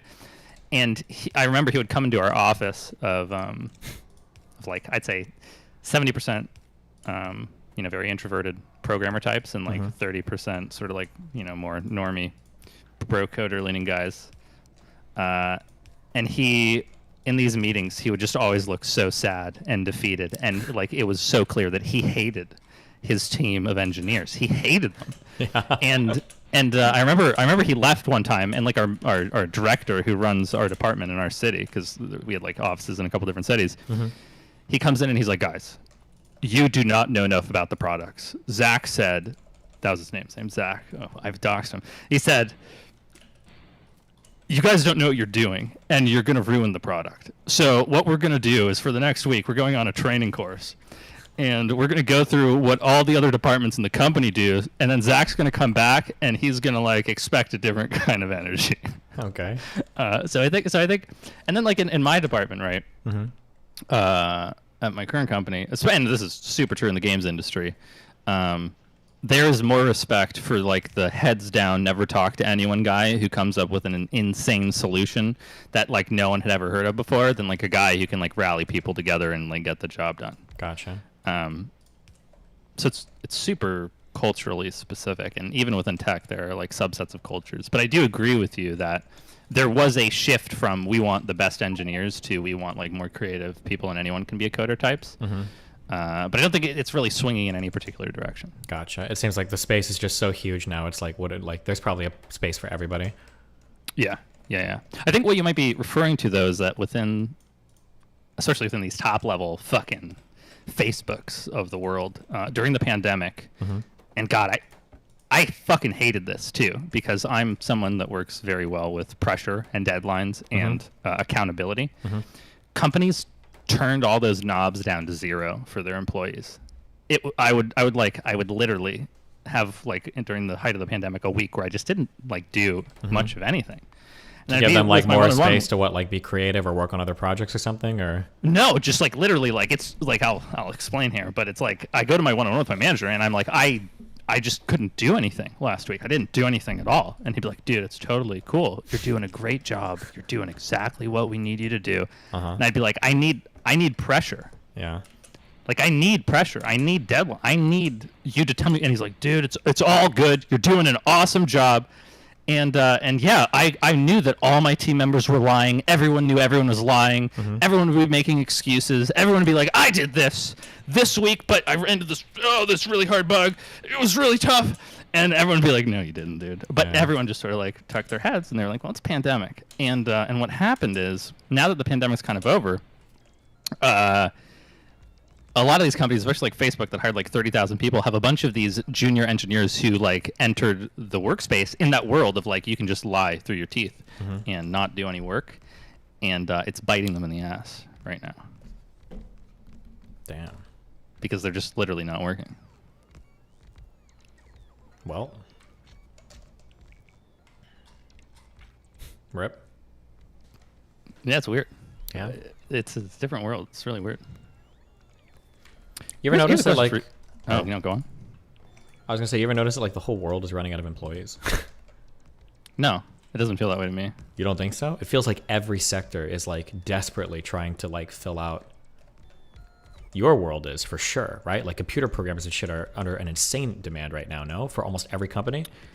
Yeah, like, we're hiring, like, 20 people. But there's also an insane amount of candidates, though. Just because with remote work, it feels like anyone can just sort of apply to the job that they want. Sure. I mean, Facebook hired, like, what, 30,000 people over the last 2 years? That's insane. Yeah. The fact that they could even hire 30,000 people, I think, speaks to the fact that there's probably not too much of a gap in demand. Oh, interesting. Doesn't feel that way to me. I feel like every time I've been in, maybe it's just airlines, but every time I've been, like, in an airport recently, I basically am planning on, like, flights getting canceled or delayed. Like, shit is just completely fucked up. And I feel like when I'm driving around places, I see now hiring signs, like, on every fucking everything, but... Yeah, I think that's probably more of a problem for jobs that aren't remote. Yeah, maybe the remote stuff changes stuff because people can... Oh, and then I know, like, in the healthcare shit, like, for the past, like, 4 years, it's just been, like, unbelievable. But... Yeah, for sure. I know myself, during the pandemic, I developed really horrible habits of just staying inside, ordering DoorDash, not going out and doing things. And the work from home, like, remote work did not help that shit at all. Yeah. It made it way worse because I used to go to work and, you know, I'd go out to eat for lunch and then after work, you know, my girlfriend would ride the bus downtown with me and we'd go out and we'd do stuff, right? And this was like pretty regular. And now with work from home, it's like I get up out of bed 30 minutes before work starts. I eat some cereal. Maybe I hop on the Peloton. Turn on the computer. I'm at work now. I work for 8 hours. Now I'm kind of tired and like my bed's right there. So, you know, I'll hop in bed, start reading a book or something, start playing a game or something. And then I'll be like, fuck, I really wanted to go get a haircut or I really wanted to go out and do something. And just the fact that the environment is set up in such a way that makes it more difficult just because of my obligations to do those things has really impacted my my motivation in that regard. Yeah.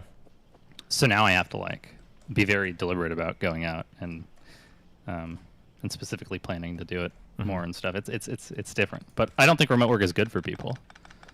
Yeah, that's kind of what I've been feeling. People are getting in trouble for saying it on Twitter. It felt like the way that my takeaway from it is it feels like remote work amplified whatever you were doing already. So if you had a healthy social life and everything, remote work is awesome for you. I've gotten emails from people saying like they don't have to commute anymore. They get to spend time working out, hanging out with their family, their kids, their friends. They've got so much more time in the day. But those are people who were already like pretty social. But then for other people that weren't very social, it has amplified their loneliness. That people that like the only people they ever saw was like the barista at Starbucks and their coworkers. Now they see nobody ever. So yeah, it seems like if you were doing well beforehand, then work from home is like amazing for you.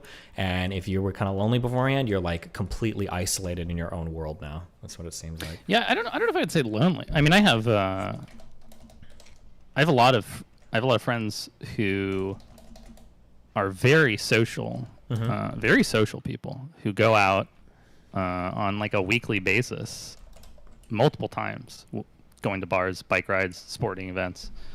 And I think even those people, when it comes like to just like the tasks of like going to the store, because before, you'd often like go to the store on your way home from work. It just makes sense. It's really easy. It's logical. It's right there. Yeah. Or you pick up some food on the way from home, or you're already out. You're already dressed. You meet up with your friends and you go somewhere. They're doing less of that. And so even though it's nice to not have the commute, I still think even for those people, there's a trade-off. Yeah, maybe, yeah. I will say that this might just be me being bad at real life stuff. I will say that I feel like I run into, every time I go out to do something in real life, it's always so much harder than just doing it on the internet. That might be a problem. Like I've even gotten into the habit of ordering some like grocery stuff off Amazon because it feels like every time I go somewhere, there's either a big line or there's like a car accident or there's not enough employees. Like I go to the bank, it's like a 2-hour line for no fucking reason. And I only have to run into that shit so many times before I'm just like triggered into the next dimension. I'm like, this is stupid. I'm never going outside again. Like I'm just going to fucking do whatever. Like, yeah, and the app developers have a stupid amount of data to like try to convince you that, with your 40% DoorDash coupon that you got, that now's the time to order DoorDash. Yeah. It's right there. You just order it. It's really easy. I sort of struggle with this in the games industry. I get really anxious about the impact that I have on people. Not enough for it to stop me from being working for a company like Activision, but enough that it does bother me. So whenever we design something like a daily system or a battle pass or a marketing campaign that rewards people for their continued attention, am I the baddie? Yeah, I feel like in some ways, like I'm contributing to people's addictions that are harming them. When you stream for 8 hours, and you know that there's people in your audience who watch you for the entire time you're live, and a lot of these people probably shouldn't be doing that. Do you feel any like a similar? Yeah, I think about that sometimes. That like there's probably a lot of people that are watching me way too much. That's probably the case. But part of that is because you stream a lot. Yeah, true. Like there are people who will just watch less you. for them. Well, I don't know. Like, should we stop making video games addicting just because some people can't? The hard thing is that like for the kind of the capitalist mind, and really what is true in the world is that like if you're not moving forward, you're moving backwards. There's really no such thing as standing still, So if you decide to chill and like take a little bit of a break to be more responsible, you're going to lose out like on audience to other people that aren't, Yeah, absolutely. It's like everyone's got a nuke, and it's like, hey, we have a battle pass and daily system, and our content's pretty good. It's about as good as yours, but if we do this, we're gonna up our player retention by like 60%. That's why I feel bad when people like shit on like microtransactions and stuff, and like this is highly immoral. Like nobody should do this, and it's like, yeah, but are you going to be the one telling your shareholders like this is why we decided to pass up on like 95% revenue or whatever? It's because we want it. Like that's a hard sell, Oh yeah, and I think even gamers, they have like this double think. I remember Halo Infinite came out, and I don't really read gamer talk anymore. I just yeah, because now you actually work on it, so it's probably yeah. I mean, I had like as I worked on it more and more, it just at some point it became insane. But I think this is part of what contributed to it. On the Halo multiplayer side of things, everyone was like, Halo Infinite is really fun. I'm having a really great time playing Halo Infinite, but the progression and the cosmetics, they suck. And if this game doesn't have good progression, I don't want to play it. It's not, it's just not good enough. And people were literally basically being like, you need to make a system that makes me feel like I am progressing constantly so that I can have the same addictive feeling that I get when I play all these other games that I'm playing. Yeah. And now I feel like more and more and more, as much as gamers are like, cosmetics suck, microtransactions suck, battle passes suck, if those systems aren't present, they are literally so addicted to them that they can't engage with the game anymore. and that's not everyone, of course, but it's It's a lot. Yeah, I remember reading it's a large amount of people. An article a long time ago by was it Red Baron? I don't remember. It was an FPS, but it was an FPS with non-conventional controls. Like the shooting was a little bit slower. It was trying to be a little bit more gritty, a little bit more realistic. And their complaint was that Call of Duty destroyed the market for first-person shooter games. Because Call of Duty handles so well, everything is so responsive, it's so snappy, that your controls have to be the equivalent to that, at least in responsiveness, or people are going to hate your game. So like the ability to create like slower-paced games is like incredibly compromised because of the expectations of people on... because of the expectations that other companies basically have made in game development. Yeah, absolutely. And that same concept just keeps applying to more and more and more. Like, 10 years ago, if your game released a major update every 3 to 6 months, that was considered amazing. Nowadays, if a game launches and then a month later there's not an update, people are just like, this is a dead game. Yeah. It's not being updated anymore. Where are the updates? You have games like League of Legends where every 2 to 3 weeks they have some new currency system, some new mission system that is just a reskin of the same exact system that they made last week to make it feel like there's just a constant drip of new content. It's crazy. And the data systems that we have in place that allow us to do these things now, in a lot of cases, are receiving more investment than clear gameplay systems that are broken. Like a company might invest 10 to 20 million more dollars in their data pipeline than front end UI engineers or in game engine overhauls, just because the payoff and return on being able to leverage the data that your players are providing you is so much of a better investment than making your UI better. Yeah. What do you think about this is something I talked about a few days ago. I'm just kind of curious. What do you think about how the fact that every game now is trying to be like an infinity game, to where back in the day, new year, new games, new year, new games, for the most part, with a few exceptions, maybe CSGO, WoW, StarCraft. But now it feels like a lot of the market is more focused on games like League of Legends or Valorant or Overwatch or Hearthstone. These games that you're trying to keep people playing them basically forever, right? Do you have a strong opinion on that, or do you think it's whatever? I have an extremely strong opinion on that. I'll start with how I personally feel about it. I am the type of guy that will pick up a new indie game every week and just sort of play through it. I am so easily addicted to these fucking tricks and God, have you ever played Forager or whatever? Yeah, those types of games, dude. I can't. When people start liking me shit, I'm like, can you smell iron in it? Because if you can, I'm about to dump 2 weeks into this. Yeah. Just if it's a battle pass, if it's a dopamine hit, if it's a progression, there's a huge fucking tree, all that shit. I know that I'll just get into it, and it'll be harmful to me. It will negatively impact my life because I can't. I think the ultimate evolution of those games were the clicker games. Cookie clicker and shit. It was actually we have distilled down this addictive bullshit to the most formulaic thing possible in the most pathetic fucking way possible. It's text, you click a thing, and then you have more things that click more things. Have fun. And I'm like, I will have fun. I will be addicted to this. And it's Jesus. And people do, they fucking love it. They love that shit. It's the progression and addiction systems that we've built are more engaging than the actual games themselves. But in my opinion, I don't think even though the engagement is higher, I don't actually get as much enjoyment or fulfillment out of games like that.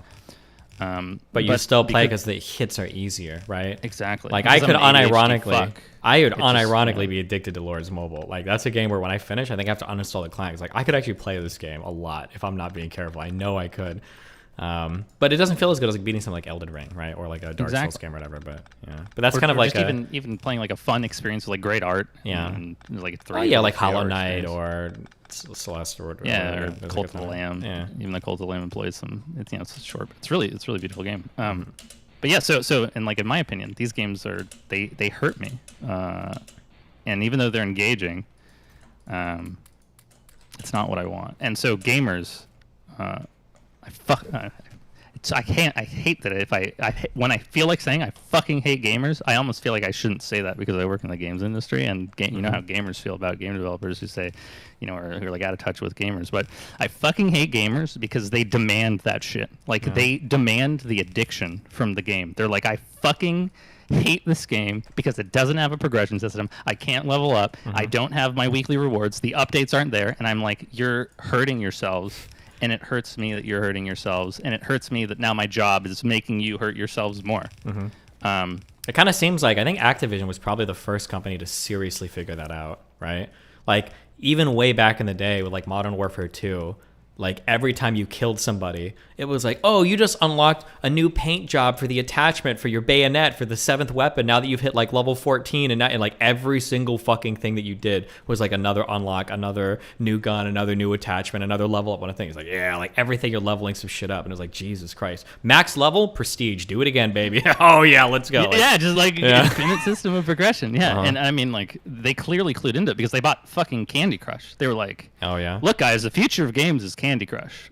I don't know what to tell you. And everyone, I remember when people, when Activision bought King, they're like, why the fuck did Activision buy this stupid mobile game company? Are they about to like jump into the mobile game space and start ruining everything and get this? The thing is, the weird thing about King is that King, much like Activision Blizzard, is just a separate business unit.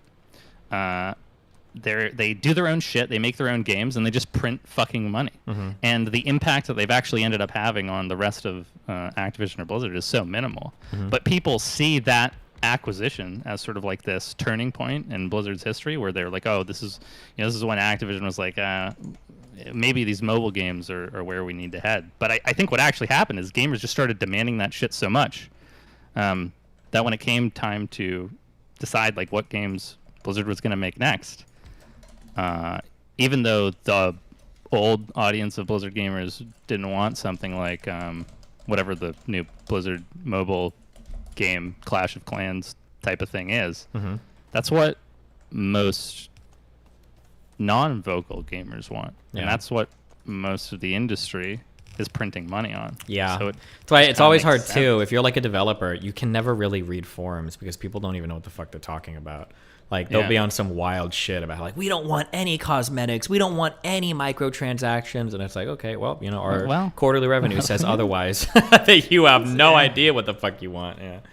The thing that gets me the most on those fucking forums is when people call something a dead game, like this game's fucking dead. Oh, and they don't know. They're not looking at average player numbers. It's basically just like a feeling they have about something. It's always a feeling they have, and the thing is that they have to feel like a game isn't dead because they feel like they are investing themselves into the game.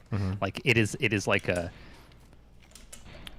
a scenario in which if they choose to play the wrong game for 1,000 hours and it turns out to be a dead game, all that time that they spent wasted having a great time and being addicted, wasted. Which is so weird because like back in the day, you would imagine that like the ability to find like a cool game, like if no one's heard about it, like that's cool. That's almost like a bonus. It's like, oh cool, like I went to Blockbuster and I rented some weird fucking shit and it ends up being like a really cool game. You're never thinking like, I wonder how many other people are playing this. I hope this is relevant, you know? Yeah, and it's like, oh, well, I don't know if I'm gonna play this game because in 3 months, no one might be playing it. It's like you go to fucking the Elden Ring reviews on Steam and someone has like 400 hours. And they're like, yeah, this game, like, it was okay at first, but now that I've played it for 400 hours, this game fucking sucks ass. There's no updates. There's no new bosses. I haven't done anything. It's like, holy shit, dude, you had, like, 400 hours in an incredible craft world. You probably had a great time doing it, and now you fucking hate it? What's wrong with you? Like, what the fuck? These people are, they're dopamine delinquents in the truest sense. I think drug addicts are more aware of their addictions, and, like, they can, like, they can process them and deal with them and like live their lives around them better than gamers can in a lot of instances. Now, it's not going to like games aren't going to fuck your mind over in the same way that meth is. I don't know, it's not going to literally turn you into a rage demon. I don't even know about that. It'll fuck your mind. It'll fuck your okay, games can be pretty crazy, man. I've broken a lot of things on League, okay? I've broken more things. Let me put it this way. I've played League and I've done meth, and I've done more damage to the environment around me and my body playing League than I have meth, okay? I'll just put it that way, okay? Yeah, that's probably true. What is addicting to League for you? Because you're not your typical battle pass Andy. You know, you're more of a... No, that's true. That's true. For me, for League, it's like I really like competitive, like click games. I don't know how you would describe like the top-down, like StarCraft or League or Dota or whatever. Just like this that just genre. top down. Click select. Yeah. Click select. You just want to be the best there ever was. Yeah, I mean, I miss like competitive level stuff. Like when I played League a long time ago, or when I played StarCraft 2. Like it's nice being like at the top of a ladder and being like really competitive in a game. That's a good feeling. But do you feel that way with League, or is it just like something that you can just back when I was like chasing? Diamond 1 and shit, yeah, it was fun. If I would have taken it super seriously, maybe, but it's like so hard. I have to like throw my stream away to like go down that route. Like we're gonna be playing like 10 hours a day. Yeah, but you'll throw your stream away for all kinds of shit. Not recently. I've been trying to be more responsible. Really? Yeah. I mean, I've grown a lot, haven't I? Doing my best. Okay. I've had a strong year. Okay. Yeah. Content-wise, it seems like you're pretty engaged. Content-wise, but if you weren't, I feel is that how much of that is a conscious? It is a conscious feeling. It's deliberate. It's everything. It's everything like this you year are has pushing been against your discomfort. Not discomfort, but I'm choosing better comforts. Like I could have had. There were a few times where I could have had like several League arcs, and I think I've only done one. And I'm trying to be like pretty like content oriented in terms of like the choices I'm making and everything now. But it's not stuff. I'm not like picking things where like, God, this sucks, but I know it'll be good for viewership. I'm still choosing things that I like, but I have a wide variety of interests. I'm just choosing the healthier interests. If that makes sense. Yeah, it totally does. So it's like even though you really like one thing, you're tailoring your environment so that you have the ability to choose things you still like. Yeah, basically. So in some ways, you're not really having to push against discomfort. Yeah, exactly. You just have other options you can choose. Yeah. Like if you really liked potatoes, but you really liked heroin, like I got rid of all the heroin from my house and I stocked up on potatoes. So it's not like I'm miserable eating potatoes, but at least I don't have the heroin to tempt me. Yeah. Right. Until Mr. Mutant comes over. Well, I'm banned on Twitch now, so that's not as much a temptation. Yeah, that's probably that great for the League addiction. Yeah. And you want to unban yourself. Just so I can interact with Twitch people, so I can play League with Moon. Okay. But actually, for like people like Aiden Ross and stuff, yeah. I love the YouTube world, dude. Because they're not like trying to clout shark on Hassan. There's like this whole team of like people on YouTube that fucking hate Hassan. It's so good for me. Jesus, because he like cockblocked me from so much like networking and shit because everybody's connected to him in the Austin crew and the LSF crew and everything on Twitch. So it's nice to be in this world and not have to worry about one person fucking your whole like socialization up. How much of the Hassan feud do you attribute to your own choices, and your own like would you consider your relationship with Hassan to be like a mistake? No, I don't think so. Like there was no way that I could have filtered it. Like would I be like, oh, like this guy might backstab me in the future, so I'm not going to be friends with him? I don't think so. But you're not the kind of person who can like swallow a backstab like that and just move past it. I think I am. I think I do that all the time. I think I do. I don't hold grudges against anybody. Generally, people are chill and they want to like be friends again or whatever. I think I've done that multiple times to a lot of people. I'm usually like pretty chill with that, whatever. Do you think? I feel like in these negative relationships, you're not going to go out of your way to try to repair them unless the other person. No, I won't go out of my way. But usually the other people come crawling back when dumb shit has happened. So you rely on they're the ones who have the choice. You're like the ball is in your court. Yeah. And you and Hassan are just both the ball is in your court guys. No, I'm the ball is in your court, and Hassan will never talk to me again because I petrify him in a lot of different ways. He'll just never. So even if you came to him and you said Hassan. No, he would never. He'd probably remove me from Discord if he knew we were still friends.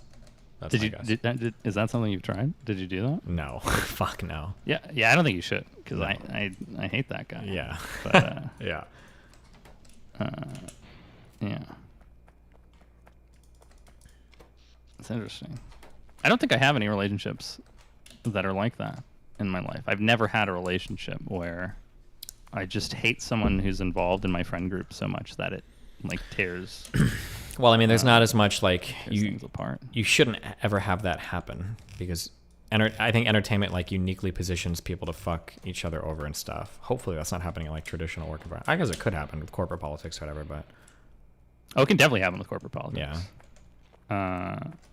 There was an instance in which at a certain company, a really chill one, we had a director change, and the members of the team did not like that the director used a certain term to describe their role on the team. And I don't want to use this term because I want to try not to call out what this situation was. But all of the people on the team decided that they hated the director. And I remember being in that on the team in the same situation. I was like, guys, we literally don't have any control over this. Like, there's nothing we could do. If we do this, they're just gonna start firing us all.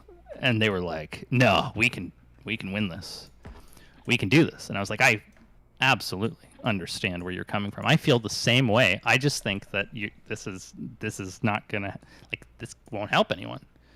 And what ended up happening is they continued to do that. Like, half of them got fired, half of them moved to other teams. Eventually, because everyone was like so fucking engaged on it, the director eventually did have to step down just because people like refused to work and nothing was getting done and he couldn't resolve the situation.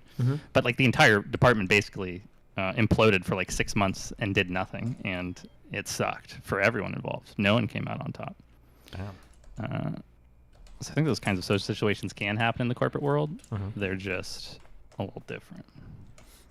Wow, Sudo, welcome to the Tier 4 Summer Club, my dude.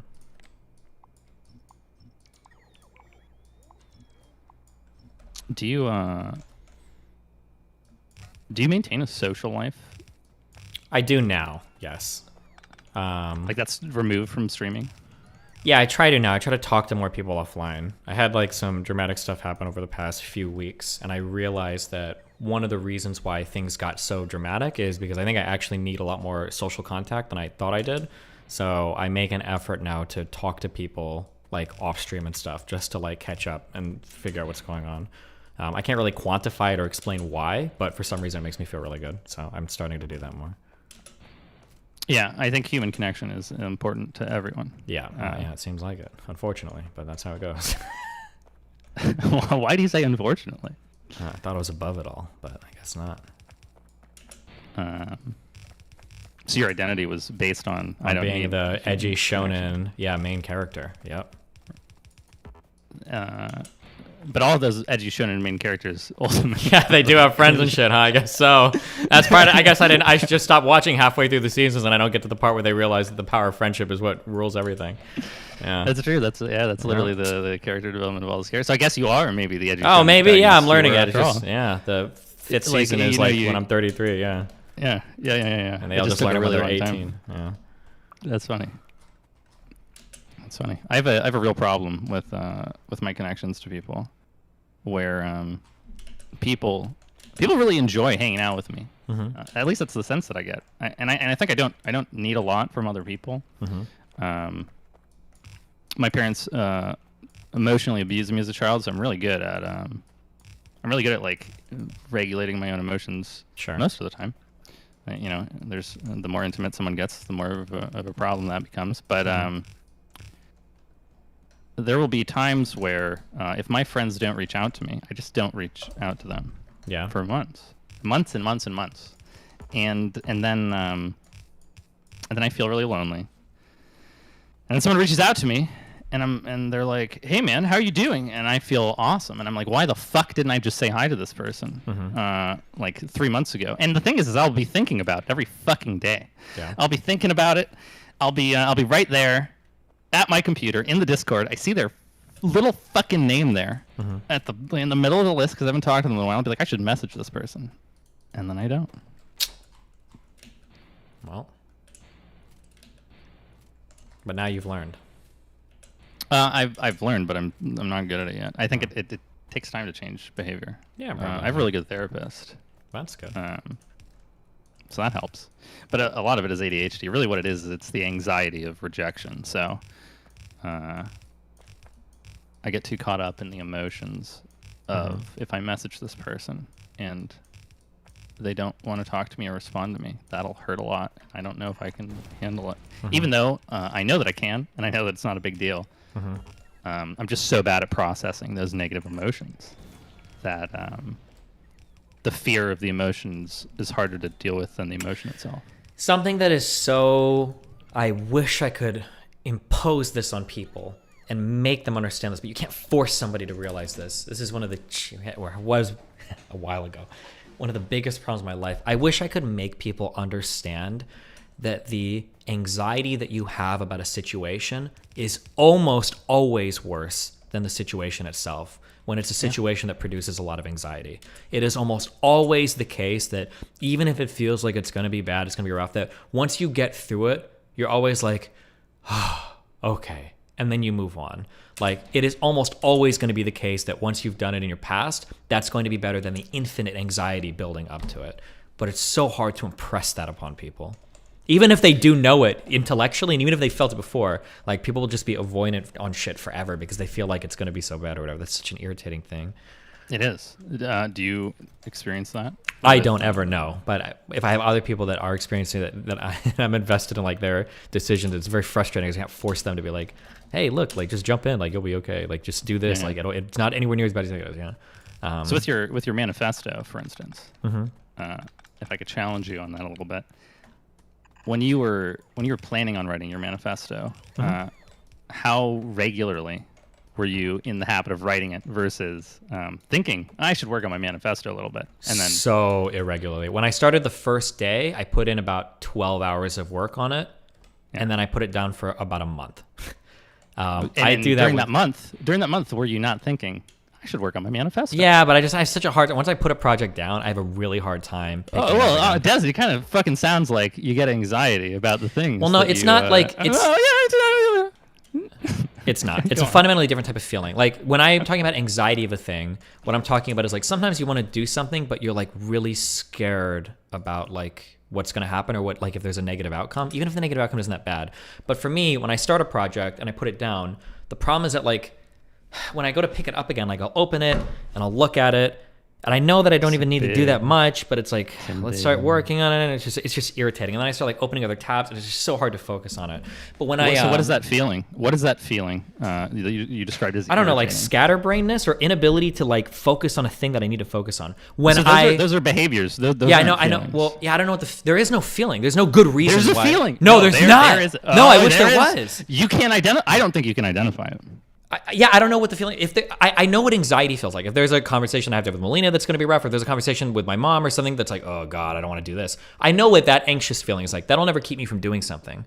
But re-beginning a project is so hard, except for what I started to do towards the end was I started to hint it more, and then I started giving myself dates. All right, guys, we're doing this in August. All right, we're going to drop it then. And once I started to have dates in mind, and then I heard Lauren was working on her shit, then I'm like, okay, I'm not going to let this bitch announce a manifesto and finish in like 2 seconds. Once the competitive drive kicked in, for about a week straight, I was spending like 6 to 10 hours a day on it, unironically. I had my Discord chat open, I was going through links, I was working boom, boom, boom, boom, boom, because I had like that drive to like, okay, I need to finish this. I said I was going to do it. You had an external motivator. Yeah, external motivators are really big for me for some reason, especially people telling me that I can't. It's just all ADHD. But, okay, whatever. I think there's a key piece that you're missing. Sure. What is it? And that is that the feeling you're describing, and it might be a key piece. I don't know. We're obviously very different people with very different upbringings, but there is a feeling that you are unable to describe when you think about having to do work that seems frustrating or overwhelming or whatever the feeling could be. And I think there's a lot of value in being able to recognize and identify those feelings and identify the types of thoughts that lead to those feelings, so that you can understand when I'm feeling like that. When I'm feeling this is the feeling. And it's because I'm thinking about it like this. Yeah, for sure. Because once you've identified that, if I think about it like this, like with an external motivator or compassion towards myself, I can change that feeling. Because I think if you just describe it to like, this is just a behavior that I have. It's like when you have to go pee. You know, that is a feeling. Feeling like you have to go pee is a feeling. It's not just a behavior. It's not it's like a physiological reaction in the body, and that's what feelings and emotions are. Sure. So if you're literally thinking about something that you want to do, and you're like, I can't do it. It's too hard. It's whatever. There's a feeling driving that, and being able to identify it has been extremely useful for me. I don't know. Maybe I might use it as a fucking crutch now, and I should have never ever fucking read about it, but I had to for fucking Nathan.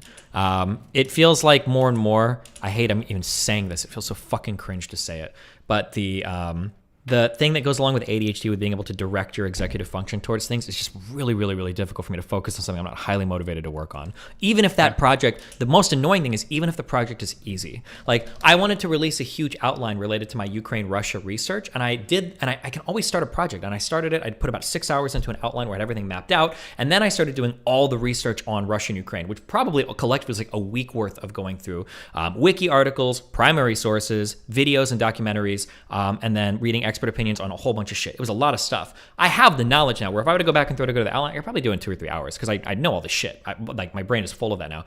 But just like opening that again and like looking at it, it's like, God, I just don't want to do this. It's so bad. And I had these problems like through school as well, to where like I remember crying doing math assignments at home in grade school because I hated it so much. I was really good at math. I did dual enrollment Calc 3 Diffie Q in high school. I did a fuck ton of math. I was good at it, but I hated doing it. And I see Nathan have the same problems, to where he'll bring me home a math test, he'll get like a 2 out of 10. And I'm like, what the fuck is wrong with you? And when we sit down and do it and I watch him do it and I force him to do it, I'm like, bro, you know how to do all of this. Why are you missing these things? But he's like off the wall in terms of being able to concentrate and shit. And I noticed that I have like similar problems like that. So I don't know, I just need drugs, or I need to find better ways to motivate myself. But I think part of what you need to do is being able to understand how you feel, and to give you an example of why this could be useful. You probably already know this, but if you're hungry, you don't know it until you eat. Yeah, you may not know it until you eat. Yeah, and it'll affect everything that you do. You'll have a harder time engaging and focusing on things, but then as soon as you're not hungry anymore, you're like, oh, yeah. Something that's hungry. Something that's really stupid is I learned this through LSD and mushrooms. That you said you've done these before, right? Psychedelics. Yeah. I've done mushrooms. It was insane. Yeah, you're very sensitive to everything that you're perceiving while you're on a trip. Like, so sensitive, such that if you're on the couch and you start to feel like really bad, sometimes something as simple as like turning your head to the side and filling your visual space with something different is enough to completely flip your mood. Or like if a song changes in the background, it might tank or massively elevate your mood, and you won't even realize it until you like look back on it later. And if you've been through more trips, you could be a little bit more self-aware. And I took that feeling outside of trips, and I'm trying to be more aware of my mood. Where I'm like, is there like something that I'm not keeping tabs of? And the thing that I noticed the most after I did that was, it was the food thing. To where if I'm ever feeling like super grumpy or angry or whatever, and I can even just like think about eating, and I'm like, man, when I even think about eating, it makes me feel a lot better. I'm gonna get food, and then after you eat, you're like, holy shit, I was so down, I didn't even realize it. Yeah. So I think going back to the feeling of anxiety, when you were growing up and doing school and shit, and you had to study for a test, study. Yes, yeah, exactly. Yeah, cramming in between classes. How stupid. Yeah, you had to do homework. I remember as like a 7-8-year-old dude, I'd be sitting at the counter and I'd have my math book open in front of me, and my mom's like, "You got to do your homework." Like, I don't want to do my homework. I want to go play video games, Gauntlet, MUDs back then, multi-user domain, text-based games. Hell yeah. I want to go play something, and she'd be like, "You're gonna sit here at this counter until you do your homework," and I'd be like, "I'm not doing it. I don't want to do it. I don't want to do my homework." And I'd just sit there for like 4 or 5 hours not doing it. Like, I'd put my head down. I'd like, tap with the pencils. I'd look over at, whatever the fuck my brothers were doing as they were like, well, dude, just do your homework. And I'd be like, no. And eventually my parents, they'd like scream at me, yell at me, hit me, all that stuff. And then when I went to therapy years later, what I had sort of learned is that incorporated into my basic pattern of motivation is that if I don't do something, eventually something will happen. And when it happens, it's not until I have to prevent myself from getting hurt that I then like can find the motivation to do the thing. So basically, like, I'm safe until it is that I'm not safe. So if I have a project due and there's a deadline, I'm safe until the deadline starts coming around, and then I'm not safe. Or if I have like a little task to do, if I'm safe, and I'm not doing it, so I can like feel comfortable. And I never really learned to sit with that feeling of just being uncomfortable and doing the work, because my parents didn't teach me that that's what I needed to do. They taught me that I don't have to do the work until they threaten to hit me.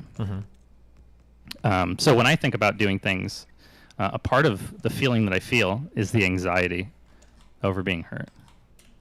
And I didn't know that for a really long time. But when I did know that, it really helped me reframe how I was thinking about things and self-motivate a lot better. Huh.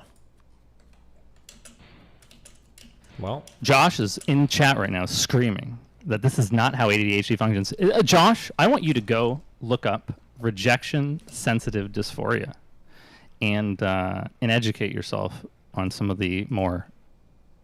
There might be, I believe, there might be different ways to get to specific absences of ADHD. Yeah. Yeah, that might be because like I never feel like I know what the anxiety part feels like because I felt that during school, and I was one of the many people that were traumatized with like I remember like I'd wake up and I had a test that day and I hadn't studied at all, and I would freak the fuck out for a full like 2 minutes, and then I would look over and I'd be like, wait, I'm 24 years old. I haven't been in college in like 3 years. I don't know why I'm freaking out right now. I do the same shit. Yeah, like I haven't had any of those dreams in a long time. But like I was still like that was definitely anxiety. Now it's just that like I can start a project and put a ton of time into it, but like putting my attention on something and like holding it there, if it's not like actively drawing my interest, is just so unbelievably fucking hard.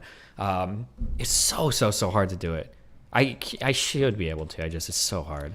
Yeah, I have a similar feeling. So in my mind, the way that I sort of framed it is that feeling of anxiety that you get the 2 hours before the test happens and you have to cram and study for it. There is sort of a very subtle, in my mind at least, a very subtle feeling of an experience is coming that's very anxious, and I need to avoid that because anxiety is a motive. It's an emotion that basically says, this is something bad and I need to avoid this. I need to make sure this doesn't happen. Sure. And so when we think about things that are anxiety inducing, it can have like a more subtle demotivating effect.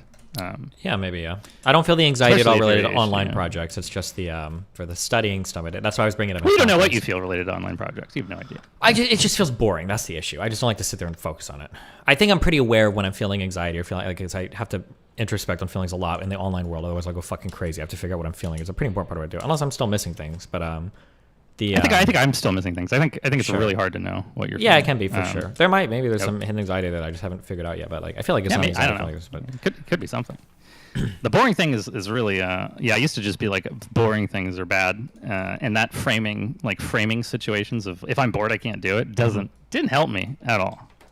I needed to come up with a different framing because boredom wasn't enough to motivate me. Sure. Like I'm bored, and it's like, yeah, okay, you're bored. You should be, but you have like a fucking norepinephrine dopamine, deficiency in your broken ass ADHD brain. So, of course, boring is not going to work.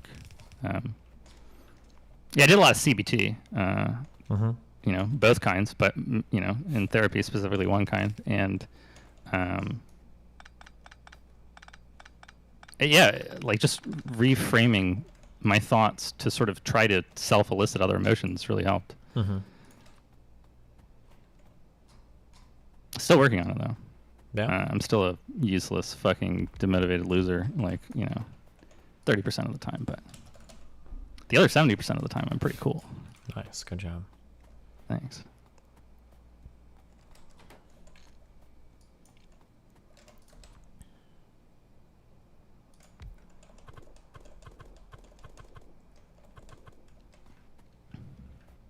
Do you, when it comes to human connection, do you have like a framework for connecting to people? Well, if I have to think about it, the answer is probably no. Or I do, but it's something I haven't like formalized. What do you mean by? Can you be a little bit more specific? Yeah, I think there are frameworks that you can have that could guide you towards like behaviors and stuff that are more connecting and less connecting. So, or I mean, like, what do you mean by a framework for connecting to people? Like, yeah. So if you understand that people react in a certain way towards specific emotions that you elicit towards them. So if you are, for instance, there are people who feel very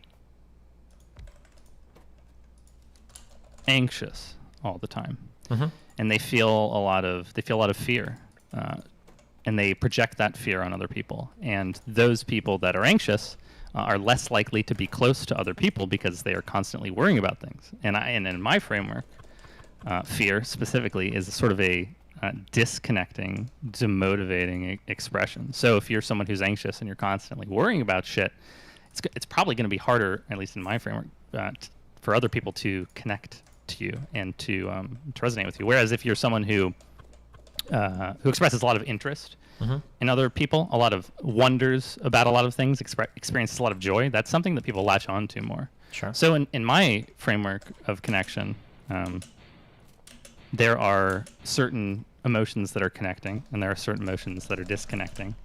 And depending on my goal in the conversation, I can sort of use that to help examine my values and see if my value is lining up. Like, am I trying to connect here? And is my value in line with the emotional expression that I know matches up to the type of connection that I'm trying to make? Or is this thing that I'm talking about actually disgusting and turning people off from connecting to me?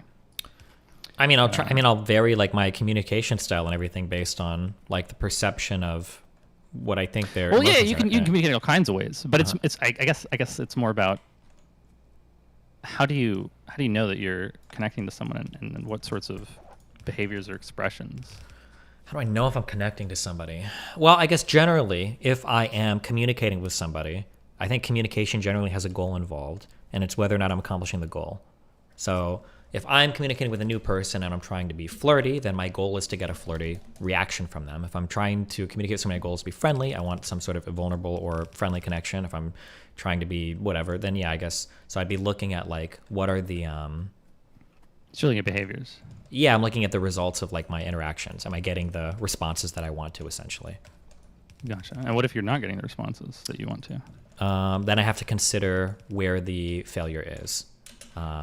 So if I'm not getting the correct response, either I'm behaving in an inappropriate manner, or I've assessed the situation incorrectly, and they're either not interested in something or they have other hangups that I'm not familiar with.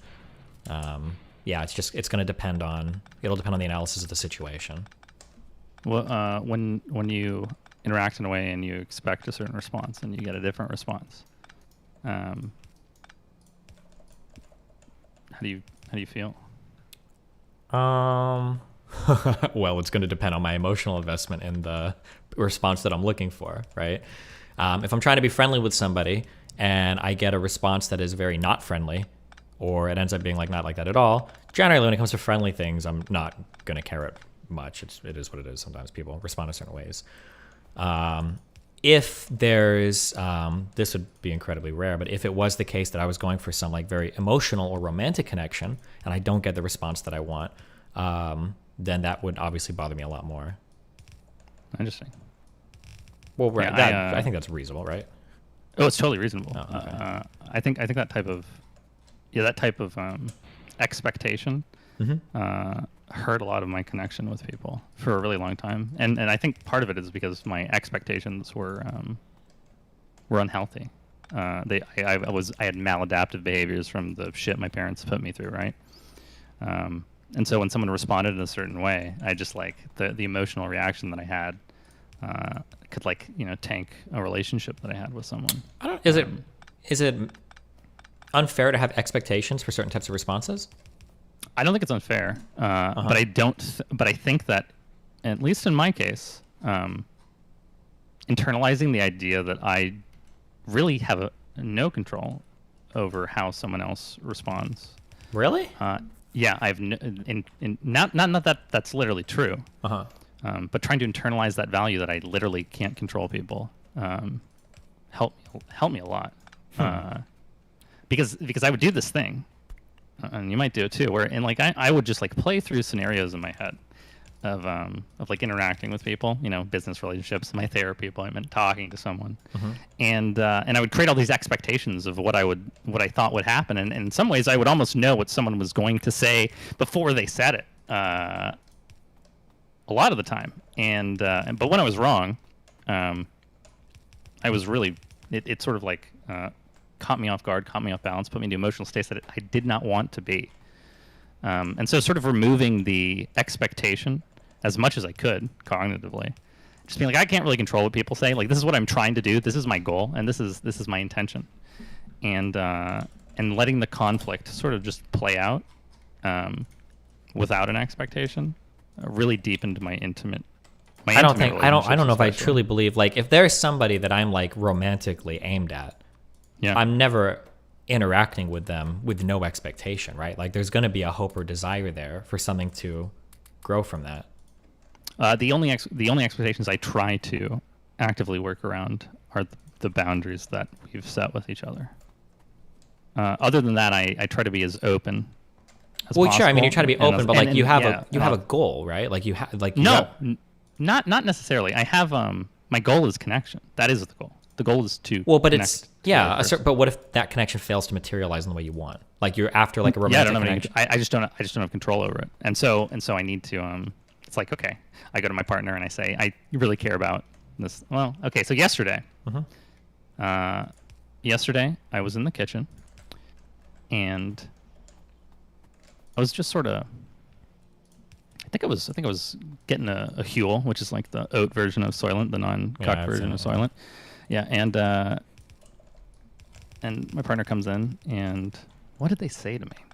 They said, oh, right, I had a fucking pot of pasta that I had cooked earlier, and I'd left some of the pasta in there, and it had been like a couple hours, and the pasta was now bad. And they said, oh, you can't trust your memory. Which is really what they're saying is like, I can't trust myself to like be like, oh, after I eat this pasta, I'll come back down and I'll put the pasta away, right? Okay.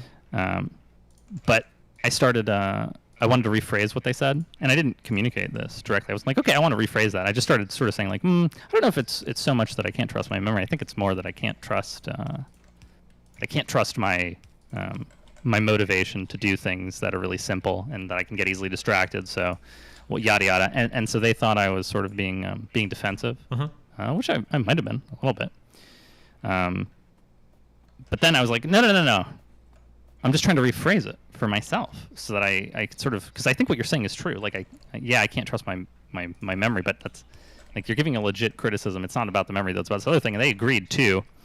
But then I sort of like, I was sort of getting a little frustrated because they were sort of trying to be like, I'm not trying to criticize you. It's like, no, you are trying to criticize me. I am being criticized, and I think you're right. But also, I just want to spend a couple seconds trying to figure out what the fuck you're trying to tell me, so that I can like put it into words and internalize the behavior and like get better at it. Sure. I was frustrated, and so then then she turned to me and she just stared for a little bit and said, okay. And so I was about to take out the trash, and I had my garbage in my hand, and then I stared back at her to like sort of like give her the same feeling of like, this is what it looks like when you just stare at someone and say okay after they're frustrated. Okay. And that upset her, and I was upset, and we were both upset. And so then I started talking about started saying, okay, when you stare at me and you just say okay, my mind starts to wander to all of the things that you could possibly intend. I don't know if you're saying like, if you're mad at me. I don't know what you want. It really bothers me. It makes me frustrated. And my partner is someone who, when I get frustrated or angry, it sort of shuts them down. They go into shutdown mode. Nice. And I go into not shutdown mode. I go into like, we should talk about this and resolve this mode. Okay. And so I'm trying to explain all this stuff, and they're just getting more and more upset, and I'm getting more and more frustrated. Yeah, and eventually we sort of lay out everything that happened. We go through it. We talk through it like 3 or 6 times, having a conversation about what exactly happened and everything that we felt. And at the end, we were trying to come up with like, okay, like here are some things, like this is a boundary that I have. If you do this, I'm going to be upset. And they're like, okay, well, here's a boundary that I have. If I am, well, it wasn't even boundaries, more like when you're frustrated or angry, I'm sort of confused. I don't know how I feel as quickly as you do. I can't express how I feel as quickly as you do. And so I just sort of shut down, and I just sort of say okay and stare. And if you could like recognize that and then like be like, okay, I know that you need space, then give me space.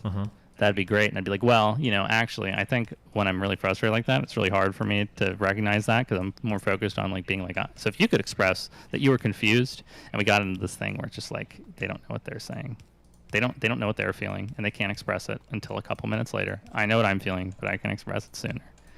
And it was a really disconnecting conversation because the entire time I was frustrated, and they were afraid. Sure. So a couple hours later, after we've talked about it, they came in and apologized. They were sad, and we talked through it with an interest in each other, and it was really connecting. We had a very connecting conversation about how we both felt and how we could improve with each other. It was really nice. So my intention in that first conversation, to bring it all home, was that I just wanted to, at first I just wanted to like internalize this criticism that I had and really like distill it down into something I could work on. And that ended up turning into this horrible disconnecting conversation. But we cycled through all the emotions together, and eventually we ended up back to a connecting place because we both had the same goal of connecting. Okay. And that's kind of my goal in every conversation. Is like, it doesn't matter what happens at the end of the day. In every conversation where the goal's like, well, wait. Your connection. I disagree. At the end of the day, it did matter what happened though, because like if you guys never reconnected, then I imagine the relationship would probably be over, or you'd be killing each other. Yeah. I don't know what I just said. I'm just feeling like ADHD posting. But whatever I said, what I mean is connection is like, as long as connection is the goal in mind, you can always cycle through these bad emotions back to it. But if your goal isn't connection, I think you can get stuck on those negative emotions, and it really hurts my relationships. And that's what used to happen. I used to, like, if this was me like 5, 6, 7 years ago, I would have got angry and pissed, and then I would have just like stayed angry and pissed, and I would have like given her the cold shoulder for like 3 days, and I would have like fucking like slammed the door and left the house and been like, you know, fuck you. I don't want to do this. Like a couple years ago, there was a Thanksgiving dinner. She cooked Thanksgiving. I was feeling kind of bad. It was a really cool meal that she cooked. She comes up, she brings me the food, and I'm like, I don't want to eat. And just on holidays, I just feel bad in general. So like I go downstairs, right? And she's like there eating alone. I say nothing to her. I open the fridge, I get water, and then I walk back upstairs and say nothing. And the whole time I thought, this is fucked up. This is fucked up. I'm stupid. Why am I doing this? This is just a stupid thing to do. And it just hurt both of us. And I was just trying to hurt her. I wasn't thinking about connection. Okay. Yeah. Gotcha. That's cool. I'm hearing. Anyway, I don't know if any of those examples made sense for what we were talking about, but you know. Connective. Be connective.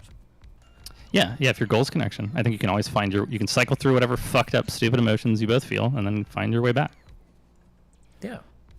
I think what I was talking about earlier was more like, if you're trying to be friends with somebody that doesn't want to be friends with you, or if you're trying to be romantic with somebody that doesn't want to be romantic with you, that's the goal of connection might still lead to something disappointing. I think is more what I was aiming at.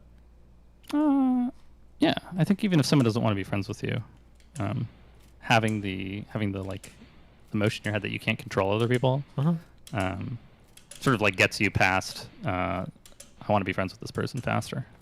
It's like, I can't control that. Like, why would I waste my time? That's true, 100%. I would agree with that. Sometimes it's hardest to accept that, like, you have to, you can't control people 100%. And then if things go wrong, one of the worst things is when you are, one of the worst things is trying to second guess every action you did to see if you fucked something up, rather than assuming that there might be something that they feel that's a little bit outside of your control that would make it so that things ended up the way they did. That's a really toxic pattern to get stuck into, thinking that like, oh, I could have done something different, or I should have just did this or that or whatever. That can mindfuck you for a long time with somebody. Does that mindfuck you? Almost, but I broke that by thinking, of the other stuff. Yeah. Are you still working on it? No, thankfully I'm over everything now. Okay.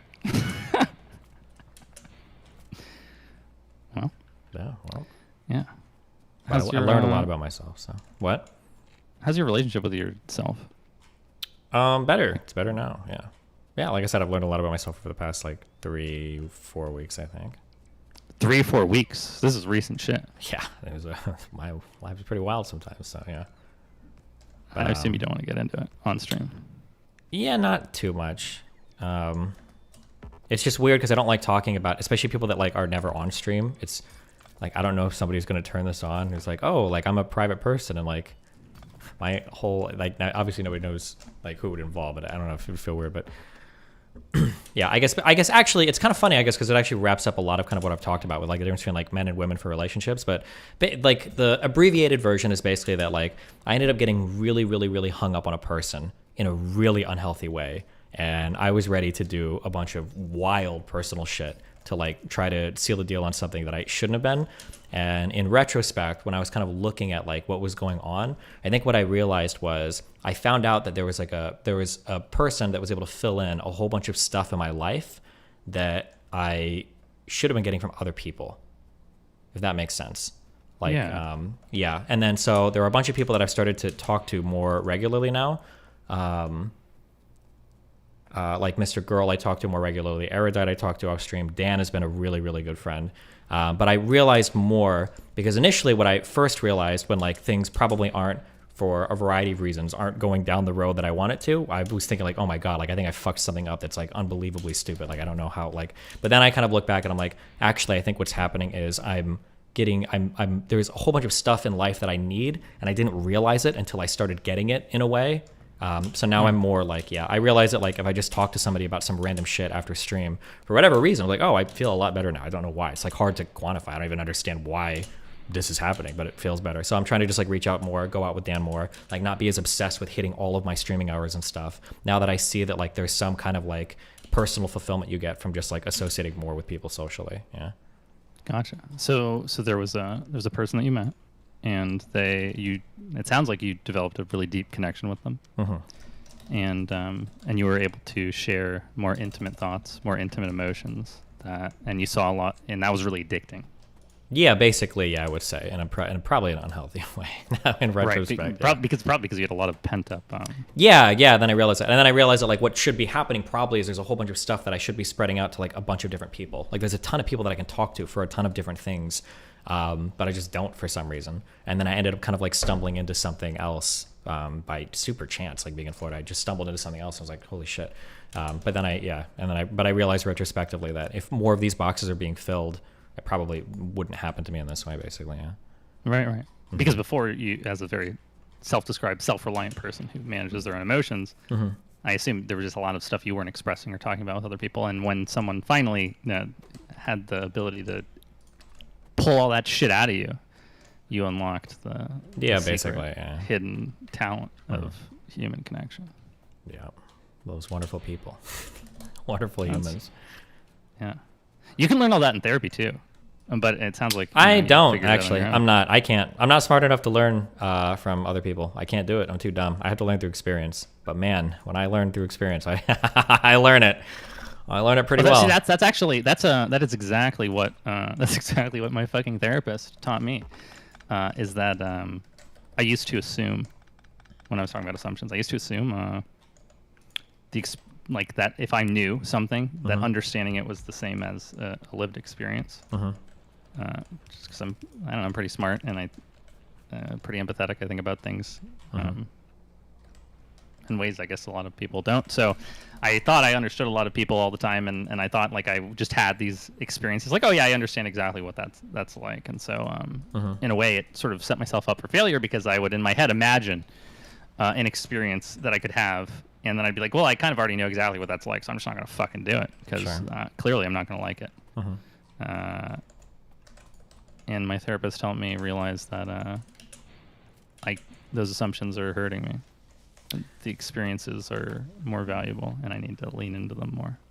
Yeah, I learned this a while ago, thankfully, 3 or 4 years ago, I think. I've learned that I need the experiences, but I'm still figuring out which experiences I need, I guess. That's always the hard part, because for some things, I guess it seems like you just don't know until you know. It's like when Men in Black 3, when Will comes back and he asks Kay or whatever, and he's like, what does he ask me? It's like, what I don't know, like, never do you seen know it. what you don't know, or don't you know? Like, what don't you know? Whatever. He asked me a question. I was like, how can I know what I don't know? Whatever. It's like, yeah, and that's always kind of the issue, you know. Yeah. Yeah. How do you know what you don't know? That's why I don't play Among Us. I'm just kidding. Well. Yeah. I'm glad you had that experience. That sounds yeah, it's so much fun. Sounds nice. Do you feel regret over what? Over it taking you 3 years? I try never to look at my life that way, because I think if I look at things that way, there's a lot of like really dark holes that I run down like very, very quickly that get really bad. So I try never to I try not to frame things in terms of regret. I try to frame things in terms of like lessons learned, and then don't repeat the same mistake. It's very easy, depending on how fucked your background is, to compare yourself to like a hypothetical you that existed in a healthier world. And I think you destroy yourself if you do that really quickly. So I try never to frame things that way in my mind. Yeah, I think I have a bad habit of framing things that way sometimes. Yeah, it's not good. I probably shouldn't do it that way. But yeah, it's hard to break whatever behavioral patterns and emotional patterns that you've established. It's really hard to break out of them. And I mean, it sounds like you got pretty lucky recently, but yeah, I don't know what it is, and I wish I could communicate it better to people, but my emotional baseline is just so high that usually if I figure stuff out, it's pretty easy for me to just like shift behaviors and shift thoughts and whatever. Like if you would have talked to me, and for the people that did talk to me like 2 weeks ago, I thought my life was like fucking over. It was really, really, really bad. One of the worst days I've ever had in my entire life. Actually, the worst day I've ever had in my entire life. But I usually know that like as long as I like keep moving forward and I'm thinking about things and I'm kind of like refiguring things in my head, like eventually like stuff will click, and it usually does. And yeah, that's more or less I think what's happened, thankfully. Yeah, for sure. Someone in chat, a fellow DGG comp sci poster, just pointed out, like, well, aren't you wildly successful in everything that you do? And I think that's one of the reasons why I have those bad behaviors and habits, because even though I have these things that are hurting me and affecting me negatively, I still am successful and have hobbies that I enjoy and skills that are honed to, like a Japanese blade folded 1,000 times. Despite also having, deep-seated trauma and ADHD and coping mechanisms that, while effective, hurt me all the same. Yeah. Like, even though I was super duper motivated by stress and anxiety of like, oh fuck, there's a deadline, that's actually bad for me, and that shouldn't be the case. And even though I regretted a lot of things, using that regret as fuel to motivate me to do better was bad and hurt me in a lot of ways. And even though like I got trapped in like thinking that I was like right in a relationship and that this other person deserved to feel the shame that I felt, because that's what my family did when I grew up. Like, oh, you made me feel bad, now you're gonna feel fucking bad, you little shit, and then slap the shit out of me or whatever. That's not a good way to build relationships with people. So even though I'm successful, I think part of that is because I'm smart. I just am, I guess. Sure. And if I was stupid, I'd probably be a drug addict or something. Sure. Maybe. I don't know.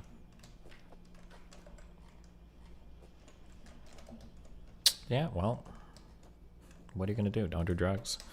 Or don't get addicted to them, at least. Oh, I'm really easily addicted to drugs, yeah. Every time I start doing weed again, I just do too much of it. Don't do that. Not yeah, good. I know. It's hard. I just don't buy weed. My girlfriend loves to smoke weed, so it's tough. Well, you're fucked then. Nah, I'm good. She just hides the weed and it all works out. I haven't done weed in months. Oh, well, good job. Thanks, buddy.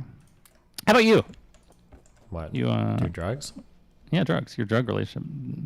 I have a really good relationship with drugs. I usually do them a couple times and then be done. I've never gotten addicted to anything ever, thank God. I just get addicted to these stupid clicker games. Yeah, do you regularly do any drugs? Not regularly. Like I do like things like. You had to think about it a little bit. Like, no,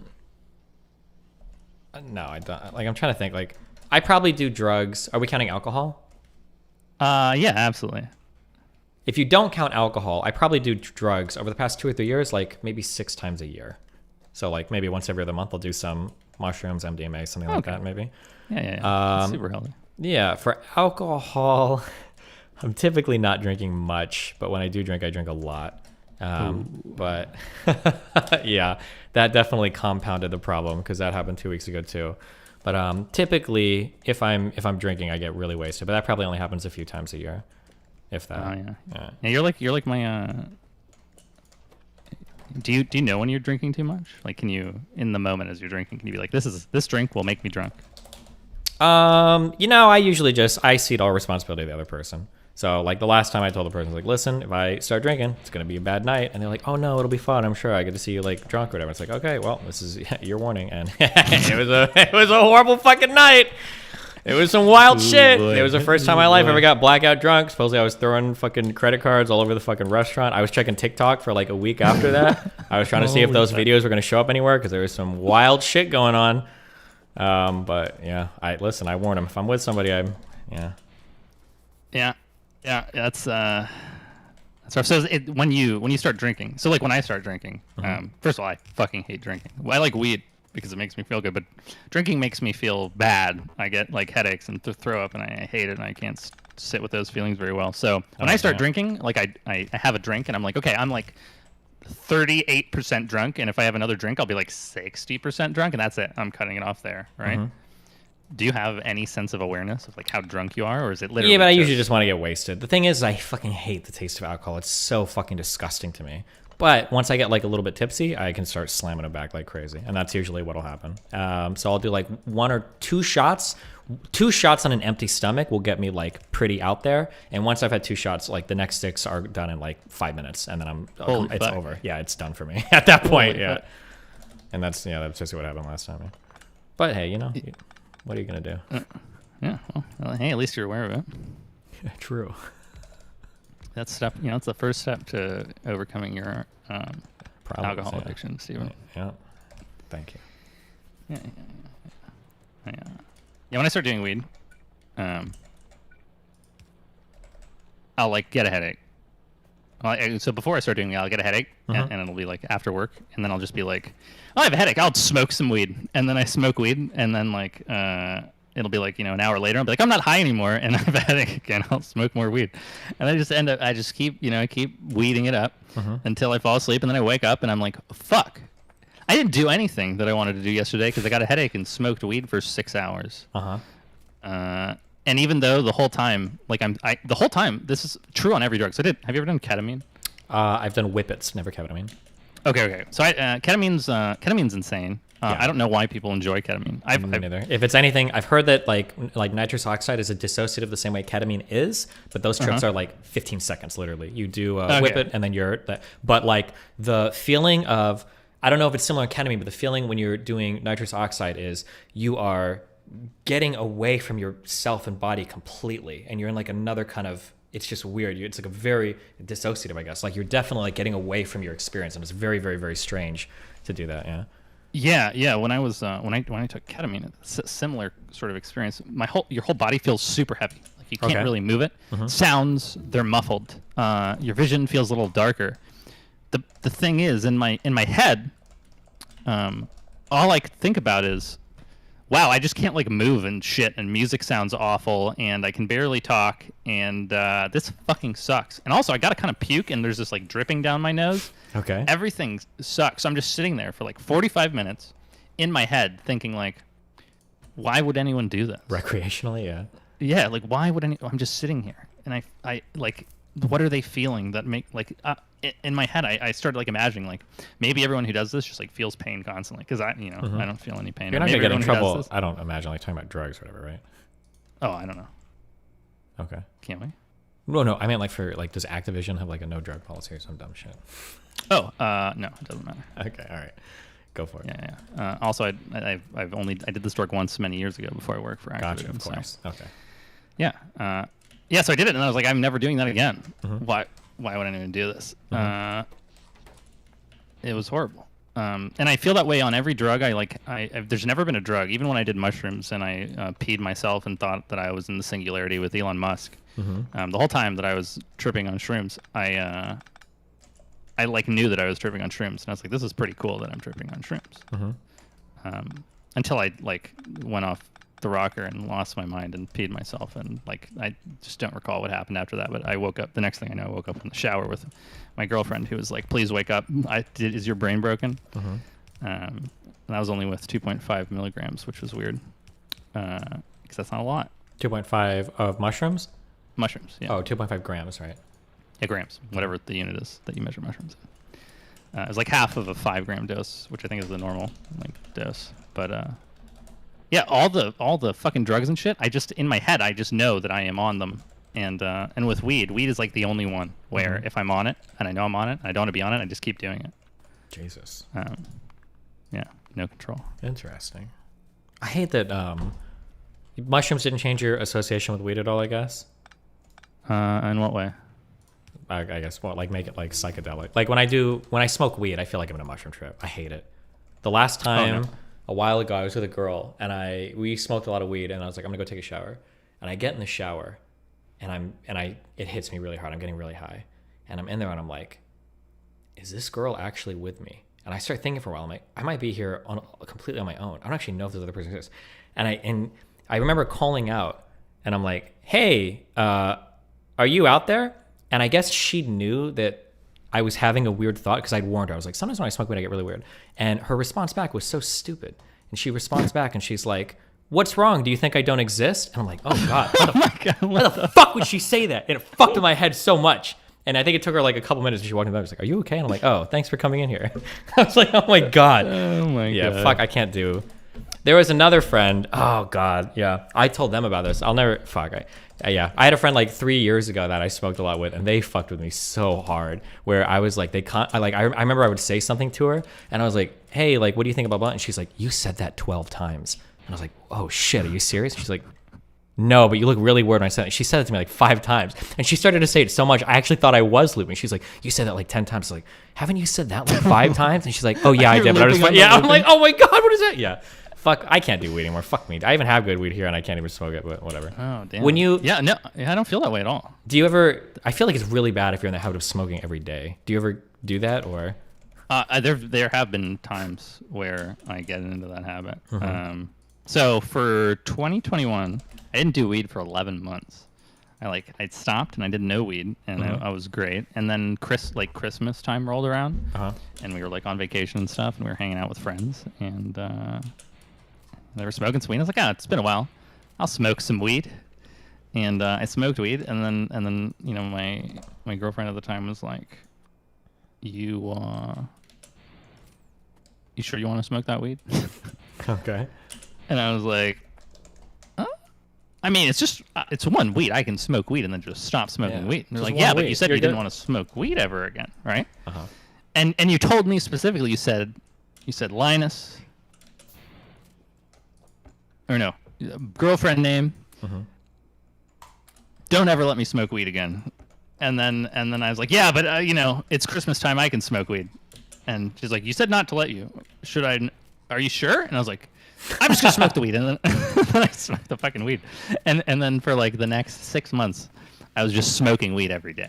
Jeez, I was blazing up. I was blazing up big time. And then I remember I was like, every day I would turn to Tay.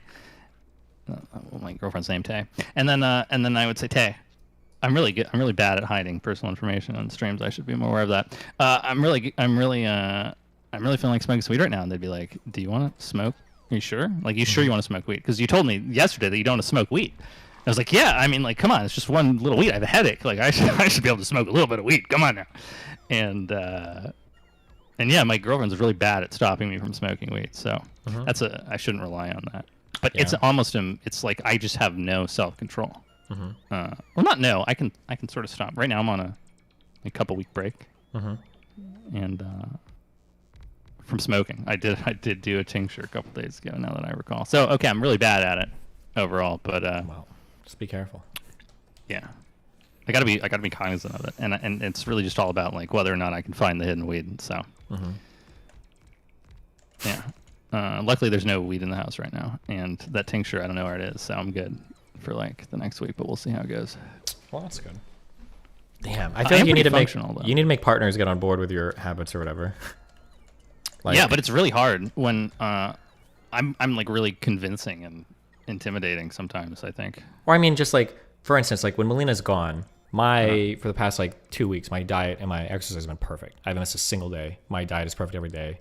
Everything's good. But as soon as she comes back, we're gonna start like going out to eat again, and it's always like fucks with things a little bit. Which that isn't a huge deal, but I hear stories like what you're talking about for like when you were drugs. Like if your partner's smoking and you're trying not to, it feels like you're setting yourself up for failure. Like you're fucked.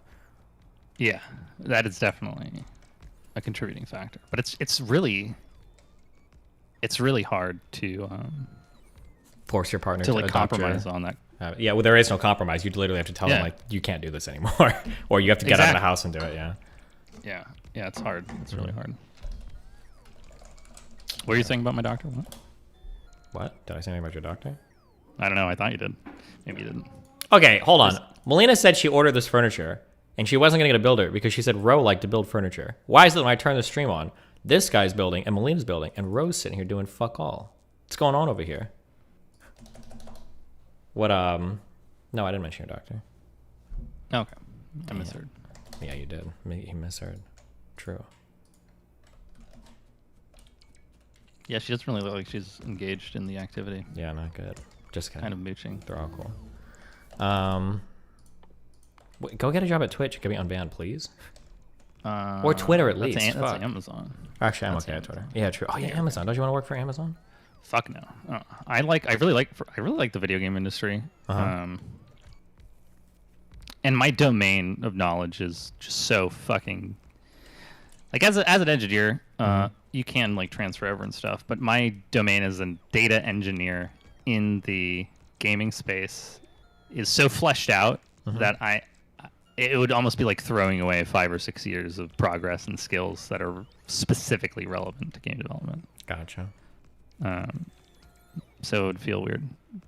And also as an the people, there's like when you're in the games industry, I just feel like the people that you work with are generally more fun to work with because everyone's sort of like you can sort of relate to something. The more like boring the domain that you're working in, the more types of people you end up working with, and then you end up with like some guy who's really into like I don't know, horse racing or something, and that's all he wants to talk about, and it drives me fucking nuts. Okay. Because at work you have to like put on this mask of like lying, where you're lying to everyone about how you feel about them because you're on a team and you got to work together, and so you can't really hold boundaries at work very well. Sure. Which is fine, but if I put myself in an environment where I have to do that less, it's better. Sure. Yeah. But work is work, so I try not to get too invested in it these days. I think I'm coming up to that age where I don't want to love my job, so maybe I'll reconsider in like 5 years. Yeah. Yeah, it might be better if I hate my job. What do you want to do instead of working? I love riding bikes. Okay. I'd love to do some bike racing. I like playing guitar, music. True. I have a friend, and we jam together. There's this really cool jam. There's a couple actually really cool jam bars in Portland where they have instruments there. You just show up at the bar, say, hey, I want to jam. They put you in a list, and then you start jamming with people. That's really cool. And I'd love to. He's always inviting me, and I don't go nearly as often as I'd like to go. So if like I was retired and jobless, I would probably be biking a lot, jamming with my friend a lot, probably starting a band. And then I think I really want to make.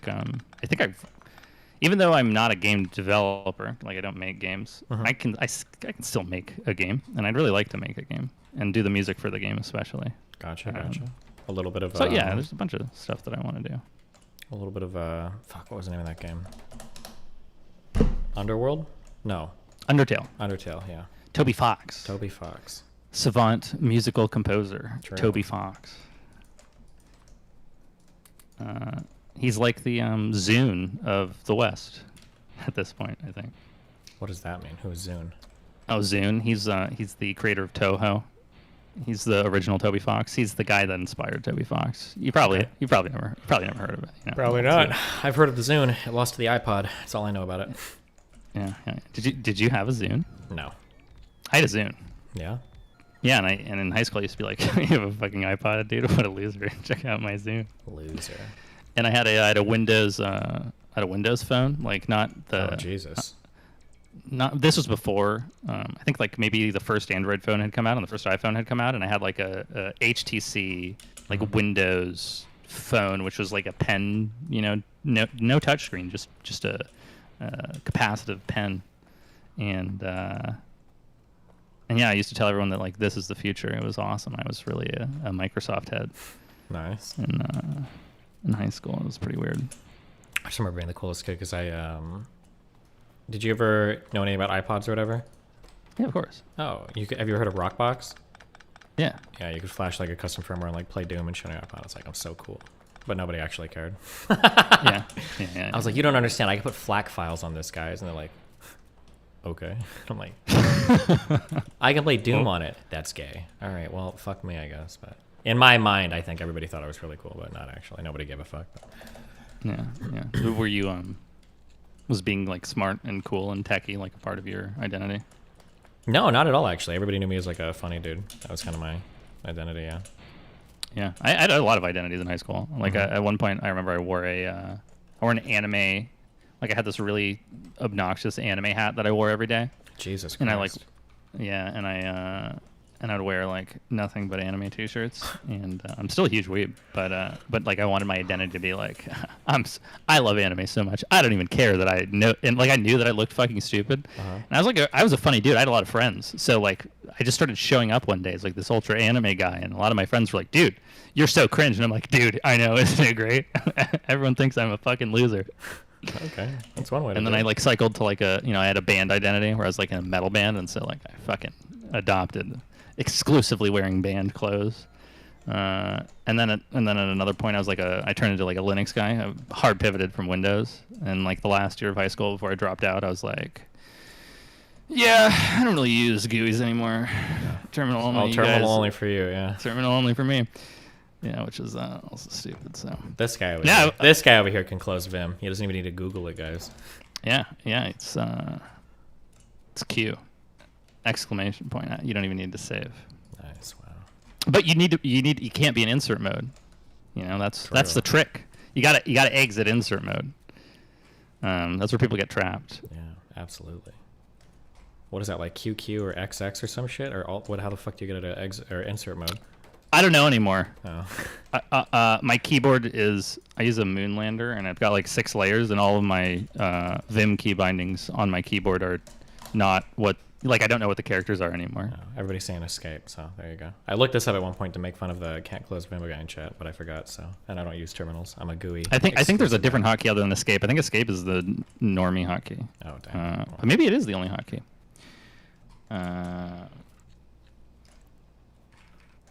Because I know you can press escape, but I didn't want to say escape because I wanted to look smart. Okay, well, I mean, you don't even know how the garbage collector works in JVM, so what do you know? Well, our expectations are already pretty low for you. Well, more specifically, I don't know why Minecraft lags so much. Was the topic of the debate. Yeah. Whatever happened to that guy? It was really sad, actually. What? Oh no. I think I said this before, but for those who don't know, there was this guy, and his name in chat was FLR, fuck Linus Red. I was talking about. I think the question was, why is Minecraft so laggy or something? I think we were. No. Yeah, I think it was the original question you asked was if Minecraft is using 100% of the CPU in Linux, why does it continually to progressively get more and more laggy if if it's already like utilizing all the cores? Like, what's going on? And so I started talking about context switching and how like if a process is using up all the cycles, there are cascading effects because every time you context switch, that's gonna like affect the the cache of the CPU, what's in the cache, and the cache will get swapped out more. And a lot of context switches, especially if you have two processes that are competing in the scheduler for like as much CPU as they can get, those processes will end up running slower than if just one was going. And the obvious answer to why any program like Minecraft is slower than a program without a garbage collector is because there's a garbage collector running in the background, and as garbage accumulates, the garbage collector has to run and get rid of the garbage, and that's an expensive operation. But this dude, fuck Linus Red, when I was talking about the context switching stuff, he really wanted to call me out and be like, it's slow because of the garbage collector. But I don't really like debates. Coat. Cap. Kizzy. Yeah, no, Kizzy, I don't really like debates. Specifically, I would rather like try to act like I don't like debates and just try to like obnoxiously ignore the other person and try to connect with them on some level. It really pisses them off. That's just what I do. Get to the thing. You said something sad, like he died or something. What happened? Yeah, so we had this argument, blah, blah, blah, blah, blah, blah, blah. He totally destroyed me in the debate, and he's like this 18-year-old kid. So he is a really smart programmer dude. He knows a lot about programming. It turns out he's in like a really abusive situation with his parents. He's sort of financially trapped. The last time we talked to him, he was talking about joining the military. Jeez. Which is a real shame. That's not the worst. If he goes to like the army, he does really well in the ASVAB, he can get like programming jobs. So the sad part is that this kid is like fucking crying in like Discord calls with a bunch of people who are like trying to help him out, you know? Okay. About how bad his life is and how like he can't do anything and how he like wants to go to the school, but he like, you know, he might as well go to the military. And the other thing too is he has a lot of like he had a lot of ego issues. Yeah, of course. He really didn't want to be seen as like a fucking programming nerd, even though he had like a very deep interest in it. Yeah. It was really sad. So if you're out there, fuck Linus Red. Good luck. Reach out. Good luck. Yeah. He did destroy me in that debate, though. All right. Well, it's 10 o'clock for me. I'm going to go to bed. We'll be back tomorrow. Finish these videos. Thanks for the conversation. I really appreciate it, my dude. Yeah. Yeah. Yeah. It was fun. Have a good one, buddy. Be careful. You too. Or your system, or permission systems in general. Quite literally. So ladies and gentlemen, I wanted to make this follow-up to sort of, I guess, amend anything I may have said wrong in my previous video, even though, you know, personally, I'm moving on from any of that. But thankfully, Martin Shkreli, for as many reasons that I don't like this guy, given his past history, has at least provided me and you a little bit of virus investigations. Yes, ladies and gentlemen, we've discovered what horniness can cost, and it can cost a fair bit. Hopefully the people who had their money stolen, because at the end of the day, financial crimes are not victimless crimes, especially in the world of crypto. The money was stolen from Martin Shkreli and Martin Shkreli's wallets. But that money, especially in liquidity pools, at the end of the day, has some stake for the people that have put their money. Like the average Andy that has put hundreds of dollars into projects like this have ended up seeing their money lost. So hopefully, in Martin's words, he's claimed that a lot of these liquidity pools are slowly being like, you know, fixed up, whether it be through like venture capitalist money or whatnot. But at the end of the day, these are not victimless crimes. These hackers ended up costing people hundreds of thousands of dollars. So ladies and gentlemen, if you like what you saw, please like, comment, and subscribe. Dislike it. If you dislike it, I am out.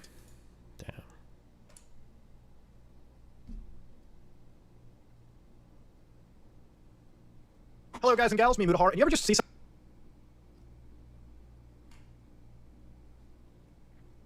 Well, we'll get to these two videos tomorrow, I guess. Is this woman hot? Jesus Christ.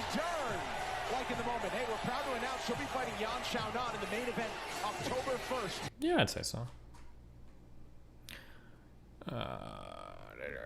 Simply a well-researched video on the government and the U.S. and how inefficient it is, especially because of lobbying, which I know I really disagree with. How can we pay $137 for a screw? Or how can we buy the world's most expensive submarine, specifically designed for the Cold War, years after the Cold War ended, with no apparent use in sight? Not just that, but two of them. Or how can a government get a $5 or $6 trillion budget, yet be chronically unable to accomplish its own stated goals? 21st century businesses need 21st century infrastructure. It is also time to rebuild our crumbling infrastructure. Our infrastructure used to be rated the best in the world. Now, according Okay, I'll check it out later. Okay. I love you guys. It's been fun. I will see you duders tomorrow. Stay safe. Donos? Oh, I'll play these.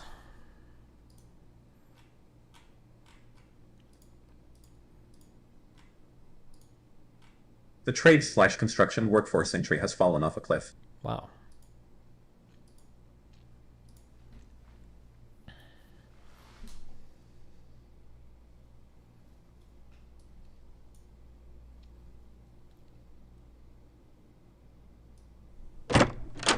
I have an announcement to make. Barack Hussein Obama is a Muslim who is from Kenya. It's true. Hillary told me so. We need to see his birth certificate before he is allowed to run. I know it's true, and you know it too, Stephen.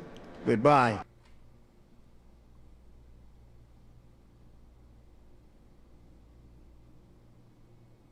Cool. If you get on the Lex Fridman podcast, you can ask him to get you on Joe Rogan's podcast. Then ask Joe Rogan to ask Soon to ban you on Twitch BZ.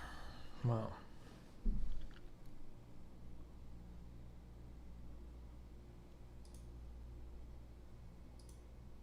Hey Steven, any thoughts on the problem of epistemic death? I got 1 felony. I got 2 felonies. I got 3 felonies. I got 4 felonies. I got 5 felonies. I got 6 felonies. I got 7 felonies. Bitchin' Bill Bellamy. L.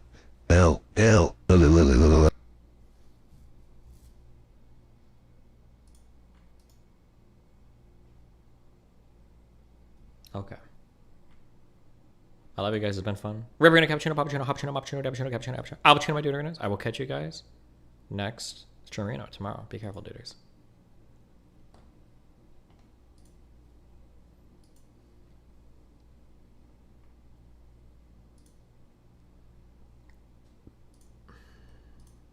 I'll send you to